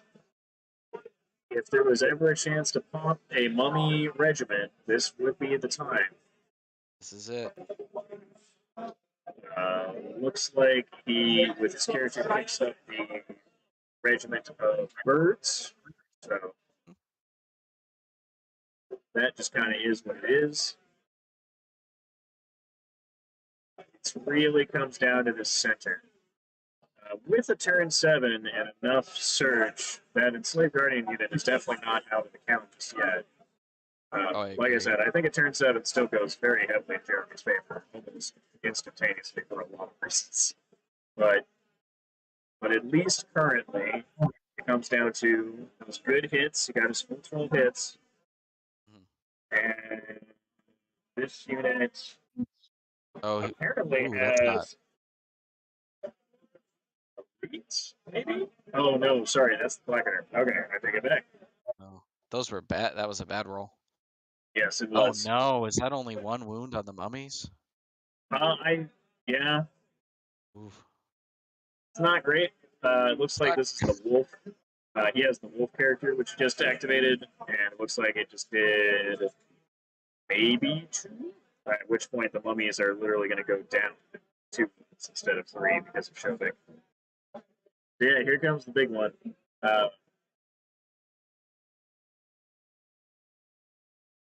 Yeah, 12. Yep, here's the Dam Busters. So the question is, does he pop that unit? Can Dam Busters versus mummies?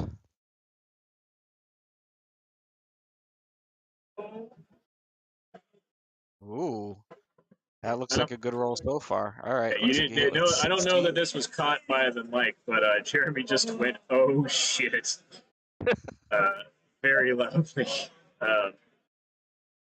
So yeah, that looks came back a little bit on the wounds, but it still looks like it's going to end up being snakes. 13 wounds.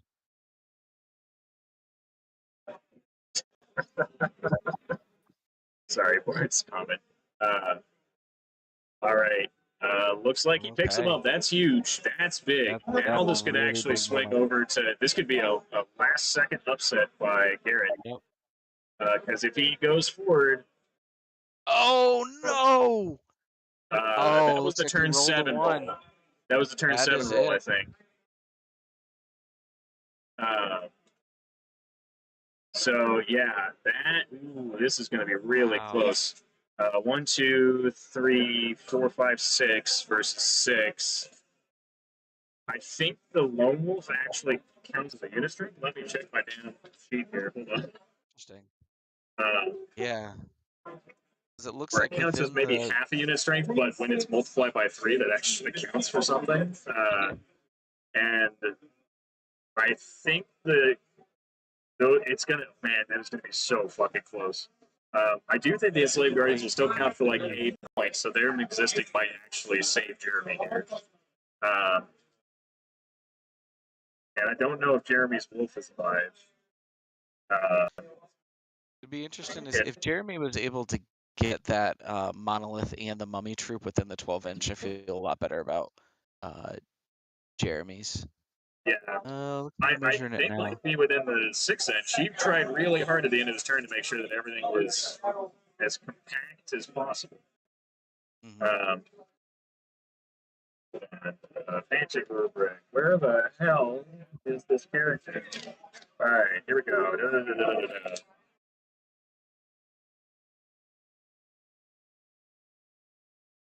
Self-inspires unit strength 0.5. So that is actually pretty big because that means Yeah. it's going to depend on if the bullseye does require to be fully within to get that triple.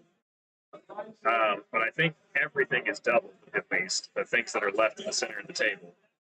So I'm just Yeah. trying to do the math here. 1, 2, 3, 4, 5, 6, 7, 8, 9, 10, 11, 12.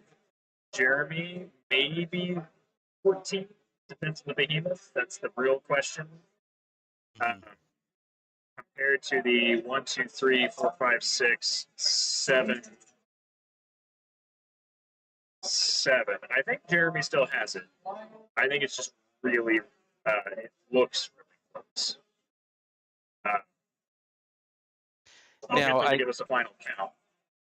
I came in halfway through. Was this a fan chosen table or is this the table 1 or table 2? I just said fuck it and pick these.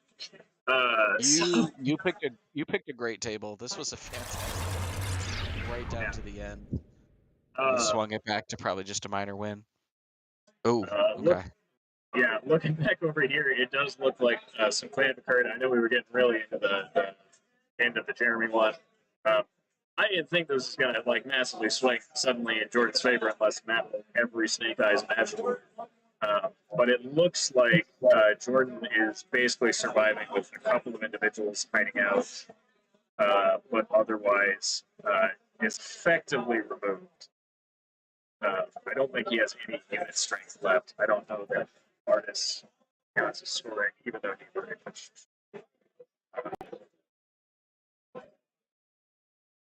Yeah, with Matt having those 2 hordes of boomers survive to the end of the game and looking like positioning them close or within the 6 inches, that's going to be a really good win. Yeah. Because of lone scoring, he's going to get everything at least within the 12 inches. It's just whether or not he can get at least a couple things within the 6. He's probably got more than enough, though, to get the difference because Jordan's going to have a 0.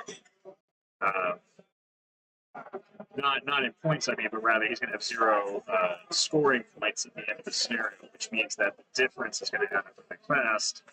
So with Matt, I see what at least 6, 12, like assuming he can't get anything to triple, which he absolutely can, but even just counting a double for being within the dominant. So I think he's got easily 18 unit strength. And that's already a 19-1 for perspective. So it's very close to a 20-0.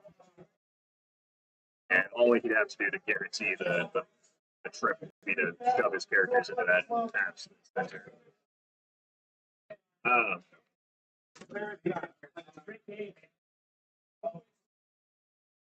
And there it is. There's the Nux. The handshake afterwards. Well played by both of them, being able to Jordan seeing that flank charge around the woods and being able to I mean you gotta you gotta take if you can flank a horde of siege breakers, you gotta make that trade. But I think Matt did a good job of recovering from that and really pulling it out. So Excellent game. Really well played by both of them. Absolutely holding a good position play. It's nice to see to actually have some mistakes to come after watching the last two tables, which were pretty freaking tight, surprisingly. Uh,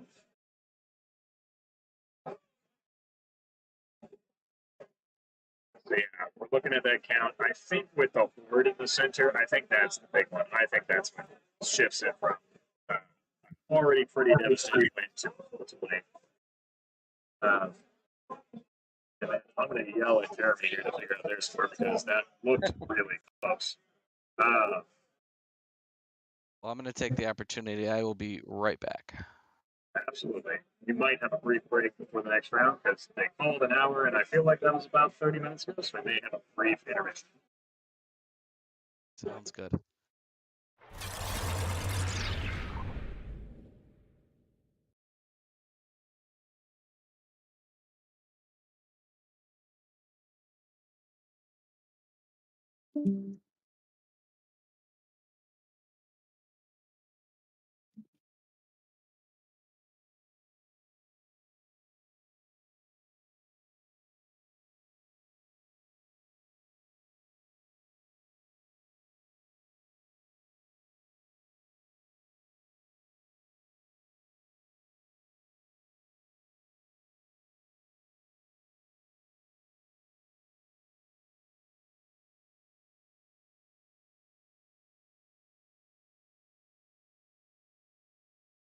All right.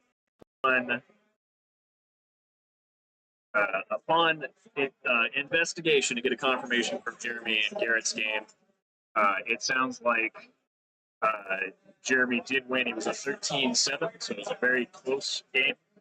A little bit of an edge to Jeremy there, but definitely came down to the wire. Turn 7, I think, would have swung a little bit further his way, but a 13-7 is a nice win.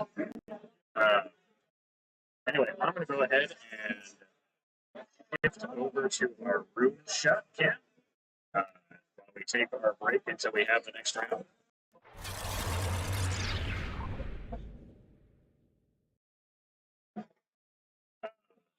We'll be back shortly with round 3.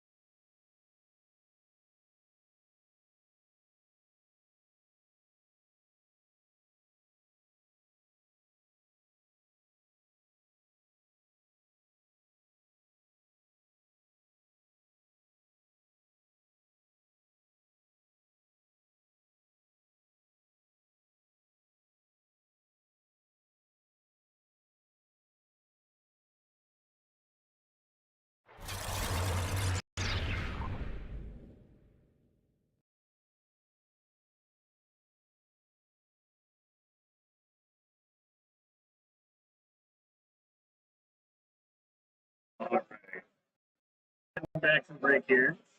Starting off in around 3 momentarily. I'm going to get all the text and other doodads updated here in just a moment. And I'm also going to try to get those round standings, if I can, available. I don't have a great way to post them, so I'm going to try copying and pasting them into the YouTube chats. And if that doesn't work, then I will find a way to bring them up in the upper left-hand side of the screen so that people can see it. But let's start with standings. That's easy. This isn't great. Oh, it doesn't like how many characters there are.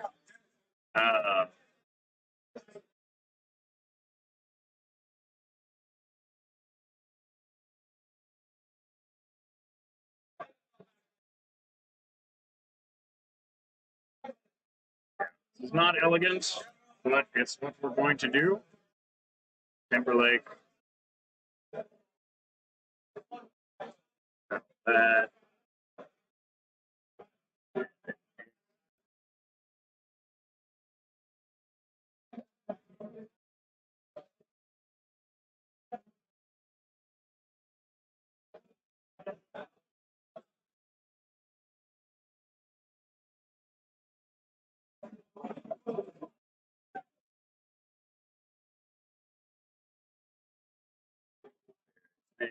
Where did I just put this?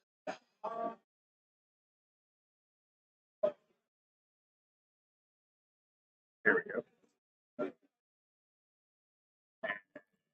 Stop. True. I try for Jeff, actually. It has to be Drew. Or I'll just cut his last name.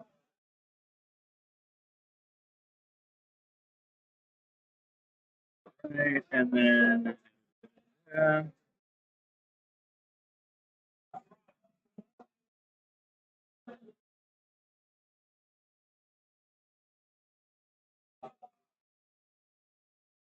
let's see if that fits. Beautiful. That was the setup. Yeah. I think most people are looking for the top tables, but at the same time, we're going to make sure we get everyone for equal opportunity here.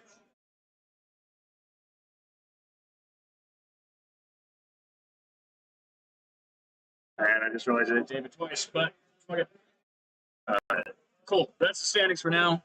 I know it's not the easiest thing to read, but I will see if I can do something better after we get a little bit further into this. For now, we're going to update the names on our games because we have a couple of different players. Those of you who don't know how I'm picking people who are playing on these tables, it's not based on just raw battle or just raw position. And that will be tomorrow. Tomorrow, based whoever is on these tables will be top tables. So those two games will be the table 1 and the table 2 of that day. Right now, it's just I'm picking people that I think would either be interesting to commentate, interesting matchups, interesting lists, or who haven't been on stream. So that way they get different opportunities. So we've got put in more hints this time.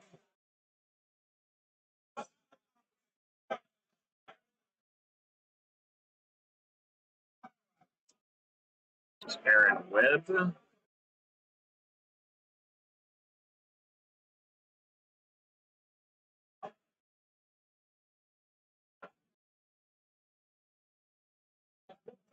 And we've got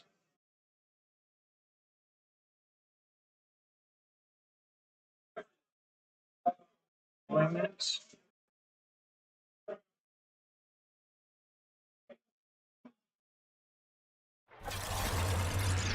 Two. And Chris. And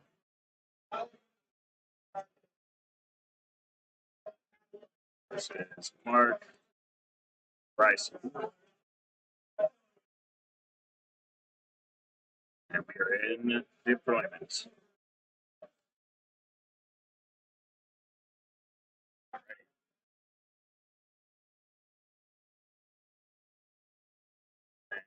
we're getting stuff set up. So we're going to wait until after deployment to really talk about what people brought list-wise to the table. But in terms of matchups, I can't get.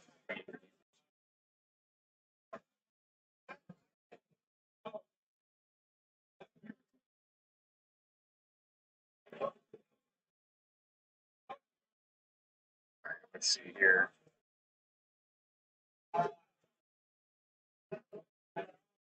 Just for y'all.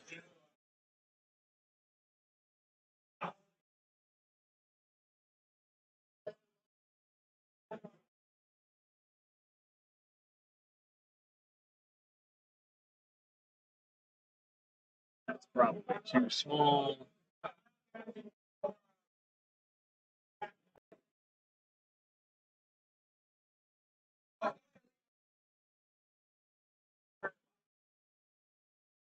So let's scrap that idea. Good idea. It failed in practice. That's totally fine. What I might do is have the matchups left out later tonight for the end of round 3. Folks who missed them now. Try one other possibility.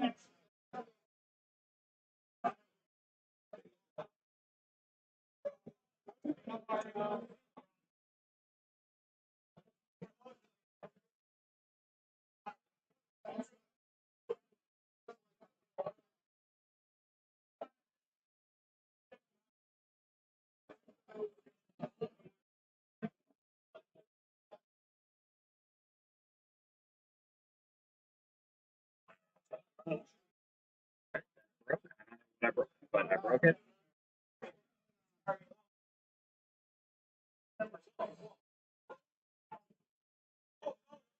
Oh, nope, I fixed it. Oh, got it fixed.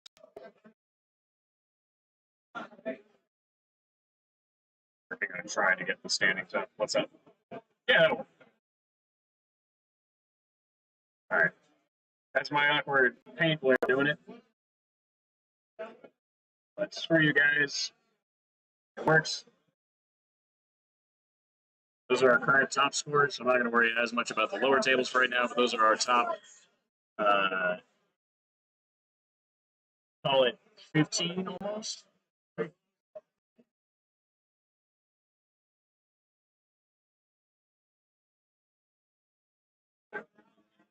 See if I can expand that.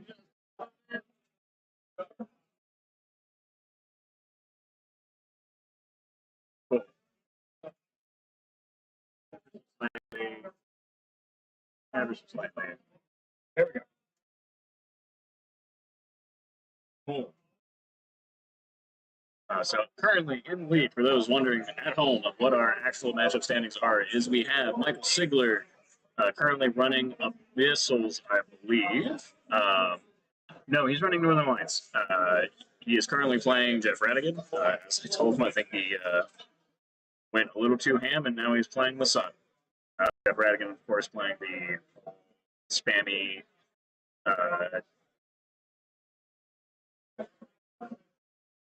is that stupid unit that I hate to death. Scorchwing Army. Dustin Howard also trailing with another 40 in the pack. Lloyd Christmas, who, for the record, is Jeff Swan in disguise, apparently. Coming out of retirement to briefly come in and just apparently trash Lomo from the list that he hasn't played in probably about a year.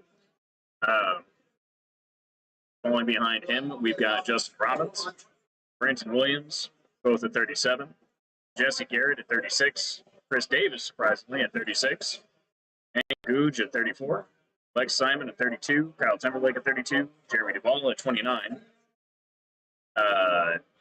Dan Checo at 28, Tom Annis at 27, Matt Young at 27, and William Frick at 26, and Tristan Glidden at 26.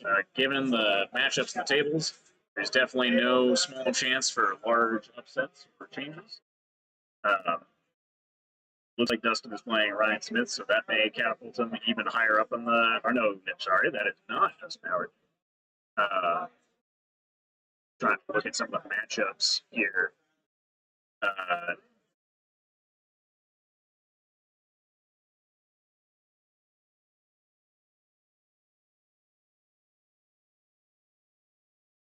Trying to spot to whomever he's playing right now. I admit I cannot. But I do see Jesse Garrett playing Chris Davis. At least that's those two. That makes sense. So assuming that everyone is paired up, then theoretically Dustin Howard's playing Lloyd Christmas, which that's Jeff Swan. Justin Robbins is playing Brenton Williams, which I can actually see from the other side of the room. That means if Chris Davis is playing Jesse Garrett, that Hank Gooch is playing Rick Simon. That would probably be an interesting matchup. Kyle Timberlake playing Jeremy Wong, Dan Pacheco playing Tom Ennis, which I can see, and Matt Young playing William Frick. Interesting, Gideon left ambiguous.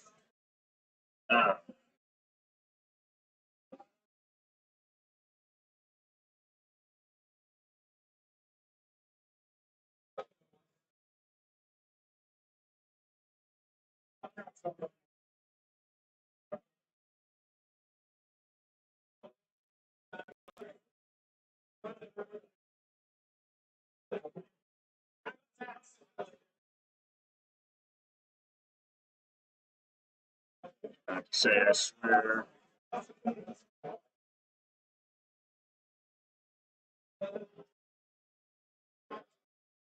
Make sure that we're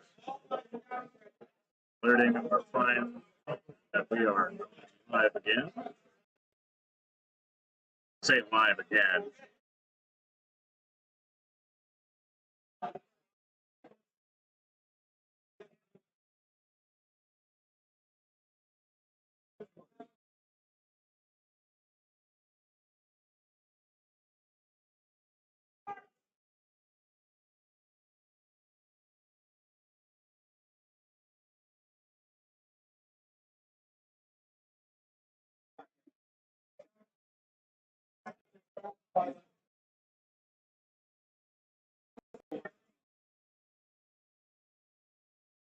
All right.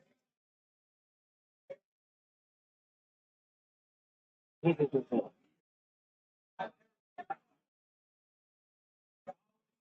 So, looking at our first two players on table one, looks like the opponent's actually wrapping up pretty tight on both of the tables.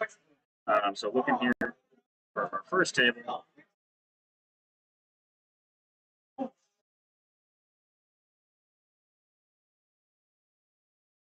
I don't know what just happened, but it was loud, goddammit. So, just making sure that no one had died. For table one, we've got Webb on top of the table running his Vampire Army. I'm actually going to switch the name around just to make sure that's clear which side is which.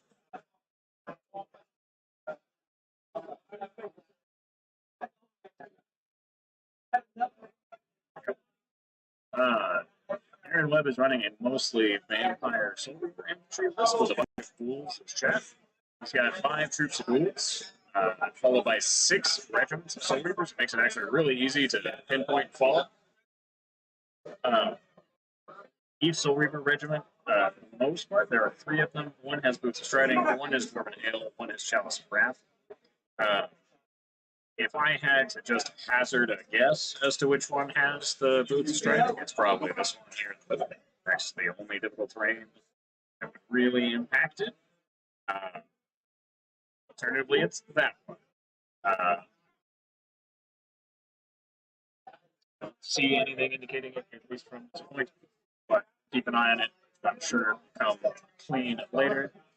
He has 2 cool gassed heroes, one with the Aura of Thunderous Charge of Hannibal and the Axe of the Giant Slayer. I suspect it's this one and this one that are his 2 heroes. He has the Siphon Harvester on the second cool gassed, Axe of the Giant Slayer on the first one, so he's got Slayer and Rampage split between the 2 of them. He's got a Vampire Lord with Blood Rage and the No Glass Shield.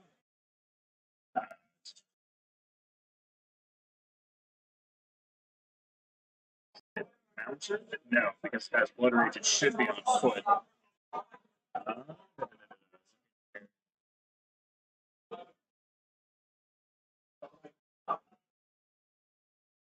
Gotcha. looking elsewhere, making sure there's nothing else. He also has a Necromancer hero. That's going to be. Yeah, this is the wizard right here. We got wizard, one of the ghoul ghasts, the other ghoul ghast, possibly the vampire in the front, a little hard to say, and the wolf. On the flip side for Jordan's list, we got 3 boards of rabble. Two boards and legion. So that is in fact a legion. So board 1, legion, board 2. We've got 2 regiments of spitters and a horde of spitters. So we have regiment 1, board, and I don't see the other regiment of spitters. It does not look like it's deployed yet. Looks like it's right there. We then have 3 big rock throwers. So bam, bam, bam. We have mop-ups on all of the rabble, which is these tokens. We can see those there. We have a Fleabag Riders with mop-ups and stang stuff. We've got 10 with speed 10, 14, 15 here because they have the staying stone. I believe since they have a mop up that is this unit here. I'm gonna go ahead and move our standings for now. Being joined by Billy. Howdy, howdy. We've got here we go. I've got the stream one in the Discord should probably be more up to time for the record because I know the stream is way behind now.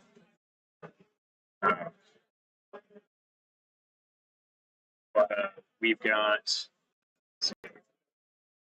This was the sharp sticks. Or sorry, the Fleabag Riders with the staying stone. Then we had the Wing It, which that one's a little tricky. I might have to watch out that one. I believe this is the Slasher, which makes sense because it's a dragon. And then he also has a Giant, which I believe is this. Which, if that's the case, this is probably a Troll Bruiser. This is probably the other Troll Bruiser, which leaves.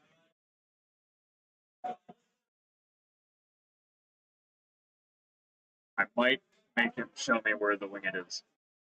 He does have Cuslow and Mad Fall, as well as a King on Chariot. King on Chariot is very easy. That's on the left.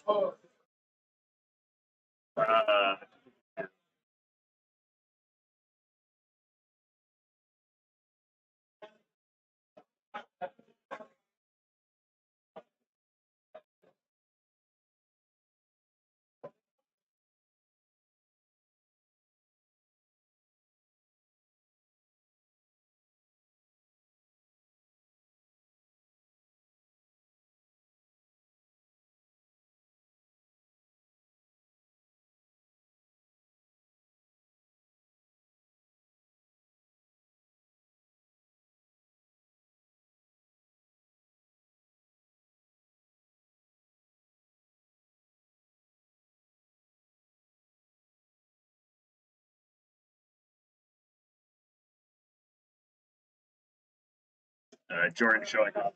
He's got an incredibly well painted army. That is all Hero Quest themed, or Dragon Quest themed for goblins. So yes, that was his Wing It. We confirmed that, which I believe makes this because of that, which I'm a little surprised to see him way up over there in the corner, unless it's actually this, and then this is just a Troll Bruiser. I'm sure we'll figure that out as the game goes. Looks like Jordan got the first turn. Go to top one, but then we're going to look at our other table, which I believe is still in top of one.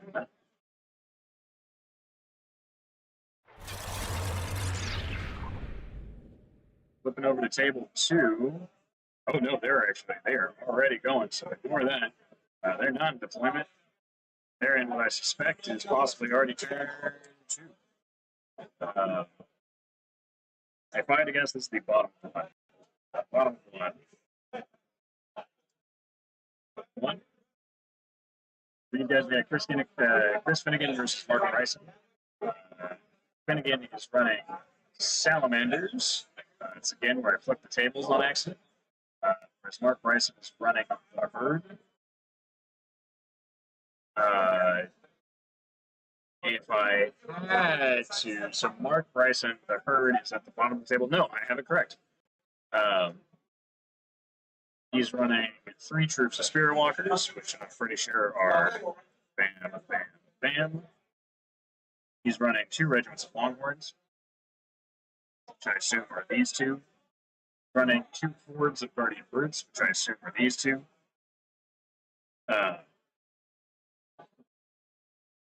Actually, a little bit tricky to tell. Longhorns are heavy infantry, so it actually might be Longhorns, Longhorns. And then Guardian Brutes. Guardian Brutes, actually, I think is how it is. And then he's got Minotaur Chariots, which that's what I think these are, actually. Followed by 3 Hydras, which are what all these things that are running way ahead are. A single Great Chieftain, which I think is right there.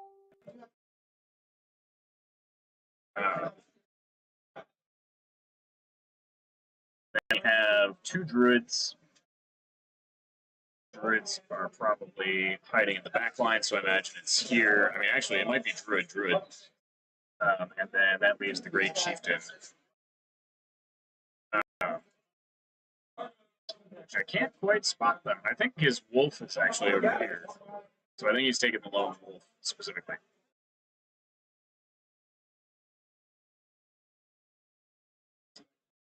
I think, and it is just really hard to see that he's actually got the chieftain hiding back here. Either that, the chieftain's in the front, and it's another caster. It could also just be a unit overlay on the base. I could just be crazy. Could just be playing a unit down. Who knows?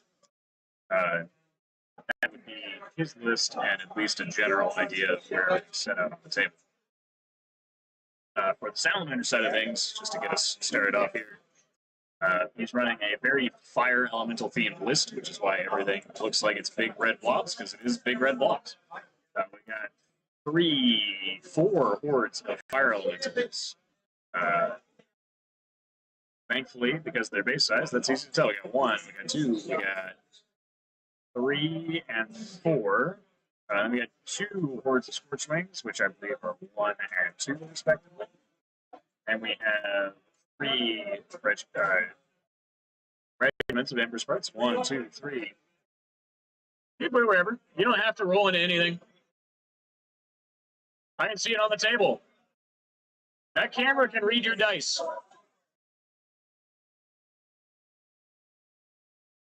Where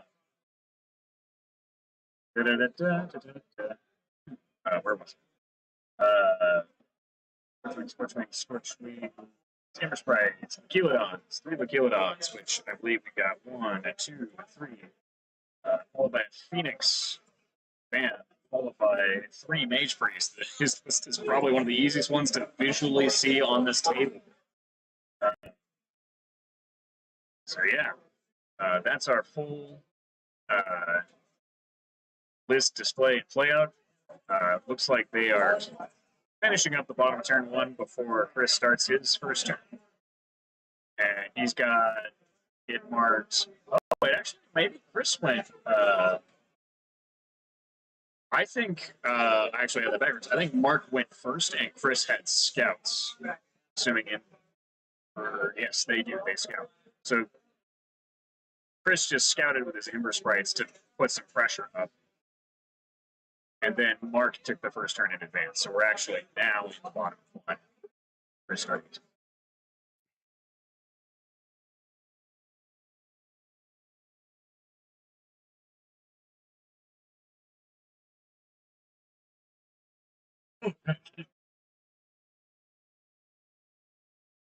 Oh, I should probably ask.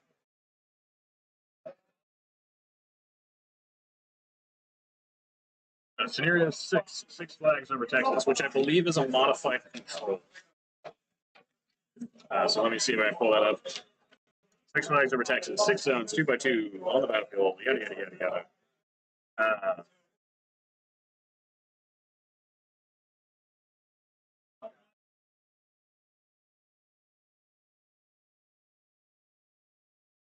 It do work like that. We had so the scenario is it is control. However, there are particular zone wins, units don't like tribute, yada yada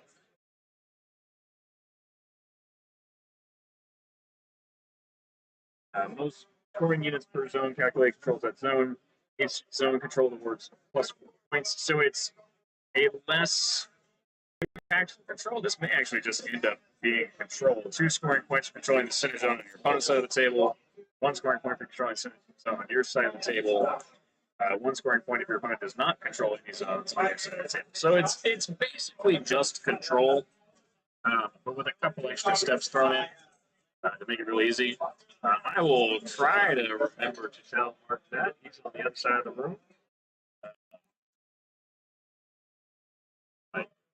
Yeah, so this being control makes it just a really easy scenario to commentate. I'm just trying to control the sectors. Easy peasy.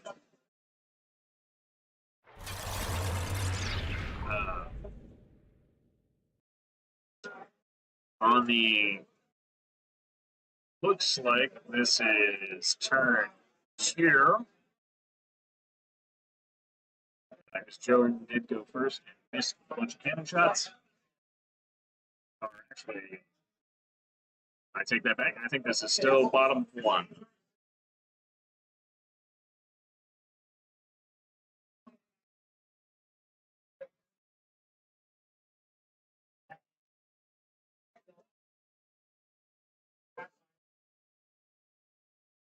Billy, I don't know if you're muted. What's up? Oh, I was asking you. I was checking to make sure you weren't muted. Nope, I was letting you finish your spiel. No, my spiel is done. Feel free to chip in at any time.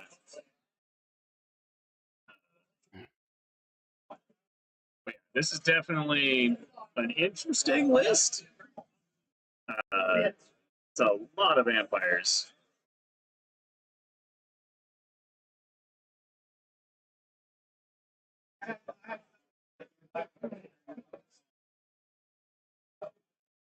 Given he has absolutely no shooting whatsoever, it does make Aaron's list pretty easy to pilot. Just push forward and shove shit in until things start dying.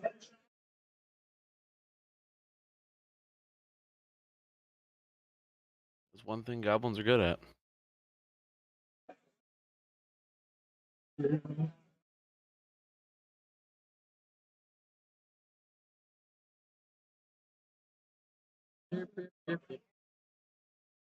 Yeah, it's going to walk forward. It's going to hit things. It's going to chaff other things, and then it's going to try to delete things. It does look like he may have. No, he definitely didn't blink off any goals yet. The Necro also has at least some heals, so he's got at least a little bit of blink shooting removal, but I can't imagine Jordan's going to get more than 2 rounds of shooting. It's definitely rough.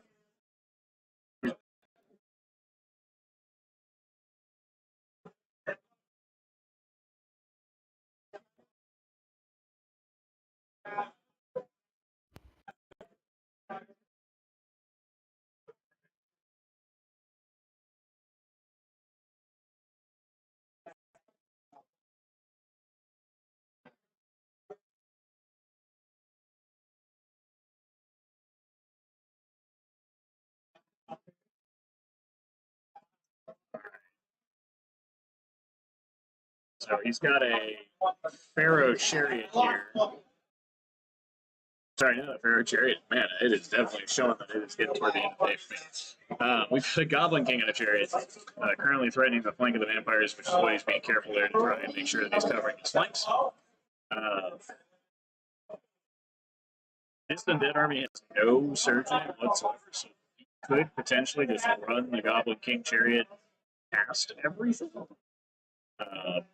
and then turn around. That is, in fact, an option, and I don't hate that as an option. Or even just a move forward, pivot, start shooting stuff.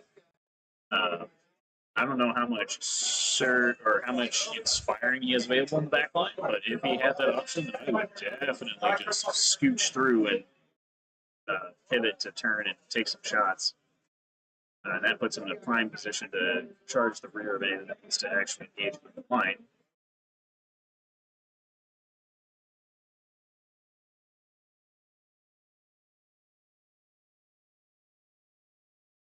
Let's do.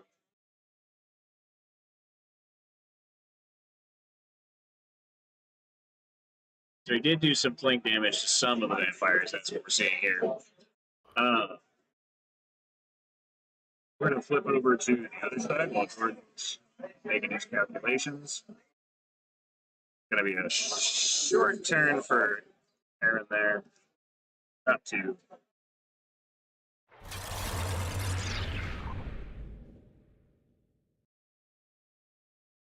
Let's see here. So previously, it looked like the Ember Sprites were starting to take shots into the herd list. It looks like one of the troops was picked up here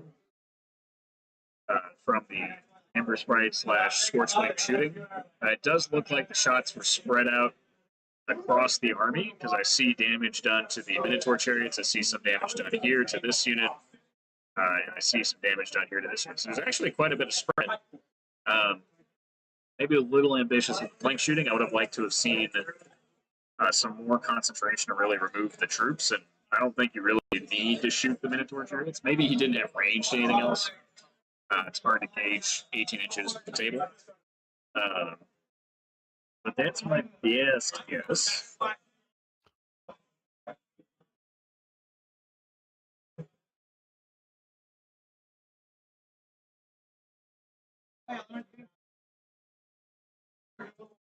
Either range or else just clear shots, not having to take the negative because the other units were in the forest. It looked like. Yeah. It's the best place to be when you want to tank. Yep. It does look like he'll charge out his chaff to clean up some of the Ember Sprites.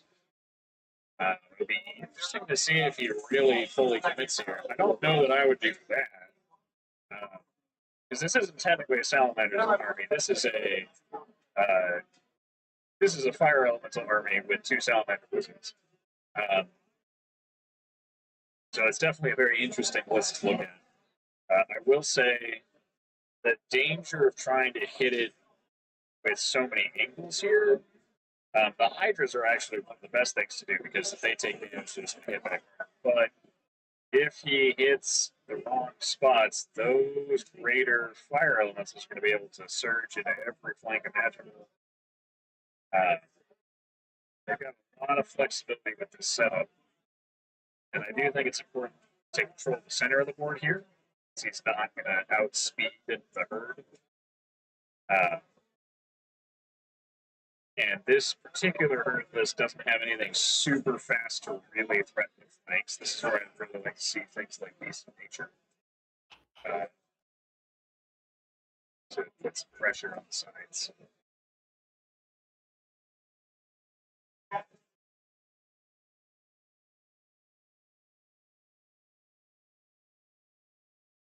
Okay, so he's multi-charging the Hydra and the horns.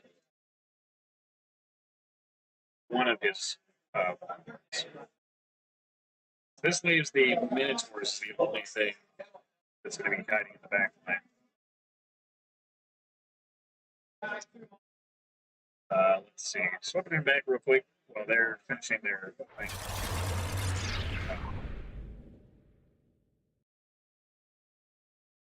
I said they're opening their mid-turn.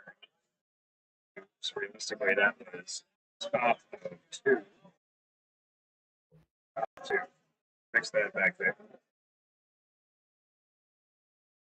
But over here, looks like Jordan is committing a giant into one of the solar units.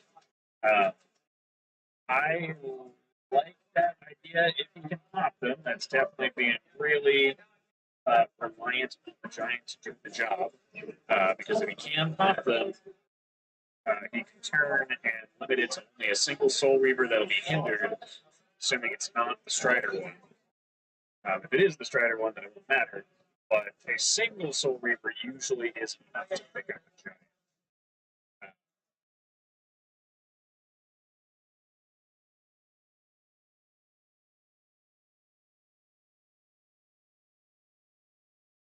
Yeah, there's a lot of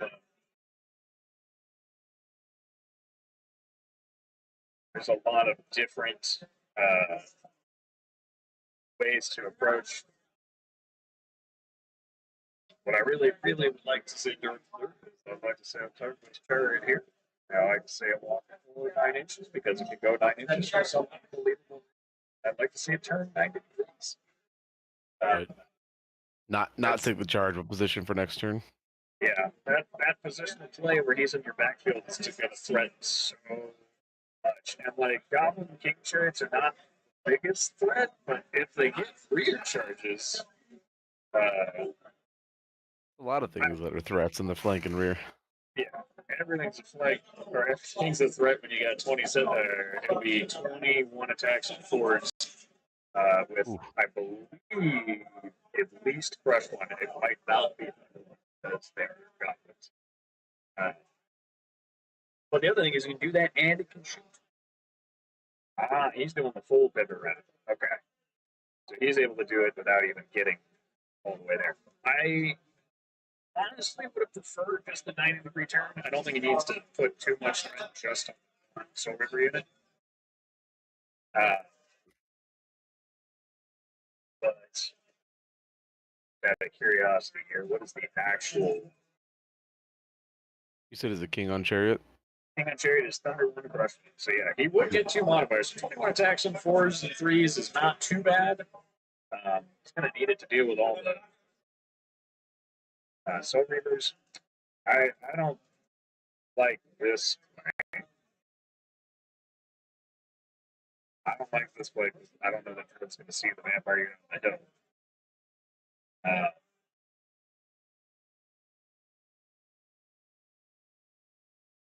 So we'll see.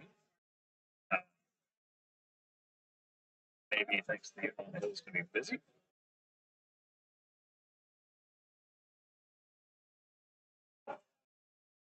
If you measure from that arc, I think he's actually okay.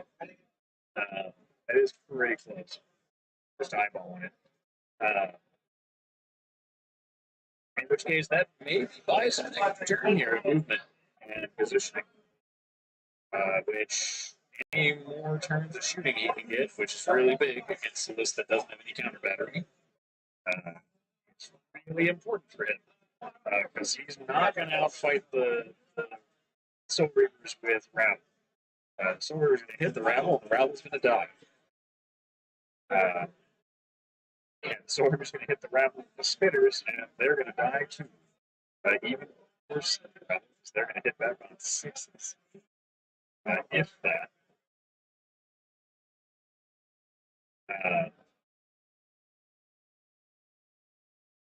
Getting some positional. He does have a single use Soul Reavers kind of going around the right hand side ish.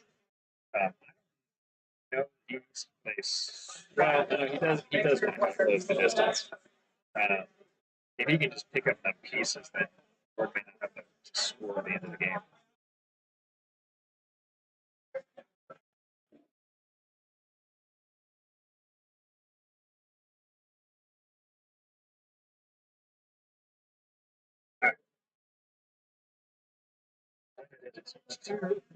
Extraction.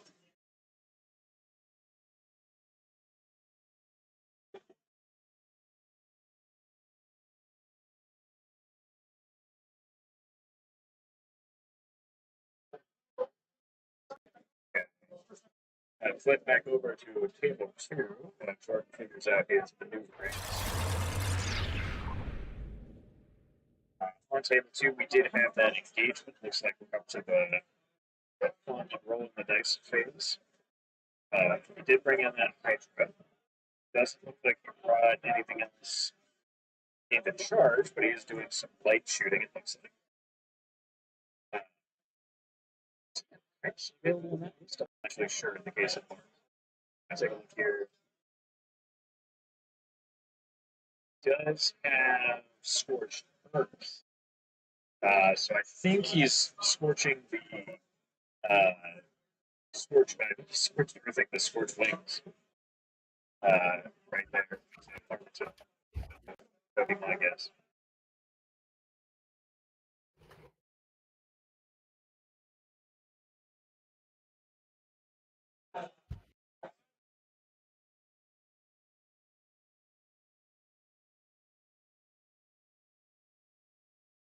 Alright, so the first spirit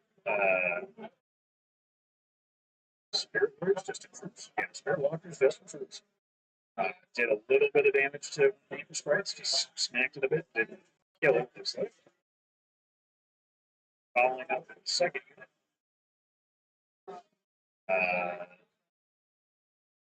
Much better roll, based on what I saw from the previous one.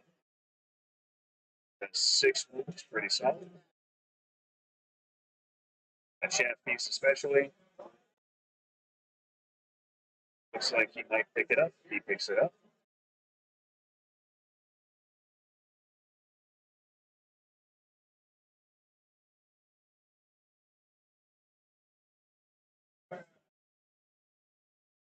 Overruns to position himself directly in front of some fire elementals, which will block up their charges, but not necessarily save the spirit walker, which I don't think he's worried about. He just wants to constantly have an alliance. It's going to make it difficult to approach. Especially with this Hydra, and whether you're going to pick up the Empress Price, which they did, then the Hydra could theoretically overrun, allowing the Great Horns to sidestep out of the way. I don't know that there's enough room to prevent that. But see, I don't know that this will work out in his favor. I think the pivot was correct here, but now I feel like he's going to be able to get everything he wants in a Hydra. It's the only time you actually are able to kill a Hydra. And I don't think it's that detrimental upon breakaway.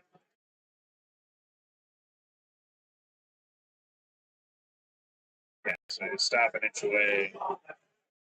That's good, that's good. That's the correct way to play Surge.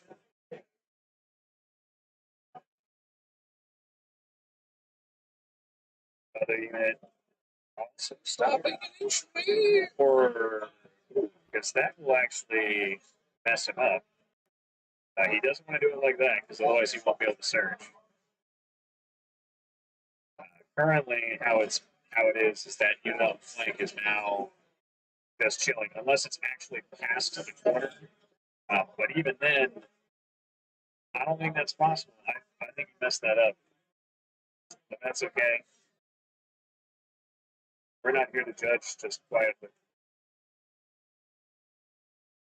Yeah, if his corner's at all in front of the Hydra, then searching for preventing it from getting the flank that he wants to get. Mm-hmm.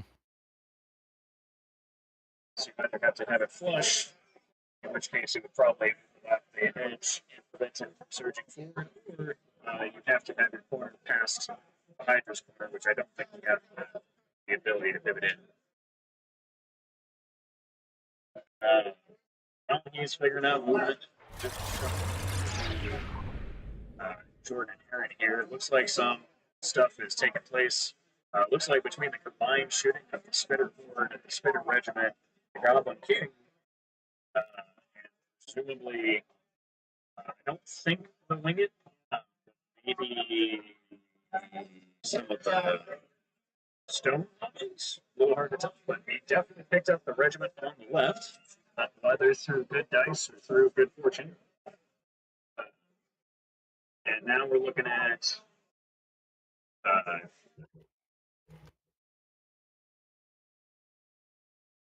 What on earth is he rolling? What the hell?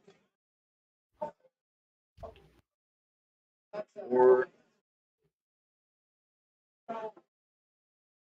oh, he committed his slasher. That's impressive. Okay. This is twice Interesting. terrible. I don't know. They charged it.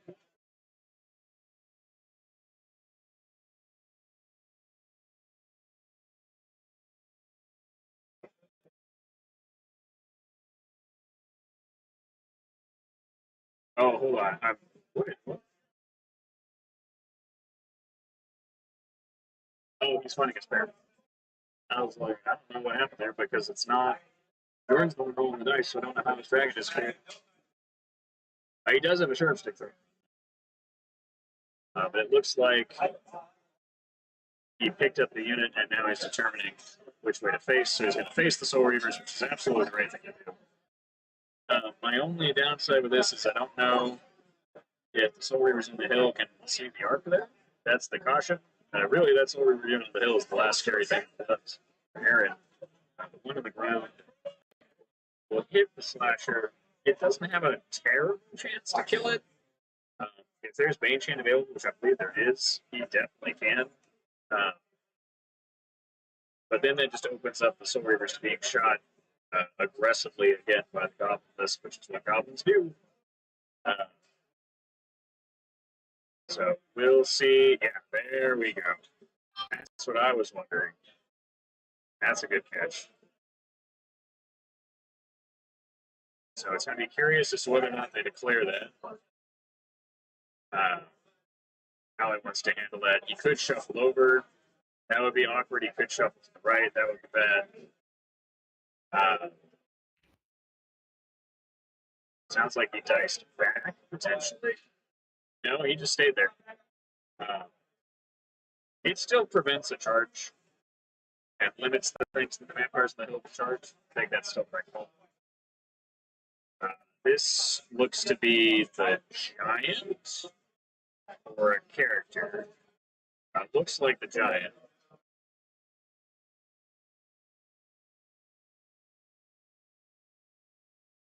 Giant gets in there and slams some Soul Reavers to death. Between the Goblin shooting and just some good combats on Jordan's side. Maybe he had a high blast on his jump up and down.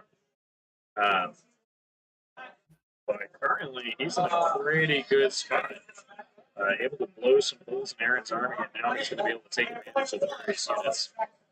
I definitely feel like the ghouls need to be in front of the Soul Reavers to chaff. Right now, they're just kind of spread haphazardly. I feel like Aaron's army came in a big, wide line, and that's why he's now struggling. If instead he'd stayed really tight in the center, I think he would have been able to weather the shooting.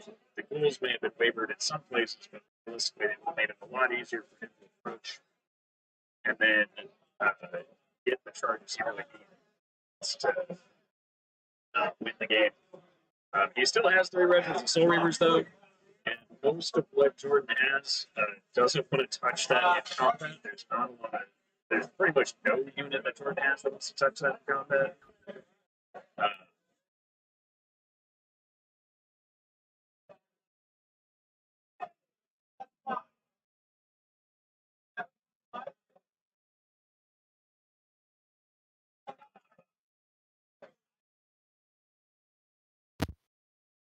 Jesus. Sorry, I can see the table that Jeff Radigan is playing on here, and just switch wings, you can literally see them spread across the entire table.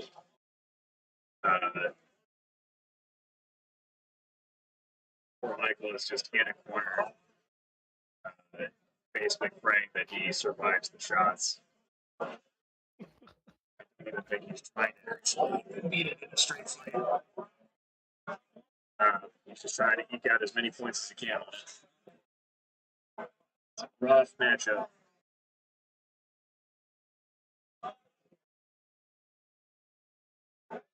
Played with right. fire, literally.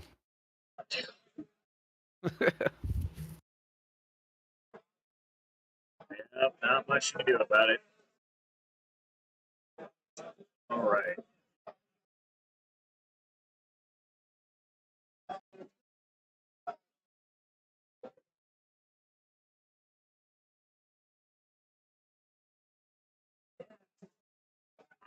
The winged got behind. I missed that. I thought the winged had. I didn't actually see it where the winged had moved off to, so that clarifies that.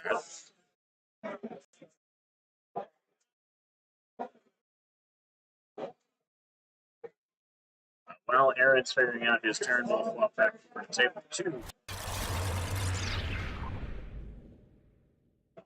Which things have gotten spicy. Looks like this is one. We're definitely on the bottom of 2 now. I do believe we are still on the bottom of 2, though, based on the positioning of things. It looks like all across the board, the fire elementals are engaging. It looks like he was allowed to get that flank. He might have had to surge both. It actually, and I think that's what they ended up. They probably discussed it and clarified it. So the fire elementals that are in front of the Hydra looks like they backed up and left room for the ones in the flank to get the surge complete, and then they themselves were surged into the front. Either that, or they're just oddly separated for some reason and not directly in front. I might ask to clarify that at some point, but I'm not going to worry about it just yet. I still definitely think the fire elementals could have gotten to the flank. I still think there were a lot of different ways that he could have done it. So those fire elementals pick up the chaff piece. Not a huge surprise there. Shuffle sideways. Here, we're going to find out how many dice he's going to roll. Should be 36 on 3s and 3s for the flank. So I'm guessing he's doing this twice because this is going to be 18. So he's pulling should. A little bit of a roll for the first roll.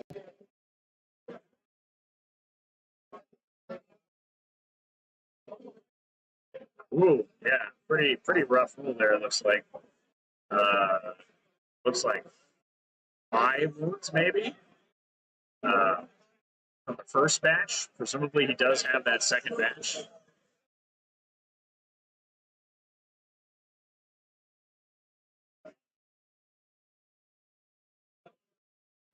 So it looks like that might have been the front that he rolled first. Yeah, that first batch was. Oh, yeah, there we go. Okay, so he did manage to get both in. I just want to know why they're not shuffled to center. Right, unless there's another character hiding underneath the head there. Yeah, it could be. There very well could be. It looks like the wolf is closer to the bottom of the table, like he actually got behind things. Does look like, since that was the 36, that he actually did miss quite a bit, even on 3s. The Hydra may live, and this could get really spicy. Maybe not with that, though. I count 11 plus the ones he got before. It's probably snakes at that point, or pretty close to it. Hydras are pretty beefy. If he rolls more than 2 dice here, then my suspicion is that he does have a character. Alright. Picks up the Hydra. Let's see if there's a character underneath. There's not. So I wonder if it was a case of just maybe not shuffling the unit to center after engaging. But ultimately not going to worry about it. He definitely had the option to get both units in there. That's definitely not really up to a question. It was just a matter of which order he went in and did.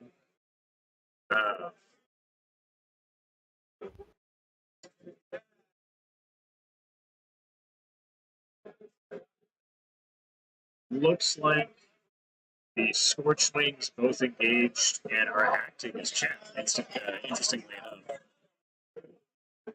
As they move in a top of 3. because they did wounds to both the units in the center using my red dot here. Both of these units were definitely hit and wounded, but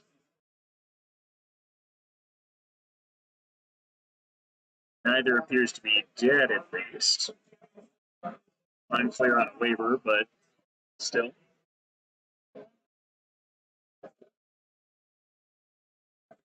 While Mark is doing his move, here to see where their positioning is ended up. We've got the Soul Reavers look like they've combo charged the Dragon, while the third Soul Reaver Regiment is coming around that corner. So the third Soul Reaver Regiment slowly making its way around, these two pouncing on the Goblin Slash to make sure that that goes away. I think that's basically the only option he really had. He's put both of his Ghoul troops into the Troll Bruiser. And it looks like he put one of his characters, I don't know which one, but he put a character into the Wing It. I think that was absolutely a good move, so that stops the Wing It from both flying and from shooting. He can still just walk away with it if it doesn't get wavered. But it at least won't be smacking Soul Reavers constantly. The two ghouls will actually block line of sight to the Soul Reavers for a lot of those archers because they're all type 1. So even if he doesn't countercharge with the Sergeant, the archers aren't going to be able to really get the shots they want. I actually think his best option would be to countercharge the unit on the right and then shoot the unit on the left and hope to pick up both. Or depending on line of sight and arcs and whatnot, depending on how the vampires reform, maybe the Soul Bruiser runs and does some kind of nimble corkscrew shenanigans to hit the vampires, depending on where they're facing at the end of this combat. Certainly, he has some options available.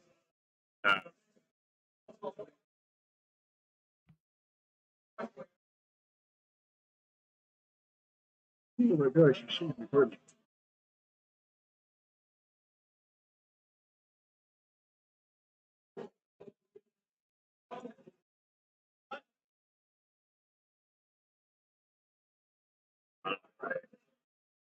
He does pick up the slasher, which is not surprising. It turns out 60 attacks on threes, 40 of which would have been Crush 2, Thunder 1. Delete everything. So Hindered was probably the only thing that could have saved that dragon, and they were definitely not Hindered.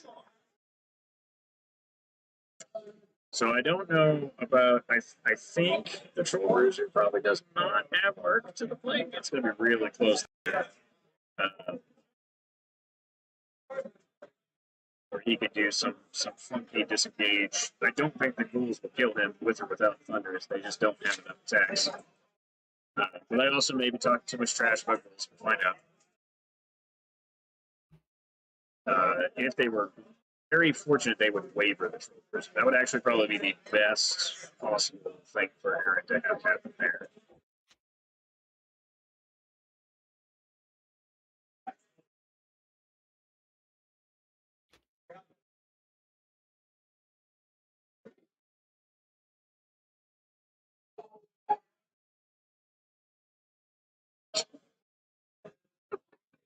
Hearing some of the comments from the player.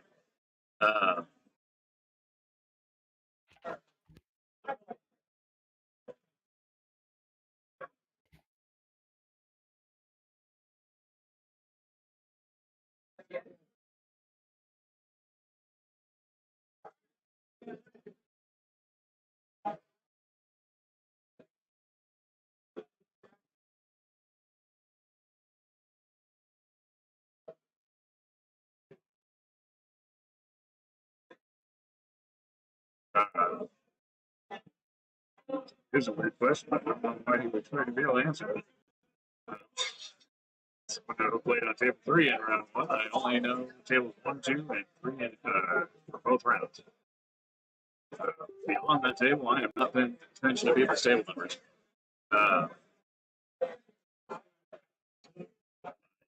looks like a pretty good wrap up for Aaron on this turn. Looks like we are on top of 3, or just about to be top 3.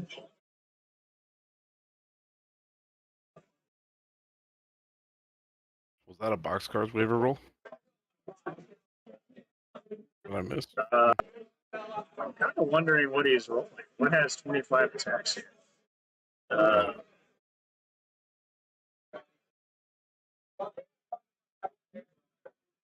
Unless that's the glue, which they shouldn't be able to get 25. That's very specific.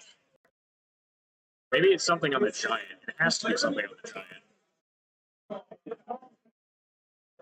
No, that was the. How did he get 25 attacks?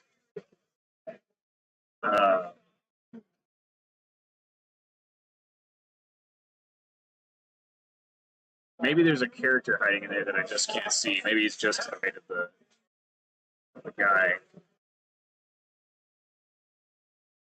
That's still going to be 25, though. Right. It could be 24, it could be 30 if there's a character. I think it's just 24, maybe he misspoke. We are getting into the third round. Everyone's tired. People are sitting down in their chairs instead of standing up. Like reasonable people playing war games, we sit down. So yeah, Jordan's top of 3. Flipping over to Chris versus Mark. Looks like Mark is still mostly figuring out his. Oh no, we do have some form of combat here. Hold on, I assume, because there's no way those are spell dice. That'd be really impressive. It's like the Hydra on the top F went down.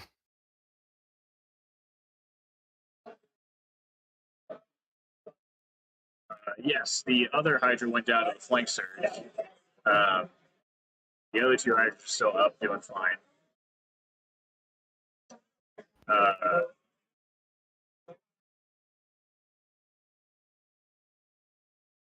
See how this goes down here.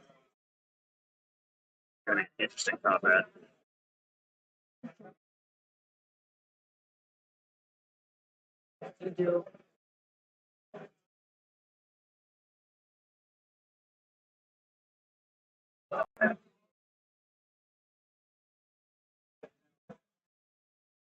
So it looks like this is against the Scorch Wings in the center.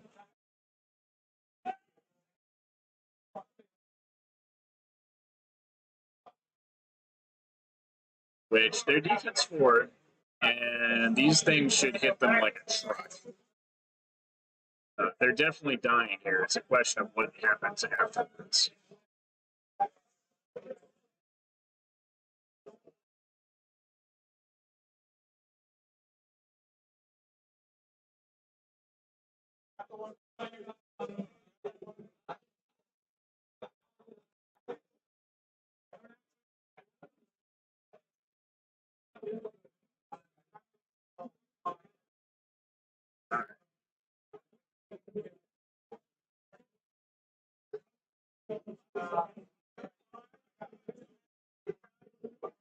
So plenty of damage done to the Scorch Wings. I'll wait for that nerf.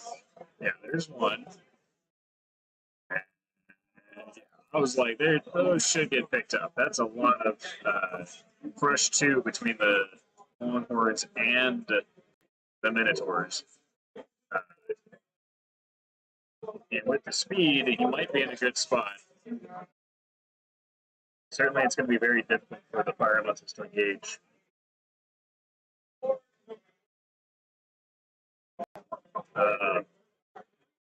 Are Scorch Wings not fearless?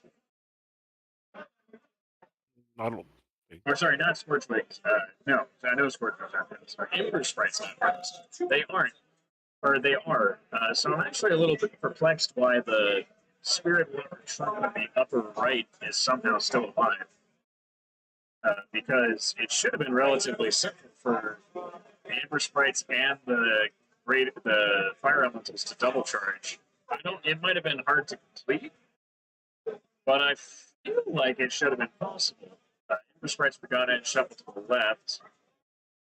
Fire elementals may have had to either shuffle and get surged in, or well, no, because they couldn't do that. They shuffle spirit.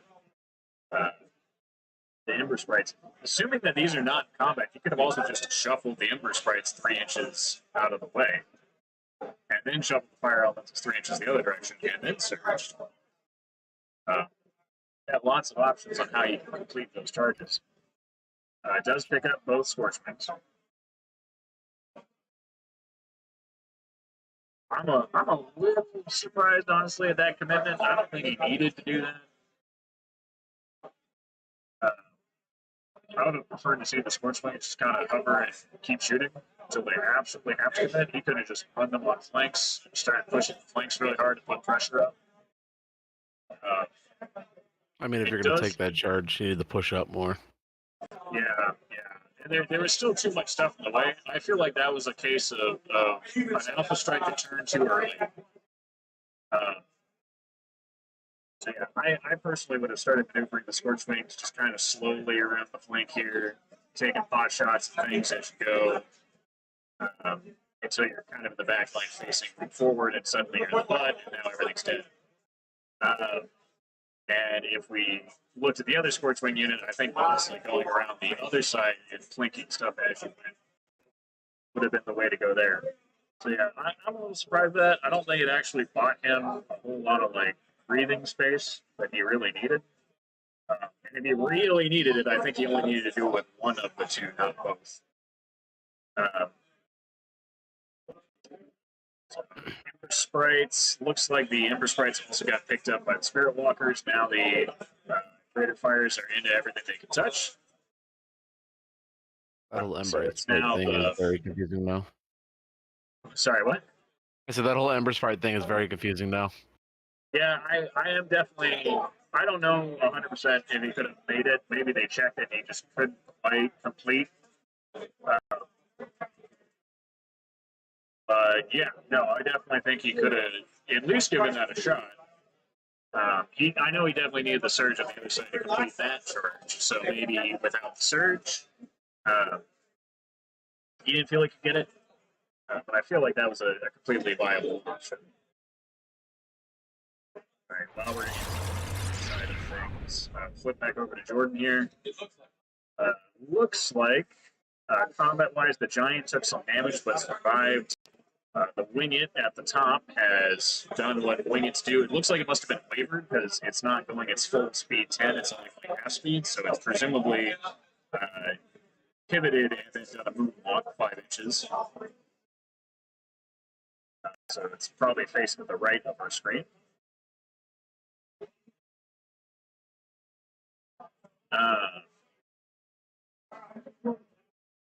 Looks like the new troop over here may have just been hanging out. This is what I'm talking about. Is like I feel like this is just not the right spot, and that might just be some experience difference here. That's okay. But for the record, you want this here. And like, yes, that's risky because maybe it gets wavered, maybe your Soul Reavers stay down. But now it's going to be a case where he's going to hit this, he's going to kill it, and then he's going to be past the Soul Reavers. They're not going to be able to turn around and deal with it.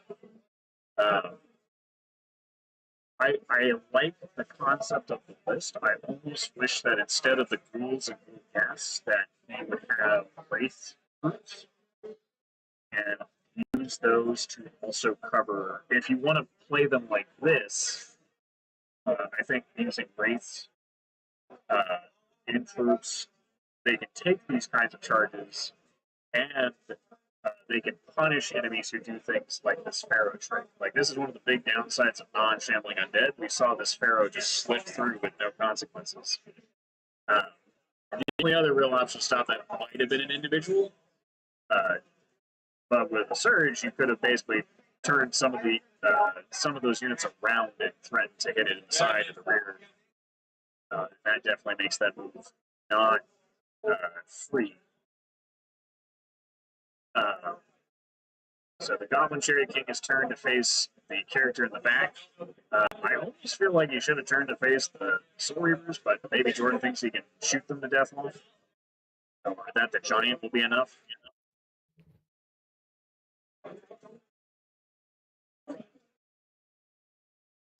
Interestingly, he actually does. There's a lot of funky things going on here.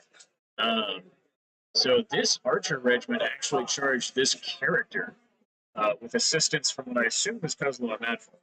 I actually think that was the right decision because they weren't going to do literally anything else this turn if they didn't do that. So this at least gets them in position to shoot Soul Reavers on a following turn. I do think that this is almost backwards, and that either this should have gone in to support the rabble to pick up the one troop, and then allow the archers to charge the other one if they're not going to shoot it. This feels like a not as optimized charge as it could have been. There were a lot of different ways this could have been approached. But we'll see if he picks it up with just the rabble. Looks like he's still shooting though, so.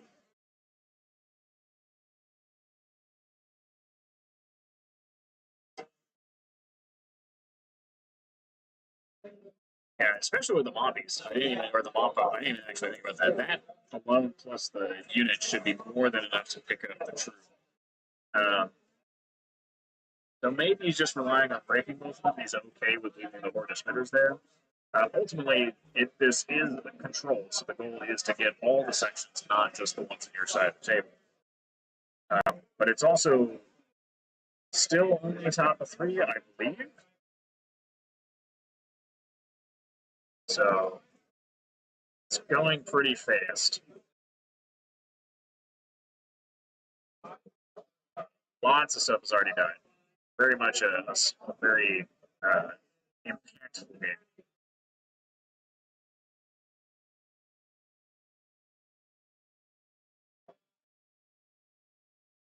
Flipping over to our other combat real quick while Jordan continues shooting stuff.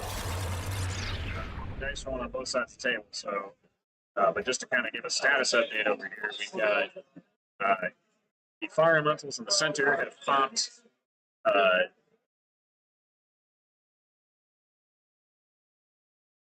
I feel like there was a Longhorn regiment there. See, I feel like Mark is actually playing his chaffle on horse intelligently.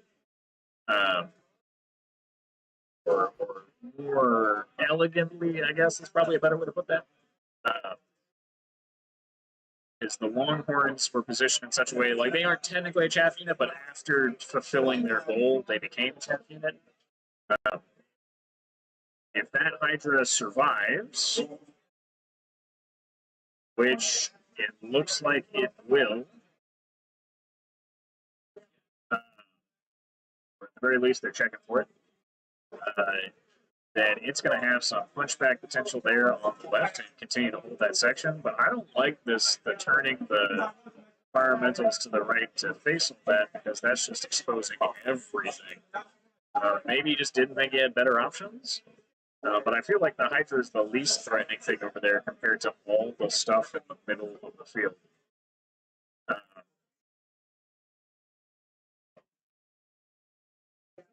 It's a lot of smashy units that are still left on the table.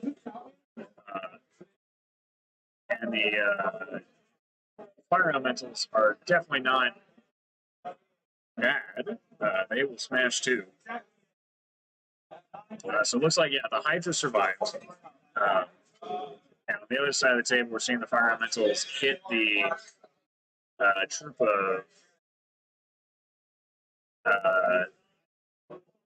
troop of Spirit Walkers. Believe me, I got this. Clearly, because I haven't been fed enough today. So they've been removed. Again, I'm a little surprised they were still there. And I actually think that they needed not to be there this turn for this reason.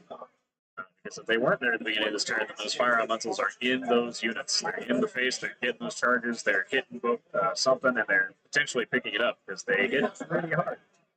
But now I'm kind of like, it's like, here it comes. He's even shaking his hand prematurely that everything's about to smack into everything.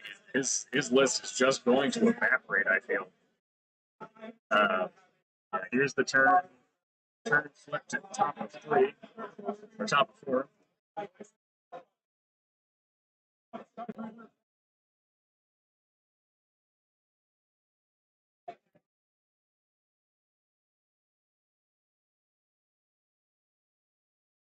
All right.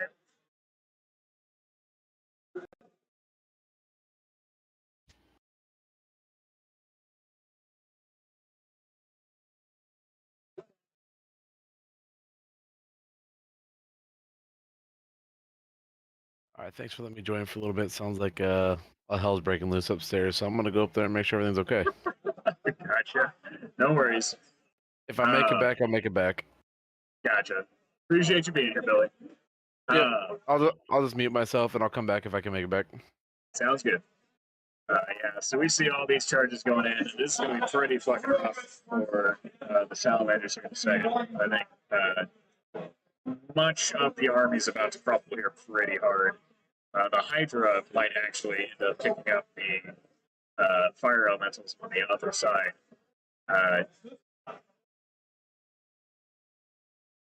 Yeah, pretty.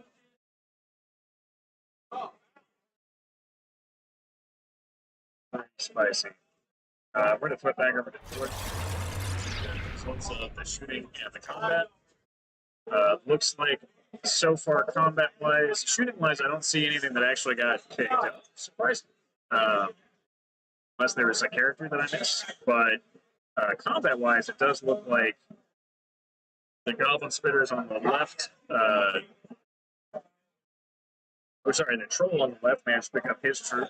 And the horde of rabble has actually spun around and is currently facing away from the Soul Reavers, and that's basically to not get charged with him. He's prevented that charge, limited the Soul Reavers to only charging the Legion in the front.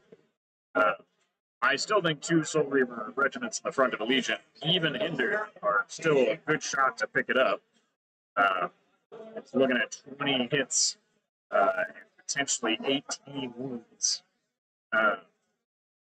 But I also do think it's the best thing Jordan has to soak that charge.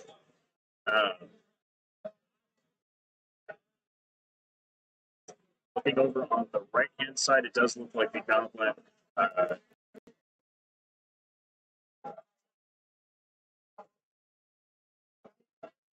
Feedback Riders punched through the Ghoul troop.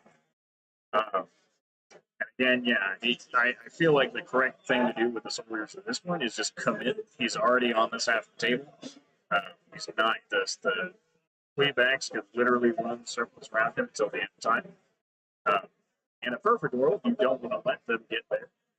Or you want that Soul Reaver unit on the left-hand side of the pillar. But then the follow-up is you run the Soul Reavers forward, pivot, and then get them ready to help the rest of these combat.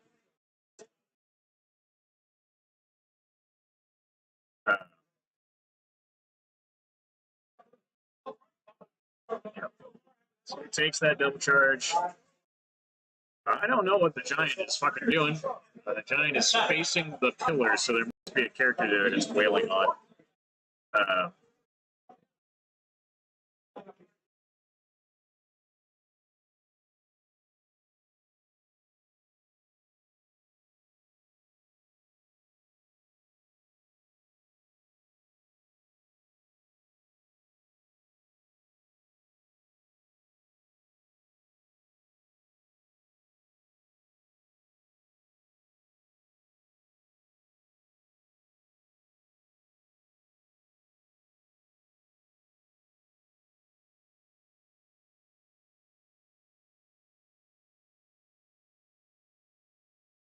All right, so we've confirmed that underneath the Giant, and it's very difficult to see because it looks like the Giant's head. Welcome to casting from a top-down perspective. There is actually a character in front of the Giant, so the Giant has been wailing on, I believe it sounds like a Vampire Lord, which is why they're still there effectively. Bottom of 3. Flipping back over to table 2. I suspect it's going to be a rough scene. Yep.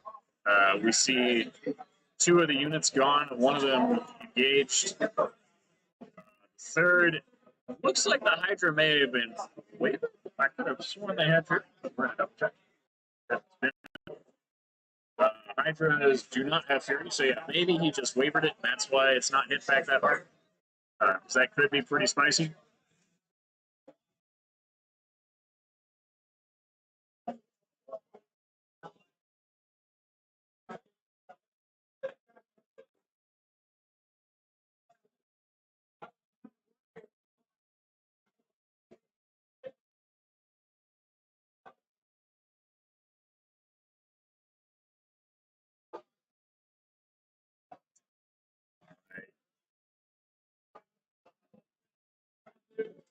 This is some shooting coming in to try to pick up some stuff.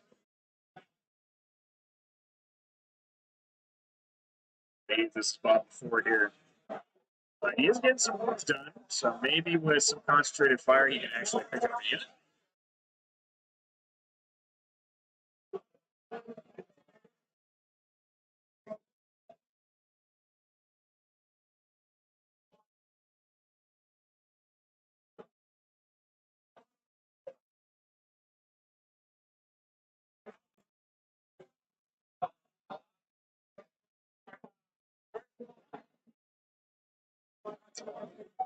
Right. All right, let's see if he can. I think he's moving into combat because I don't think he has enough shooting to justify the amount of dice he's just picked up. So this looks like it's against the Hydra. So he's doing his bestest.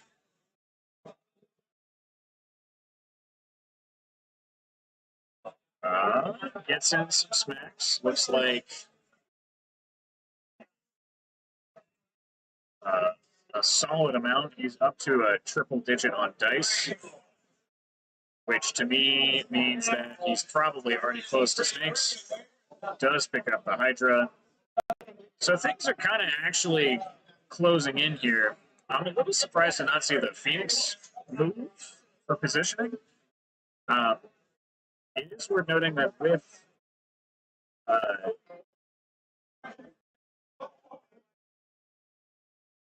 thing at Pathfinder for some reason. No, thank God.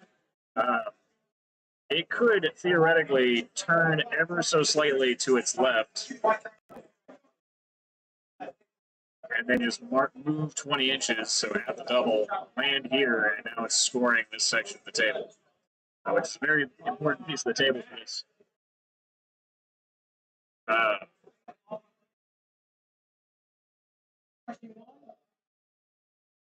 Thought someone called my name. I was about to be like, "How dare you?" But yeah, it's closer than it looks, but it shouldn't be for a lot of reasons. So, but I'm going to chalk some of it up to both players are probably tired. It's round 3. These are definitely the happy mid tables.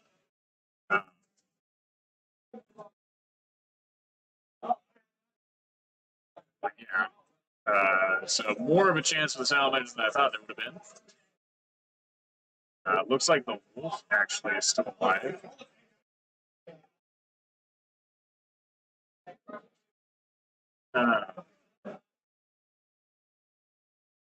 Excuse me, pardon me. Holy cow. Came back with some dead stuff. Yeah, this board is cleaning up nicely. We're now at the top of 5. So there's still 2 full turns to make sure that this board just has nothing left on it. And a lot of stuff within charge ranges of stuff. So.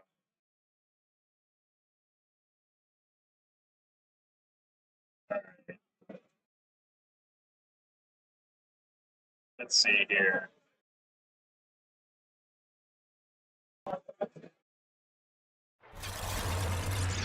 They're getting their started. Soul Reavers look like they're starting to smack into the Legion here. Looks like the other regiment was able to find something to chew on. Not quite sure what, unfortunately, but it definitely got something and ate it.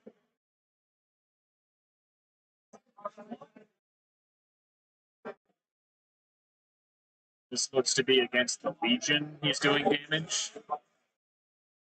So it starts off with 9 from the first patch. He needs to replicate that with the second patch. Weaver here wouldn't be the end of the world. He still has a lot of stuff there, and this is kind of the thing with the Soul Reavers, that despite the fact that he's lost everything else, despite the fact that he's down to just 3 regiments of Soul Reavers, it is still 3 full regiments of Soul Reavers, of which I think only 1 has any damage on it. Right, I was going to say that. Yeah. Which some of that may be coming off here if it's not a lot. The downside is they're going to be right in front of those rock lavas. The upside is they may be within the indirect range of them. At which point that's going to negate a lot of sorts of options to actually stop them. Looking at rock lavas, they are indirect. So that said, I don't know that Aaron will have the speed to shift stuff around fast enough. We'll see. This game is still very early on. They got plenty of time left in the round, though. They're not in any rush. And much like the other game, lots of stuff is dying. It's great. It's wonderful. Love it.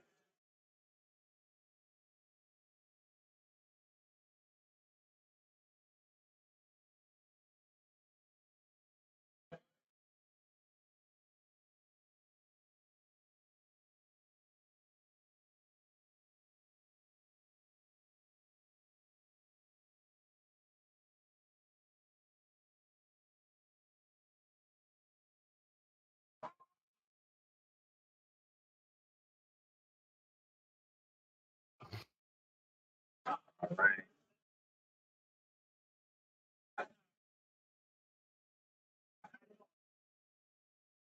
Yeah, I think he's kind of debating on how to approach this. I do think the correct thing to do here is to just, oh, no, I don't know about that.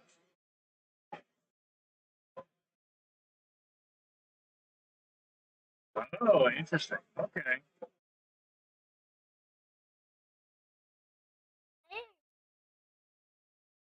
I don't mind that idea conceptually. Yeah, I get what he's trying to do, I think, which is to get the other regiment into a position where it can turn around and actually face stuff to kill stuff. Because he really just needs to get every ounce of value with the Soul Reavers. I wonder if turning him sideways puts him in arc for that giant. So the giant's currently facing the pillar because the pillar theoretically had a character underneath it. So the giant is currently facing this way because there's a character somewhere here. Right, but what I was saying is I'm curious if turning that Soul Reaver unit that way would have put the giant in arc to where he could have charged the giant. You know, Possibly. I actually think that might have been a better idea. It does look like the Soul Reaver unit that is here has turned around to face the giant. Okay. So I would actually be curious to see if the giant can just get to safety by just pivoting and walking away. Because at this point, Soul Reaver is going to struggle to actually catch anything of value, and they're going to have to endure another couple rounds of shooting from rock lavas that are all still there. He's got the Goblin Fairy Chariot. They can start plinking stuff. There's still a lot of plink potential here. And he has both Hordes of his Spitters around the corner, so if the Soul Reavers step out, then he can plink them. It turns out Spitters are actually okay if you just have a lot of shots.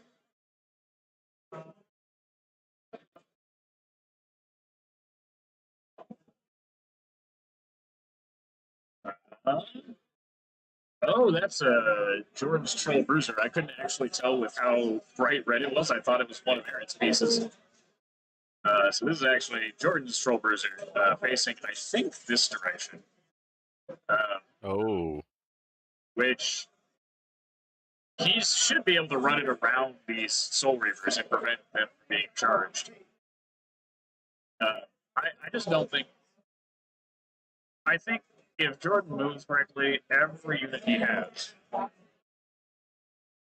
should be able to be out of arc or out of reach of the Soul Reavers.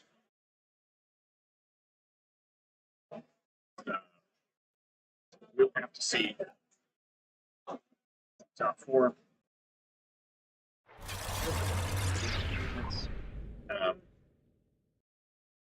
Yeah, that's about what I expected. So we've got more things closing in. We got the herd picked up a couple of units. Looks like they did pick up some fire elementals. They did pick up some of the remaining characters and or back end pieces while pushing forward and really getting the deployment zone. Again, I feel like the Phoenix, he might be tunnel visioning here a little bit because this should be the bottom 5. I guess he does still technically have one more turn here. But right now, especially since he has the bottom of the turn, and maybe that's the play. Maybe the play with the Phoenix is by keeping this unit here, the Hydra won't be able to charge it. And if that's the case, then he can just fly 20 inches over all of this, land in the opposing section, and claim that, which is also extra good because it denies the opponent a score. It will get him 2 bonus score, and he'll get the section for a total of 7-point swing, which is a pretty huge deal. But he could also pick up another 2 units this turn. Maybe it's not even relevant. Who knows? This board is just going to see everything be dead. Quite literally everything, I think. Then you run into you question whether Mark would have enough unit strength to leave the Hydra there and cancel that out. Yeah, I think he doesn't actually have the option to do that because he has to bring everything forward to kill the 2. He basically both these guys threw their entire armies through the center at each other and smashed, and didn't really care for any elaborate strategy or plans around that. They just smashed in the middle. We played kill and then forgot there was another scenario. Yeah, and then forgot about the rest of it.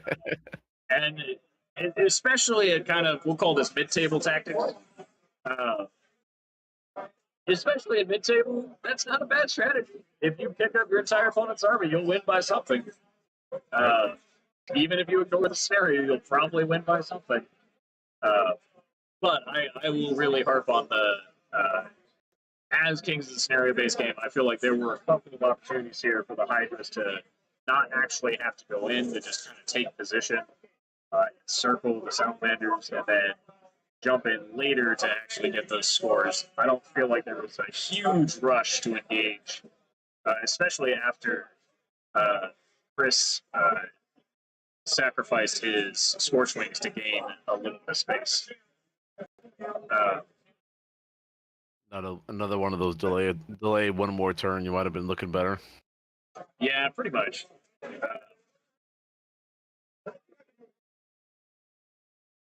Maybe he feels pressure. Maybe between the combination of like Kilodons, the Phoenix, whatever fireball the casters can bring to bear. But maybe that's just maybe it spooked him. Especially as a herd player, I could understand that because it's stuff is low defense. You got to cross the table. You're not punching stuff. You're getting shot. Then you die. So looks like we're into combat.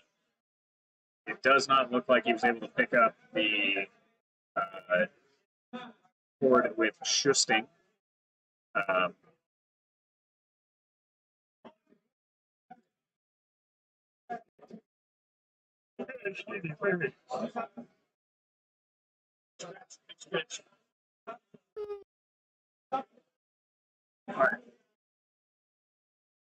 He picks up that unit, and that's going to really limit Mark's options on the follow-up turn. I should say top 6 now, realistically, because we're going to swap back over here. But yeah, Mark's options are basically, take that charge and maybe charge the Hydra into something. If the Hydra has reached the Phoenix, that's what I would charge here. Right. Nope, that's not what you should be looking at. You should be looking at the Phoenix. If he can sneak by it. It's all about range. Could have made it. Yeah.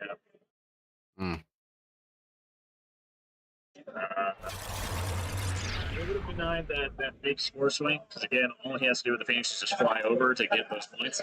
But I won't be entirely surprised if they just forgot and he doesn't fly it over. We'll find out.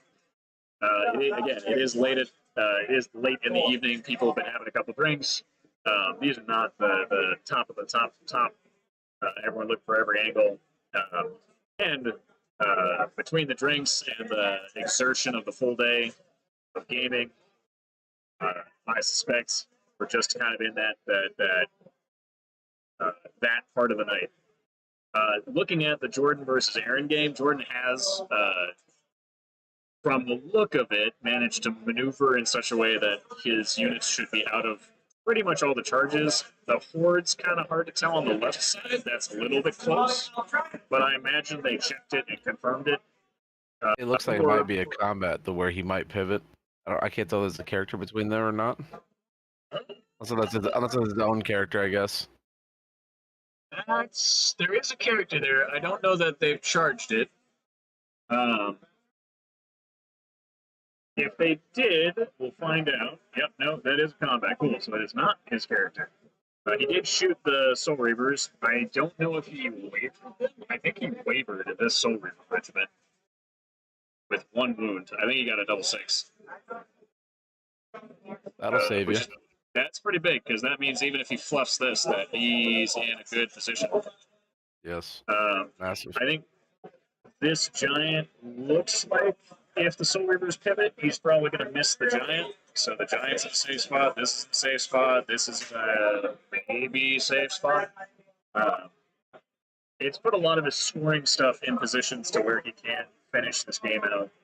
And while the Soul Reavers have punched through the center, they've now got to basically turn around and run backwards to actually kill shit.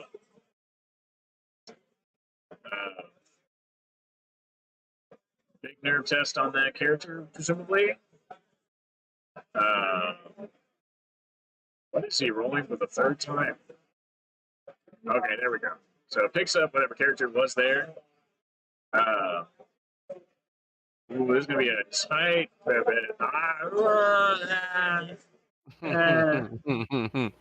That was a bit wide, but that's just fine. It's fine. That was. Sometimes you can't tell the angles from where you're standing. There is kind of this whole advantage. I do like this top-down view for the whole UV aspect of it. You can really see those tight angles. Yeah, I think he had to pivot a little bit more, but I also don't think it's actually that big of a deal considering the Soul Reavers are wavered. If they weren't wavered, maybe a little bit more impactful game.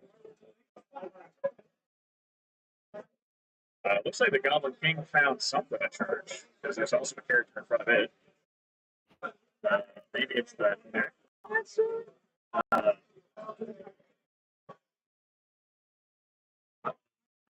It's either that or another Ghoulgast. I think the one that he hit with the Trollverse or the Horde with the Ghoulgast. Either that or a Necromancer. Because I think Aaron's Wolf is still in the center. I think that's the last of his big characters. So yeah, the rest of it, he's just trying to figure out what options he has. I think Jordan actually turned this cannon in the face, so if Aaron commits to start killing cannons, they can start lobbing things again.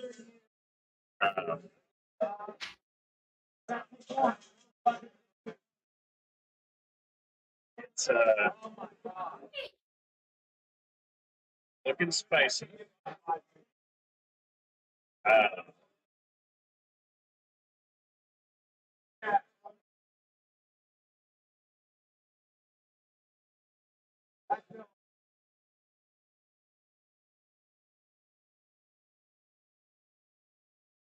Yeah, doesn't have a lot of options left on the table. That's kind of the whole the action economy of the game. Once you stripped enough units away, just don't have the one. You literally don't have those units, so you have less options to start. But then, because of Jordan's good positioning, those units just furthermore literally can't do anything on this turn. They can basically spend the time repositioning, which is a pretty big deal at the bottom four. He really needs to be getting some of those extra attacks in.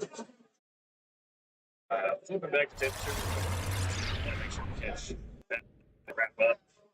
Looks like the Hydra was able to successfully kill one of the hordes of He didn't do it. fire elementals. Yep, and it does look like the.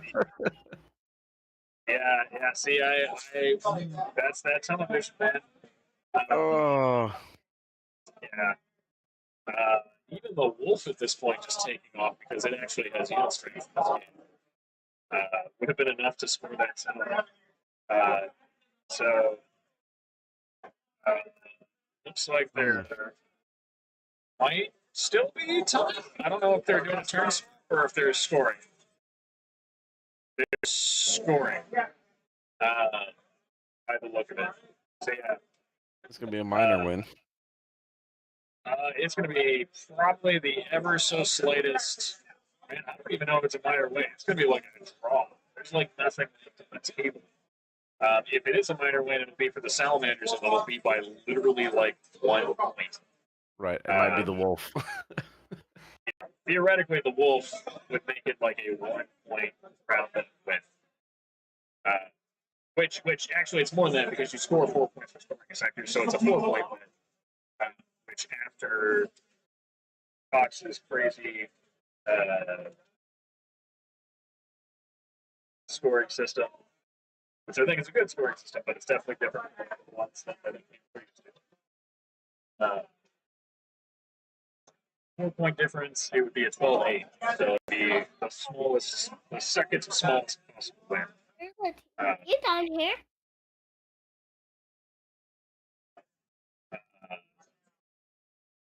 So we're going to let them tabulate, but definitely an interesting game to watch. Definitely good to see it. Good fucking smash out wrong in the center of the table.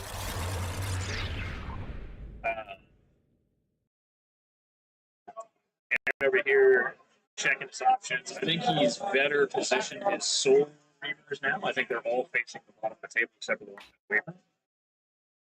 So now he's kind of at least committed into scoring the stuff that he can rather than chasing the stuff that he can.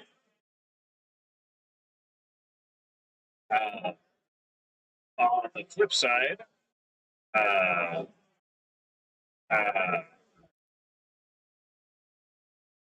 yeah, since they're wavered, he's back to 3. I think that's fine. I don't think he has any healing left, but I also don't think they're like that terribly wounded. It's a little hard to tell because those are actually D10s.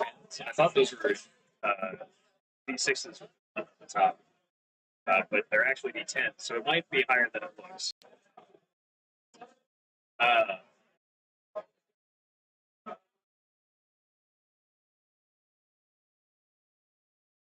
Sorry, I'm eyeing up from a distance the Radigan versus Michael game and trying to get an idea of who's winning that.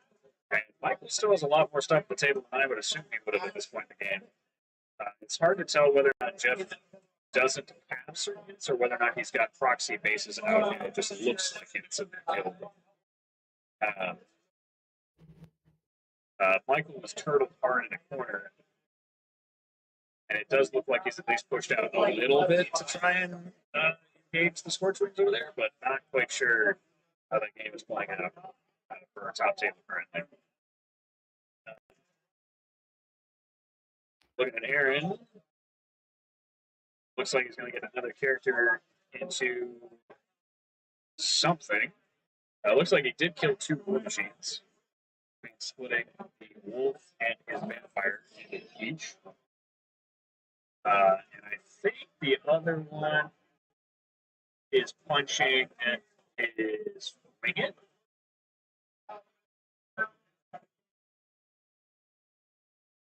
So yeah, he's got his Vampire Lord. So this is actually a Vampire Lord up here.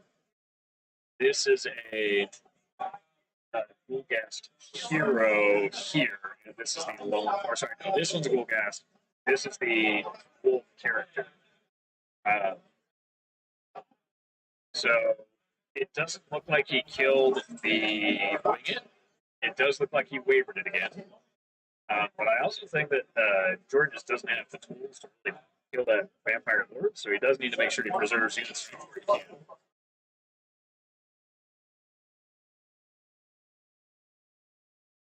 It does look like the turn has flipped to work, so top 5.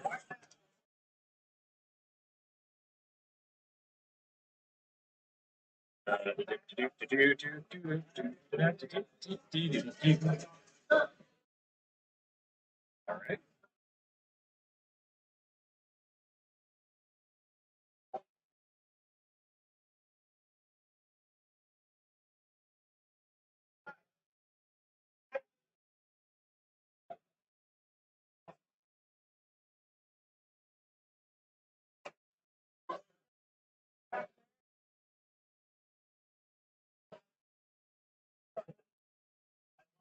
All right, so the Giants just going to keep on and keep it on. Looks like he's going to try to score the upper right corner, or upper right at least, which I think is the right thing to do. He's already in that section, then he should literally just turn around. And the Paracherry should basically park himself on the opposite side of the center from the Vampire Lord on foot to make sure that he doesn't get smacked. That Vampire Lord has a bounce back shield on top of that. Holy crap. That's a build. So Blood Rage, but then he's actually defense 6, so he's got crushing 3, but defense 6. With Life Leech 2, at least until he takes a one, which is that's spicy. Definitely discourages people from charging in because even the ones that do get through, he's absolutely going to heal off that first round of combat.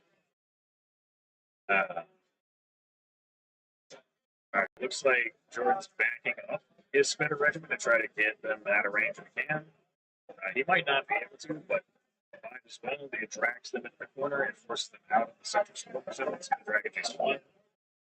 At this point, it really comes down to, are there going to be enough scoring units left to contest and control more than just the center middle on Jordan's side of the table? Aaron will have 2 turns to maneuver. He just has to be really cautious not to lose the remaining units. So he can't lose these Soul Reavers, but he also needs them to kill stuff. At least something. It's going to sneak win.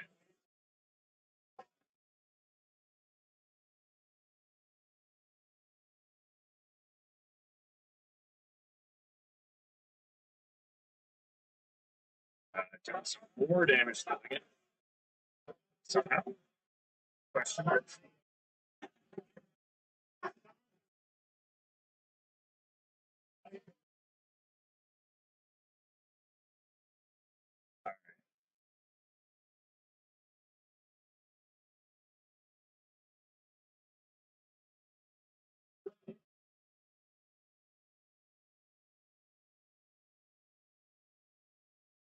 What's our round time?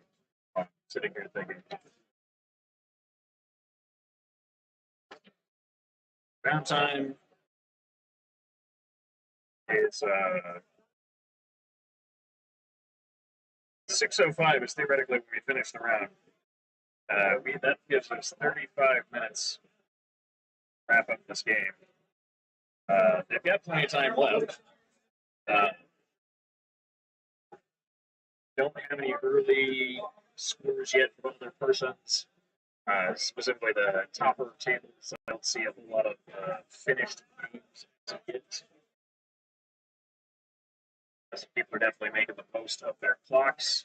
Our table 2 was actually one of the first ones to finish the hall, it looks like. There might be one other table that finished early. Otherwise, we're still going tables. All right, there we go. That's a move. Moving the sword back to make sure that he does control that and potentially gets his flank carved off.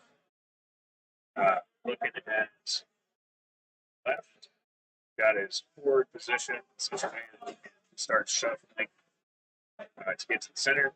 Goblin King, get perfect movement out of the way, get that nice sword. Now we get away from the character because that character could potentially just punch the Goblin King to death and not have error. I imagine what he's trying to do right now is just put enough shots the regiments to potentially pick them up. Goblin Kings do some more. Their shooting is actually almost better than their melee. The overall flexibility of it, the ability to keep it moving.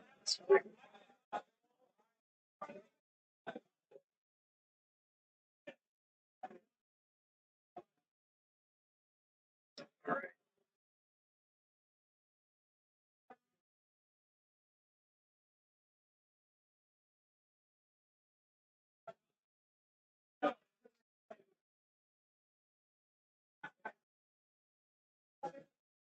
Pivots. Character round. I don't know if Jordan took the Lone Ranger. I think he took the Lone Ranger, but I think he's actually trying to shoot the vampire lord.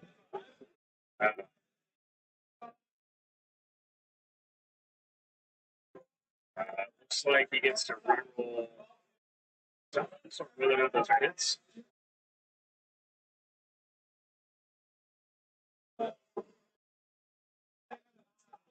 Apparently, got some crack shots there. All right, this looks like spitter shots, if I had to guess. Trying to get some pot shots on a unit.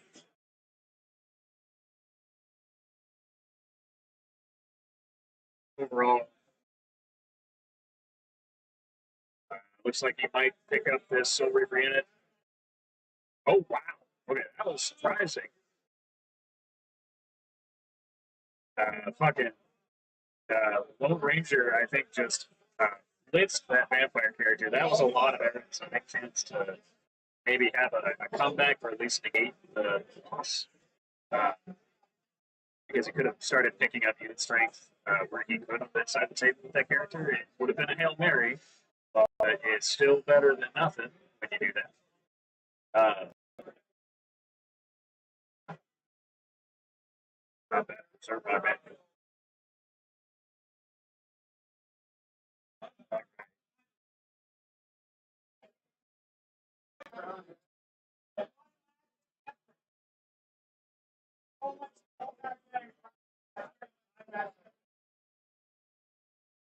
Yeah.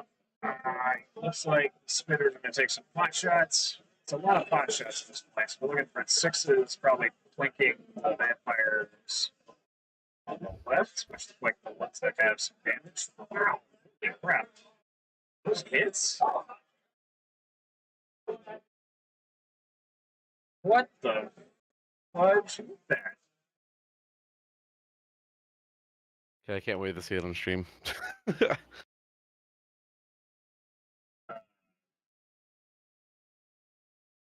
He just looked like he rolled like 6. Holy cow. I just seen that. I should clarify. He had a unit of spitters. It looked like hit 6 times out of the 10 dice they had, which presumably were on 6s since they had to back up. Maybe he kept them still, and maybe those are 5s. In which case, that's a little bit more like, okay, not nearly as crazy, but like, damn, that was an impressive shot. He did pick up one of the last Soul Reaper units, and more importantly, the Lone Ranger sniped the vampire character, which I think was in full health. Oh, wow. Top left, which basically removed Aaron's ability to clean up the chaff and clean up the unit strength. More importantly, which now means that Jordan's going to have a pretty commanding presence on that side of the table. And I think even if Aaron spreads as best he can, the most he's going to get here are 2 zones.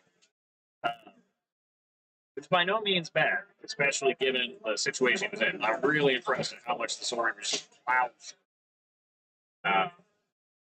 But likewise, I'm impressed by how Jordan's effectively invaded the remaining ones and picked off the side ones, allowing him to effectively do the opposite of what you see most lists do in this scenario, which is play the center and then one side. And instead, Jordan has effectively ignored the center and played both sides.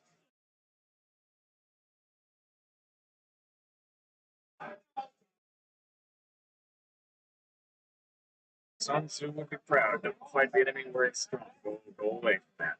And Soul Reaper's definitely strong when you fight him head on. You don't want to do that.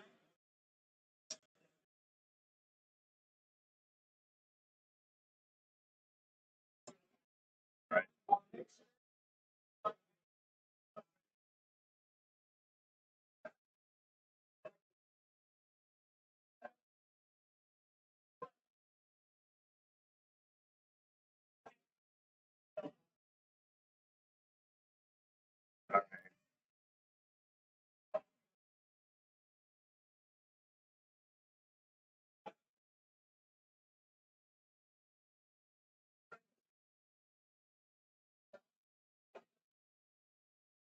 Not much that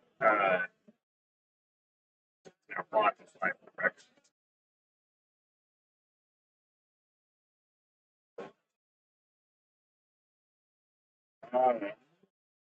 At least I believe it is. Could be close. Find out.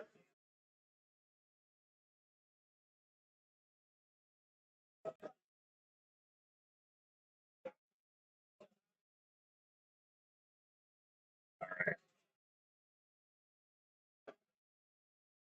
If he picks up that unit, that's really the big thing denying him. I mean, he should just by unit strength alone have enough to have that section.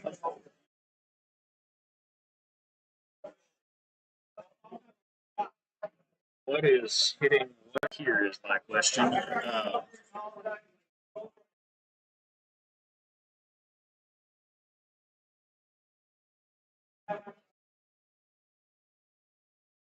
That troll.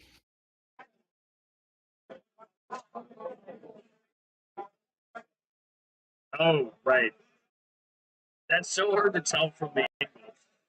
Well, and That's the colors match. Yeah, the colors that match too. so much I too. keep thinking it's like a Cav hero for Aaron, and that's why I keep ignoring it. Right. No wonder he's been constantly. I mean, I guess he must have ignored it previously. Now he countercharges it, picks that up. I think that mostly just sealed Aaron in that corner, which is probably the right call, even if it's to give up a troll bruiser, which is not the most expensive thing in the world. At that point, Jordan pretty handily has the other four corners, including his opponent's center, but Aaron would have his center. Depending on how he repositions these soldiers, the one thing he's got to watch out for. The one thing he's got to watch out for.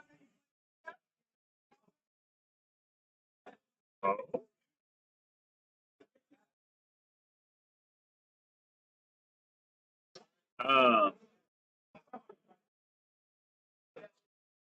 Looks like Michael actually managed to kill at least a sportsman.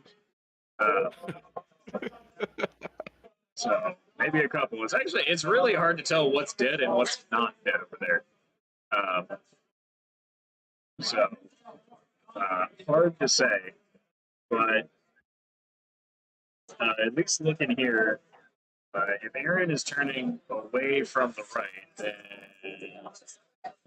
Gordon might be able to sneak in and use a horde to usurp the center on his side. Yeah, that's what I'm seeing. So I don't know where the line is, but I would absolutely march those. Well, he can't march. He's got his corner in. Oh, that's off. That's unfortunate. That might do it, though. Yeah, that's a good check. Yeah, that's a good check. Because that's at least putting some danger there. I think regular route might be in strength here. The word. No, the word is still 3. God damn. He is bringing up some stuff to help shoot, so maybe he planks the Soul Reaver regiment off. If he planks it off, then he does definitely have enough to take it from the Wolf, and I think the Ovian is too far away to actually impact it. The other option is he might be able to run the... Yeah, I was going to say, those Wolves will probably just run circles. There's just nothing that Aaron has to really threaten them and keep them pinned at this point, so he just runs in a circle, positions. The next turn, Aaron can at least pin them,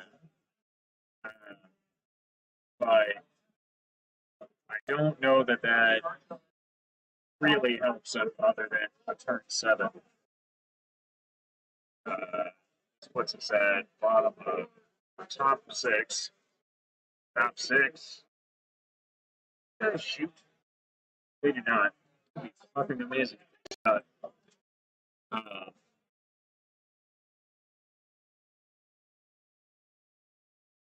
Yeah, the Winglet's actually coming back to center of mass. He does have the Lone Ranger, I realize, so he might have enough shooting to flip off the Soul Reavers, and actually with the Lone Ranger's unit strength, they're now equal, so he's tied in contesting the zone.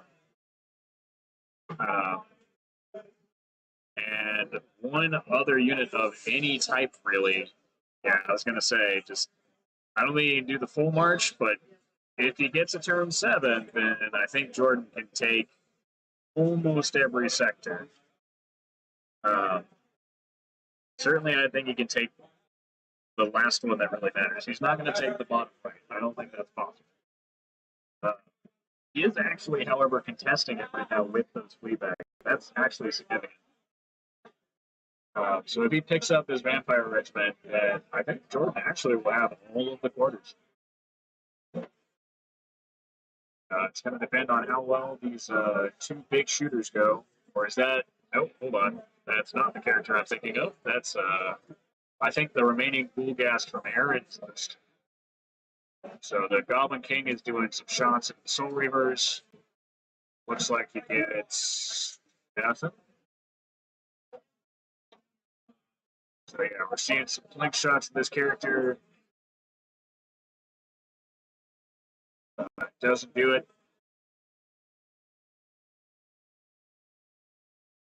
Yeah, it's basically a Hail Mary shot to see if he can kill the character. It looks like he's going to shoot the spitters at the wolf. Lone wolf. So he needs 6s. He didn't move, and there's no cover, so he actually does get his full dice. They're just on 6s. Which looks like he does actually get a decent amount. It's some really good shooting, Jesus. But only 1 damage. The wolf is pretty fucking tanky.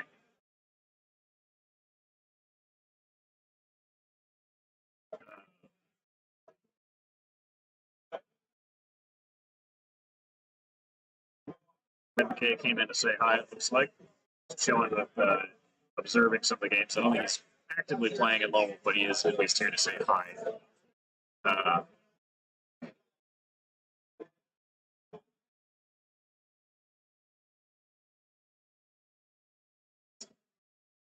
Let's see. So turning around, and now I think he either shoves all of his Soul Reavers into that corner to just make sure that he's holding that corner.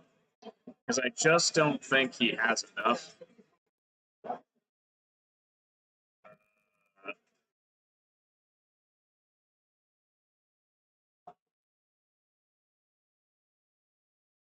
Oh, maybe not. Maybe he does have enough by 1 point. So he's contesting 1. He's holding the center currently by 1/2 of a unit strength.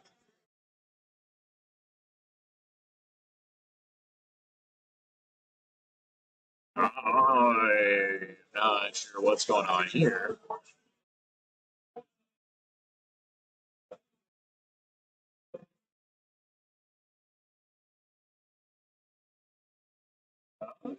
Fleabag's not a vampire, so I don't think he can get all the way to the center.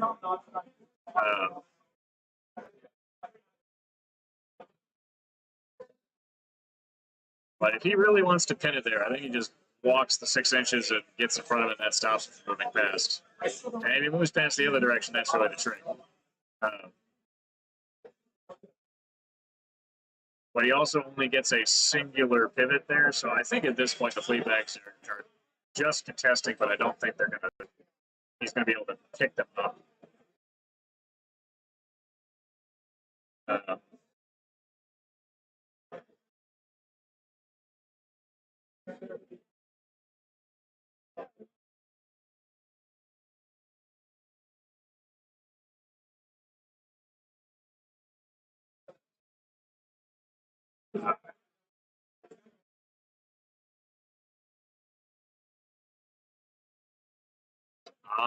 Okay. I get what he's trying to do. I think that it doesn't matter. He's trying to prevent the Fleabags from getting to the center of the zone, but given that it's the bottom of 6, if there's a turn 7, Jordan will have all the options in the world to get stuff to the far side with whatever options he really thinks are needed. No, don't leave. Don't leave. Okay, that's fine. That's good. That's okay. Yeah, this is the big thing.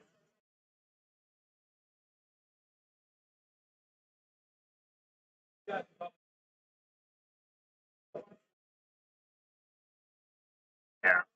Let's see.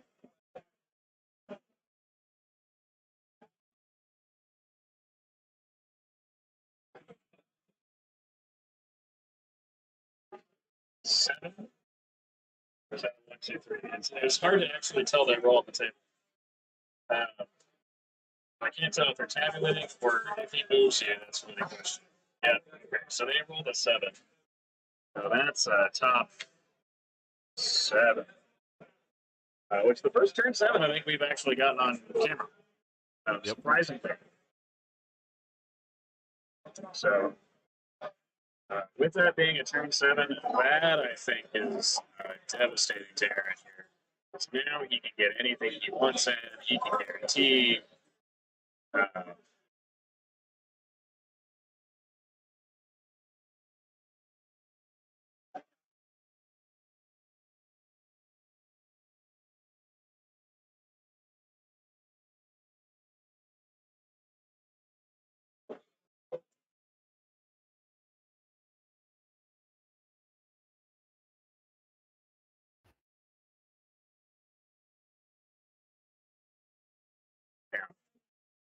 I like if he was playing more aggressive there, he'd have played a little more aggressive with the pivot on the Soul Reavers there, the middle ones.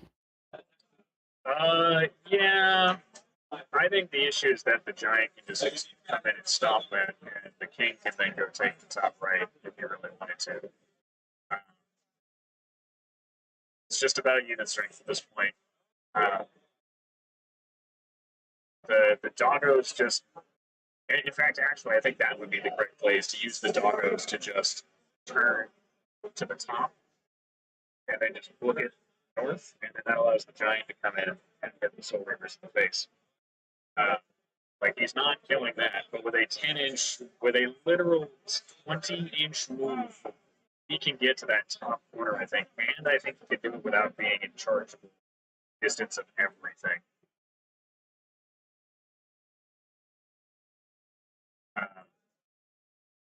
We'll find out.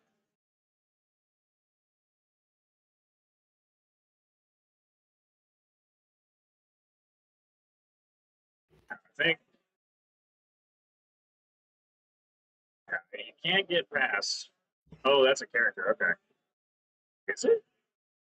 On Earth? No. No, no, no, no, no. There's no point. There's no point. Other than, I guess, trying to deny the corner.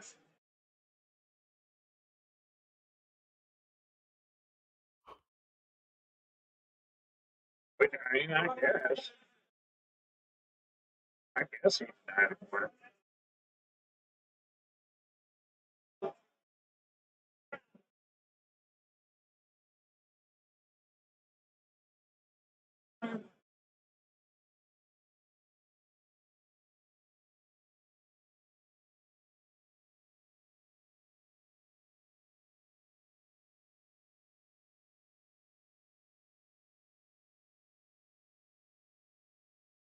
Yeah.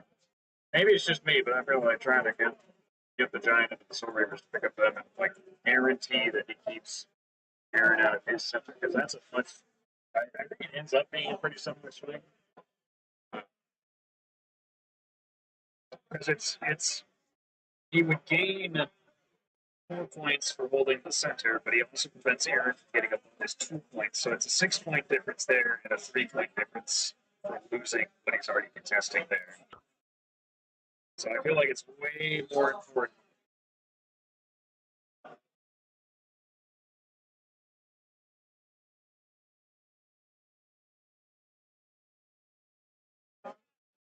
Yeah, yeah, just running nimble around them and keeping them from getting charged.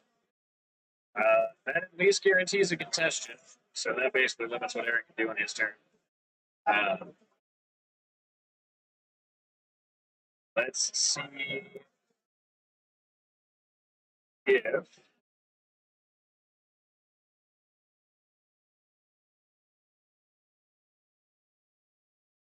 that's really the trick. Is does he have enough units? Like this is the thing. Yeah, he just walked 5. He needed to walk 5 last time, but he decided to take caution.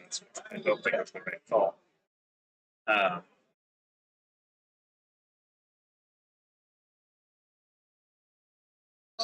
now he's maybe trying to plink the Soul.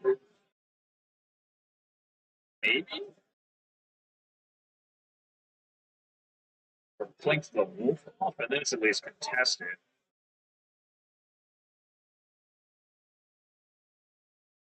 These are bold strategies. I personally want to see that giant come down and smack something, but maybe I'm just being greedy here at my toward the end of the night. Must feed the bloodlust. Yeah, I'm just thinking of like best options to actually pick up units here. And it's just a unit strength, so it's not really like, again, as long as you got something scoring in that corner, nothing is going to come contested. But he's really looking to pick up the units, so it does look like he gets some blink wounds in the Wolf, at least one. Got, I think these are the spitter shots covered around the corner. Which looks like he did an extra one, so up to maybe 3. And hard to tell the dice, but that's my guess. Here's the Goblin King. Yep, Goblin King. Got some decent hits. Get some more moves there. So all total, that's not bad.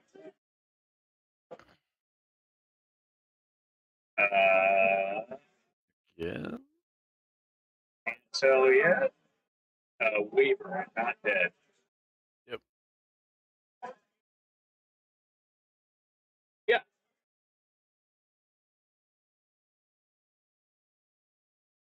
Jordan, you already made like 100 mistakes this game. Don't be asking me for advice now. Yes, always. Yeah.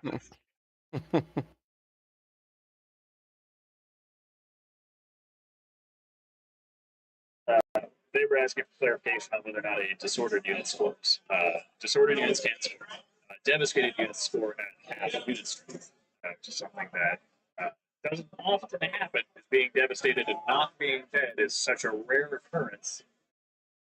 But it did come up in Adam's game, where he had a devastated spearman unit, and it scored only 1 unit strength worth instead of.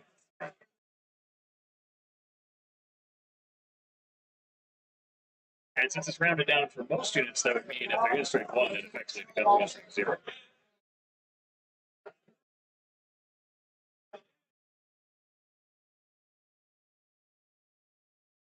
All right.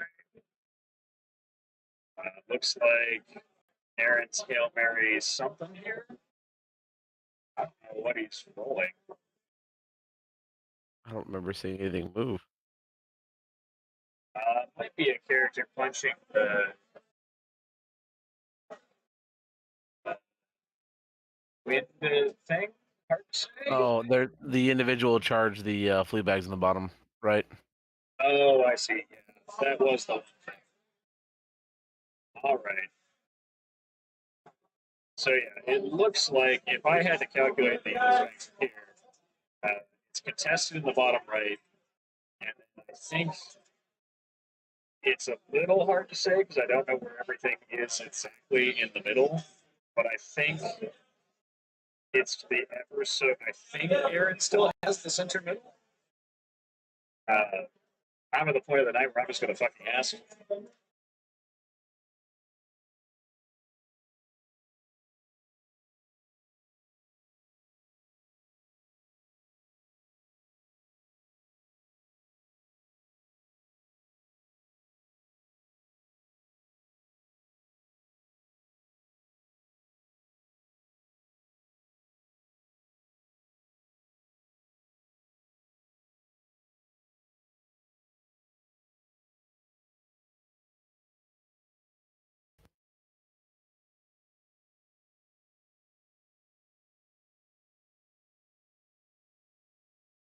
Okay, so after some clarification, the Troll Prime is in fact in the center middle. That was the missing piece. So at that point, the Soul Reavers would have had to come to punch the board. Just the Soul Reavers on their own, realistically, probably don't pick that up. And I think he stayed just out of charge range anyway to defend that. So well done on Jordan's part to get that score 5 of the 6 possible seconds, which means he's 4 points lower, I believe. And he's going to get the 2 points for occupying the opponent's center. And I don't remember the other ones. I think he gets 1 point for not having his center occupied, but I don't think he gets the 4th one for having. Yeah, he'll get +3 bonus, but not the 4th bonus because the opponent did score his own right corner. Oh no, actually he'll get all 4 because it's just not controlled, not contest. So because it's contested, it'll be 4, effectively 6, so 10, 14, 18, 22, 23, 24, 25. So it's a 25 point head. At that point, it is definitely a 20-0. 25 to 1. Pretty rough for Aaron. Damn goblins. Yeah, then goblins. I do think there was something Aaron could have done differently. I think he's definitely a little more rusty. I didn't feel like he turtled enough. Yeah. My biggest thing is that he should have deployed more centrally with all his units. I think he spread out very far, and that actually was detrimental. I think control is not about trying to go for all 6 quarters simultaneously. It's you pick 4, including the center of your opponents, and try to keep your center, and then you fight for those. And I think Jordan did a better job of that. He had 1 unit effectively playing peak of the entire game. Whereas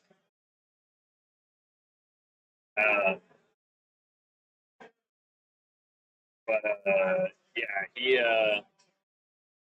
I think he spread too thin, and that allowed the goblins to take advantage, flick stuff off, and then take advantage of the gaps, and then because the gaps. And at the end of the day, he still had 2 soul reavers, and just it was just too. He didn't have the ability to catch the goblins at that point because they'd already circumvented him and just gone around him. So, great play. I don't have table results for some of the top tables yet. I still see at this point, with about 15 minutes left, so their clocks just be fucking down to the wire. Jeff Radigan and Michael playing. Looking at it from here, though, and now understanding where some of the units are, it does look like Jeff still has like at least 5 hordes of Scorchwings still left on the table. I think both of the Centaurs still on the table. It's a little bit hard to tell. Michael has more stuff than I thought he would at this point. I think at some point he decided to say fuck it and push out of the corner. And he at least did some damage. I just don't know if it's enough to actually score any zones by the end of the game, which is really the problem. Because the biggest problem with that list in that scenario is that on the final turn, Jeff can just say 6 units, go, and spread out and have every section immediately with 3 unit strength. Right. So, and that point, I think Michael might control 1 or 2 at most. This might be the first game that Jeff doesn't get a 20-0 in, for perspective. But I do think that it's a very strong list for this scenario. But this is also, I think, Mark's tamest scenario, because it's basically just control with like 1 or 2 extra bonus swaps. And control is probably the most neutral Kings of War scenario out there. So yeah. But first I'm gonna sign this up. So I'm gonna go ahead and put us on the room. See the room as we're wrapping up for today. I'm gonna at least point the camera conspicuously toward the Jeff and Michael table. So if people want to guess what's happening, because I've been trying to guess for some of the games what's happening over there. Conspicuous pointing. There we go. Because they're still playing. But other than that, we're going to cut mics. And I'm going to say thank you, Billy, for joining us for the cast. Keeping me company. We'll be back here at 9 o'clock in the morning tomorrow if I'm not completely hungover and don't get to table time. But otherwise,